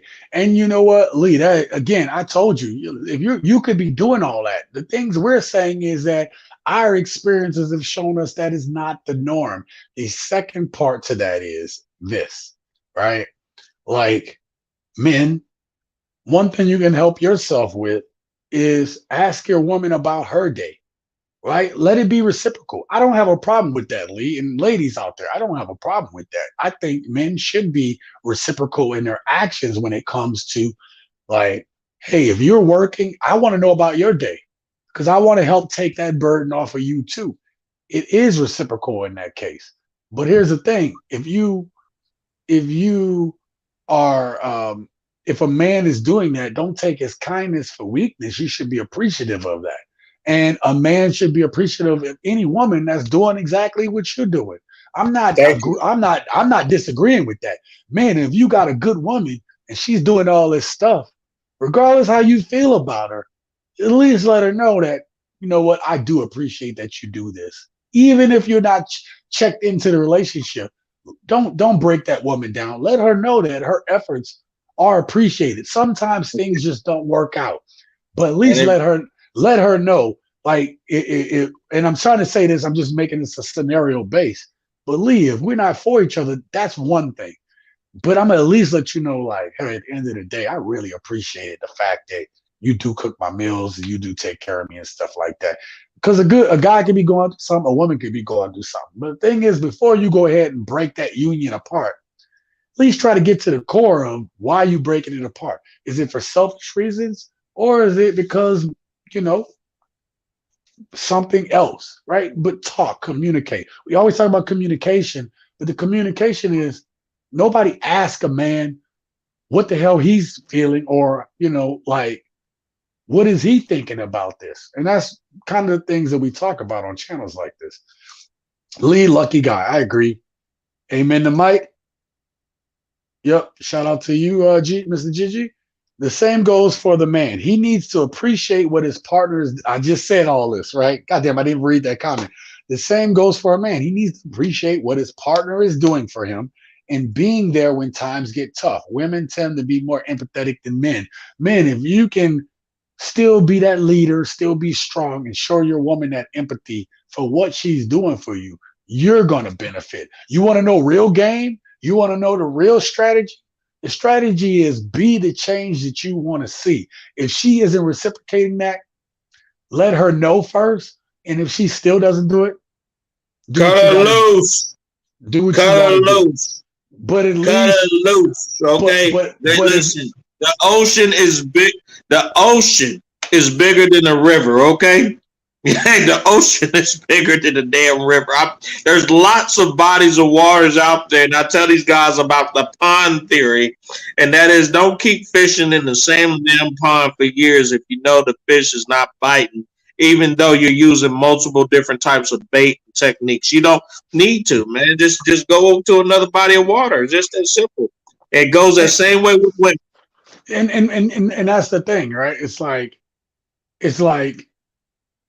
I don't away from telling men to not take care of their responsibilities as far as being in a family or being in a relationship. If anything, I appreciate it more now. But here's the thing. If I'm doing what I'm supposed to do as a man and you're not appreciating that, or you treat me like you could do better, then why the hell would I stay there? You know what I'm saying? And again, ladies, if you're dealing with these Pookies and Ray Rays, don't go back to another Pookie and Ray Ray. Oh, we got the troll bot came back. Yeah, again. I'm about to get him. Yeah. I don't know how the hell they keep doing that, but anyway, listen, you're not the only one that happens to, buddy. No, I already know, man. I already know. I've been doing over a year worth of live streams now, and so I have a theory. If you stay on here long enough time throughout the night, then you're gonna get a bot. Whatever. It's every channel gets a bot, man. So Mr. Gigi, before I shut this down, what you thinking, bro? I have a request though. Yeah, can you please show us a film or multiple films of the different type of meals and beers and drinks, non-alcoholic beverages too, that you're actually experimenting down there? Is that possible? I don't know if I have the like non-alcoholic, because I'm a drinker. I'm sorry, I was in the military. Yeah. But let me tell y'all, I've always told y'all guys about living in Mexico. One of the things that I told you guys about was that I lost 15 pounds down in Mexico. So I was 240 pounds when I went there, and I got down to about 225. I was in the gym. You have my gym video and stuff like that. So I was, and I'm gonna tell this story again, but I tell it all the time. I took a sip of, I said, I got a Coca-Cola, whatever, because I had some Captain. I took a sip of the Coke, and I'm like, what is wrong with this Coke? Did I get diet? No, it was a Coca-Cola. And I was like, what the hell is going on? So I flipped it around, and 8 grams of sugar. I'm like, I don't know how much sugar there's I don't know how much sugar there's a Coca-Cola have. So I researched online and said, well, how much does a Coca-Cola in America have? A Coca-Cola in America has 39 grams of sugar. You want to know why you can't lose weight? You want to know why you can't get to your fitness goals? It's because our food is poisoned. Our food is it's no matter what you do, you can try to even eat healthy with the GMOs and all that stuff. You cannot escape the weight gain from American food. And plus, before I even started living in Mexico, there was a story I heard about a woman who had done this amazing weight loss journey while she lived abroad. She came back. She had been gone for like months, lost a lot of pounds. She came back. It was only in the States for 1 week, gained all the weight back. 1 week. A week. Yep. Record-breaking. Yeah, some of the, he said, Mike says, isn't Mexico cola made from natural sugar cane? Some of them are, some of them have the aspartame stuff in there like that. But the point is, on everything, that same Coca-Cola down in Mexico that has 8 grams of sugar, on the thing, on the foods, is all the labels that tell you is a black little stop sign with a little white box or a white line around the stop sign. And what it says is excessive sugar, excessive calories, excessive fat. Whatever is bad about it, they put right on a label, and it's at a level much lower than it is in the States. And so that is going to just tell you right there, they don't care. There's no regulation. But let me ask you this. Did that Coca-Cola taste the same or taste just as delicious as here or different? It was different. Gotcha. But I got used to it. I got used to the fact that it's less sugar. So I didn't used to really drink a lot of soda here in the States. I drink more soda there because I would drink water all damn day. You got to stay hydrated. And then, so when I go sit at a restaurant or something, I'm like, I need something with some flavor. So I get a Coca-Cola. Well, if the Coca-Cola has 8 grams of sugar, it takes almost 5 Coca-Colas from Mexico to equal the same sugar content as in 1 Coca-Cola here. So think about that. It's crazy. So we know that if you're taking in too much sugar and fats and stuff like that, guess what? You're not going to be able to lose weight. It's just the way it is. That's why, like, if you're serious about weight loss, you got to get rid of sugar. You got to get rid of fat. Well, the reason I say the foods and non-alcoholic beverages, like on the One Master Teacher's channel, when he was doing like filming in Ukraine and a couple other places, right? He was actually showing like actual healthy fruity drinks, right? It was like some really cheap drinks, man. These are like exotic, like, fruity drinks, man, whatever, right? They had like 3 different types of fruits or whatever, and they were like very healthy for you. He ate for breakfast or whatever and drank for breakfast, along with like a breakfast meal. It's like he had like all this nice breakfast he had like all in for like $7, and it was really, really elegant or whatever, and that's why. And even fruity sweet drinks there are still less than the ones you're going to get in the States. So what I'm saying is you can plan your diet around that. I will say that the gym I went to, go check out that video, y'all, and Playa del Carmen there. But, okay, I'm about to do it. I made it about the gym, but I also made it like a little comedy. You know what I mean? Because I like doing that stuff. Fried foods with certain oils is also toxic. See, here's the thing. In other countries, a lot of stuff is banned, or they, like in Mexico, they have a lot of processing places that they make their own stuff, versions of the same thing. Wow. Yeah. Banned. Oh my God. Wow. Matter of fact, hold up, real quick. This is really cool. This is the boots on the ground stuff I'm talking about, yeah. Boots on the ground. He's there, Wow. Boots on the ground. So that's a Mexican pack of Kool-Aid. Now, this doesn't have any sugar in it, but when I would get the Tang had less sugar than the Tang in the States. So I'm just saying, like, the differences in the food, man. Again, it helped me lose a lot of weight and stuff like that. And then Mike says, my father used to work for a soda factory, and the drinks are made from a very thick tar like syrup.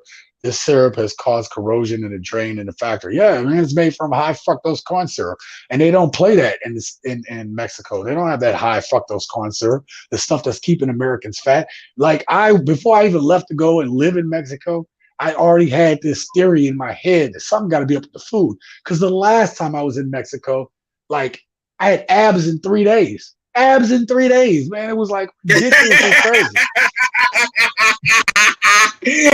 Hey, hold up. Is this with going to the gym, or this just doing like natural walking or everyday stuff? So it was part of that. But they had a nice gym where I was at in the resort I was at. And so I went to the gym every day. But the food inside the resort was like I was eating salmon and I was eating vegetables.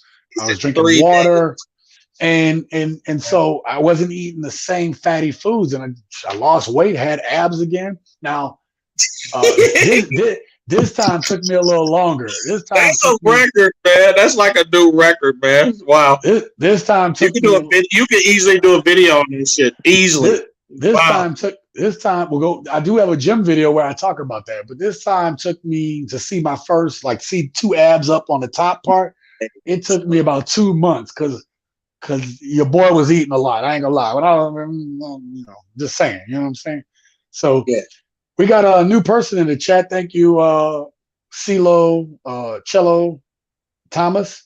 I've been to Haiti twice. The food outside the States are much more healthy and foods taste better as well. Even the cooking oil is fresher. Perfect. That's exactly it, right? So they use a lot of cooking oil there, right? Like it's part of the culture, but their cooking oil ain't the same cooking oil as we have. Their foods aren't the same foods we have. The sugars, the fats, like they tell you it's reduced and they tell you it's still excessive. Like that's the crazy part. Now, all right, I have $1 million question for you then. Let's go. All right. What about the street foods? Like if you walk up to a street food person, you want to get a burrito, you want to get a taco, anything Mexican food or whatever it may be, because the philosophy, like in some parts of Thailand, they say don't go to the street. Some of the street places or whatever, you got to be very, very cautious. But how's it in Mexico? I wish QB Flexing was back. So I wanted to ask that question. Because I'm a foodie too. So I ate street foods. Believe it or not, man, like I ate a lot of pasta there. I ate street foods. I ate a variety of foods. I didn't just strictly stick to eating the vendors. I think with anything when it comes to diet, it's balance. So if I ate bad during the day, maybe the next meal I went and I ate a healthy meal. But the difference is you're walking everywhere. It's hot. You're sweating. You're drinking water. You're like the whole, I'm going to be real with you. In Vegas right now, it's probably like 120 degrees, right, during the day. I never went outside during the day. That's why, right now I'm in my element. It's 11 o'clock at night or whatever. I'm always up late. I'm a night person. I never walked. I never went outside until it got winter. And winter in Vegas only lasts about 4 or 5 months tops, right? There, every day I walked somewhere. Every day I walked. I'm talking about I would eat a meal and then I would walk for probably about a good hour after that meal. So it wasn't that itis set in. I would walk it off and I would get back to my place and I would chill for the evening. Wow, that is impressive. So you're still motivated even after you eat. Wow, that's healthy. Yeah, because a lot of times I had to walk out to go get some food.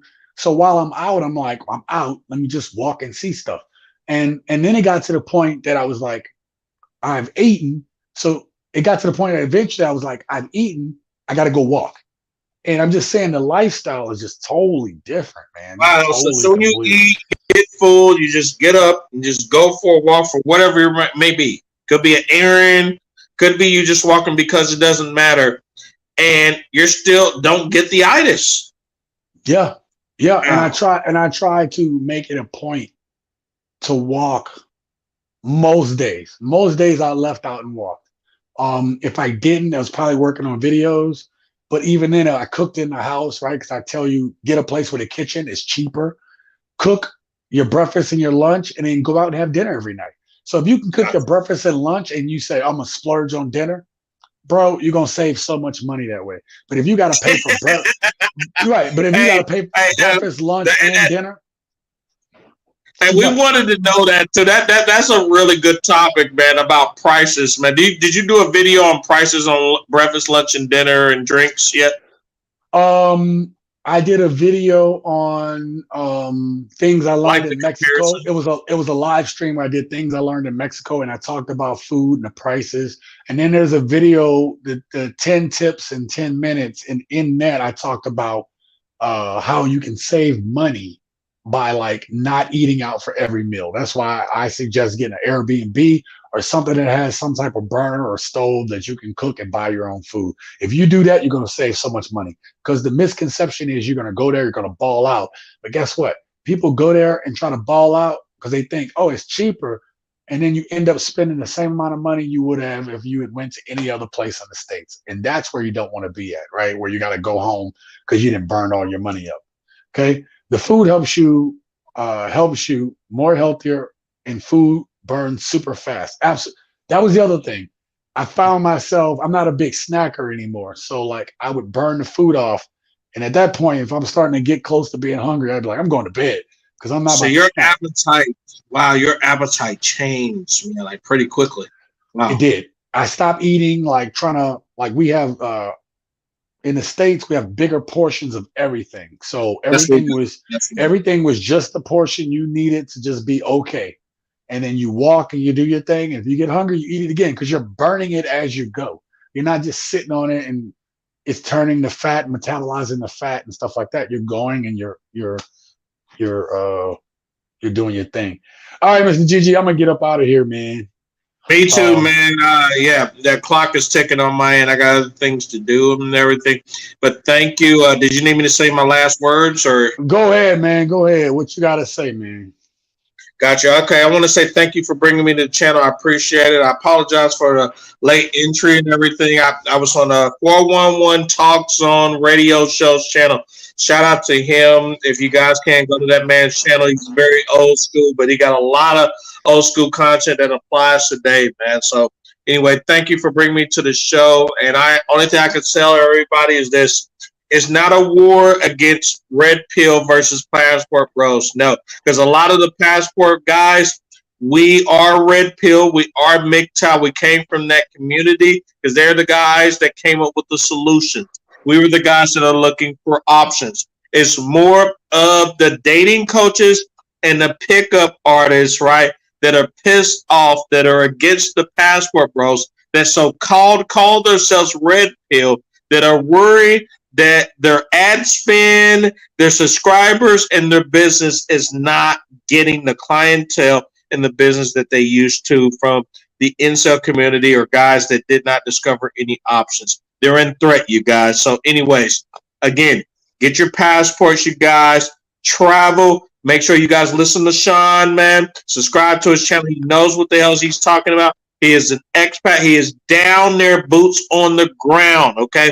To give guys like me, who currently has their passports, right? I represent the guys who got their passports. They're ready to travel. They haven't pushed that button yet or pulled the trigger yet for whatever the reason may be. But guys like him, QB Flexing and BMT and One Master Teacher, all right, gives us purpose and gives us hope, you guys. So again, get your passports, get your money together, make a schedule, travel. Also, to go to my channel, Men's Daily Advice and Encouragement channel. You guys can subscribe there. We talk about all types of MGTOW, red pill content, female nature, finances, and for God's sakes, getting your life together and giving you guys the encouragement to be a better man as you can for not only today, for the future. But anyway, thank you, Sean. I appreciate you bringing me here. Thank and you, hope brother. all goes well for you guys. I appreciate you, man. Thank you very much. Thank you very much. Take it easy, buddy. Keep up the good work. Thank you, brother. I appreciate you. Let me give again shout out to Mr. Gigi's Men's Daily Advice channel. Right, Mike says nice stream. Thank you for being here, Mike. Cello Thomas, man, thank you for being here tonight. I go through and I thank everybody for being here. So please bear with me with that because you guys, thank you to my lovely guest Lee for being here. Thank you for making us, talk and bring out certain things, whatever. And I'm happy for you and your relationship. I hope it lasts forever. And if it doesn't, then I hope you learn from it and you grow from it and do what you got to do. I appreciate that.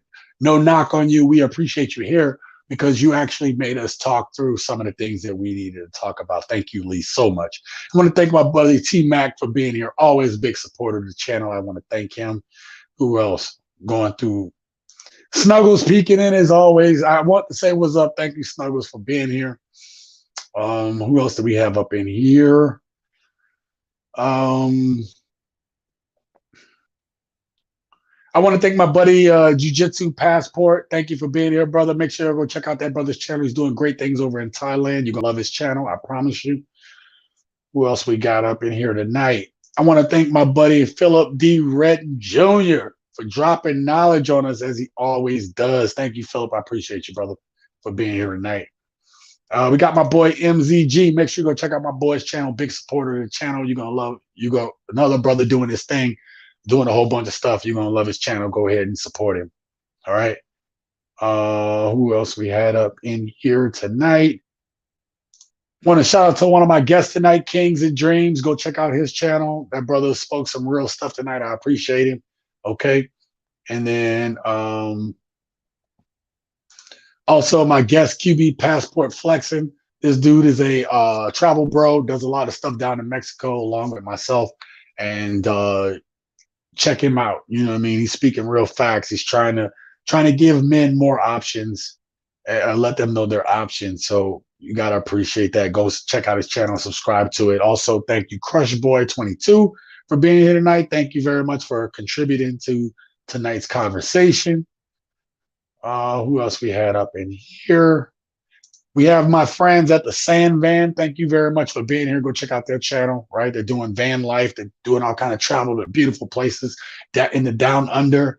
And we appreciate you guys for being here. We have Zay the Smooth for being here. Thank you, brother, for being here tonight. Thank you. We have my friend Wanda, Miss Amici. Go check out her channel. You want to talk about a person, a woman that is showing young men how to get themselves organized, keeping her family organized. They have a lovely family, lovely channel. You're going to love it. Check it out. If you want positive content, that's the place to be.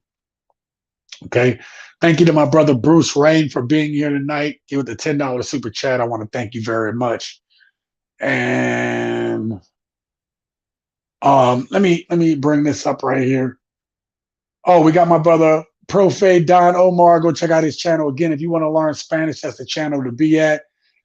Cello Thomas says, Sean C., you have a YouTube channel in Mexico? Absolutely, brother. I have all kind of content on Mexico. I'm actually about to work on another video where there's another club that they let me in for free. So I promised them that I would put up a video promoting their club. So that'll probably be one of my next videos. And then there's another video I'm going to do. I was in New Orleans recently. I'm back in the States right now. So I was in New Orleans recently to go visit some old friends and stuff like that. And I went down on Bourbon Street. So I have a great idea for a video. Hopefully you guys appreciate this.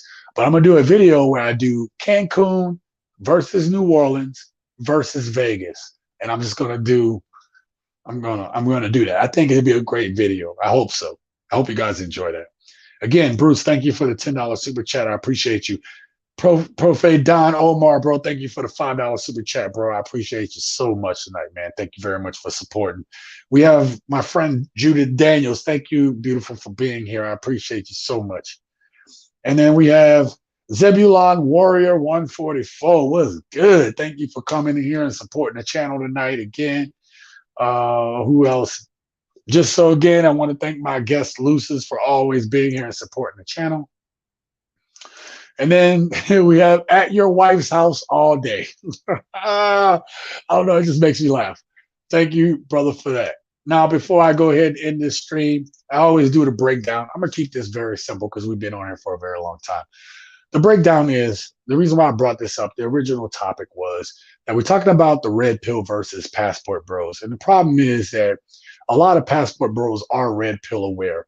And in them being red pill aware, It's more like, hey, I'm tired of getting duped. I'm tired of getting played. I'm tired of these things. Brothers aren't going down there just to go get cheap thrills. Brothers are actually learning a lot about themselves by not staying in the States. And so I encourage men and women to get out of the country and see something different. Don't allow these people to lie to you and tell you what to believe. Go see it for yourself. I will tell you, I learned so much being out of this country. It actually, like being here, I feel good to be around my friends and family. But I'm going to tell you, overall, like I feel like I just learned a lot about those people work very hard, and they're just open. Like I just had such a great experience with them opening their homes, their themselves, their wallets to making me have a good time. And I can't wait to go back and see the people that I know. A lot of good people I met down in Mexico. So again, there shouldn't be any beef between us. At the end of the day, I get it. Your bottom line might be hurt by guys that are going to other places because what it does, it shows men they have more options. So instead of trying to run game in the States, brothers want to leave. And I think, as Lucis said earlier, that we all need to work together to help each other. Because here's the thing, women need men that are on their purpose. Women need men that are going to be strong. You can say you don't need no man, but in the end of the day, we need each other. You don't hear men say, I don't need no woman. The only dudes you really see doing that, they don't even say it. They just go. It's the ones that buy those cabins in the woods. You know what I mean? Saying that I'm good. They're not saying they're trying to get away from women. They're just trying to get away from this society. And a lot of us feel like we want to escape and we just don't know how. I will say to you that if you found yourself in a rut in your life, the best thing you can do is travel.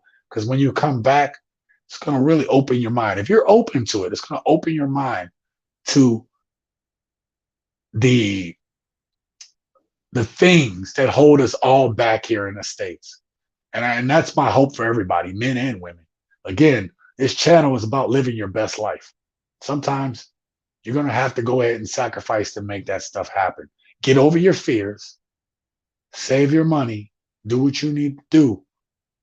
But what you need to do is escape the matrix. And one of the best ways to do it is go see another country such that you open up your perspective. And that way, when you come back, hopefully it's energized you to make moves. Make the moves you need for you and your future family or your current family, and most importantly, yourself. All right. Thank you, guys. I appreciate you all. We'll be back next week, 7 p.m. Central Standard Time, 8 p.m. Eastern, 5 p.m. Pacific Time. And you know how we do. Today was a good conversation. I want to thank everybody for being here. And that's all I got to say. As always, live your best life.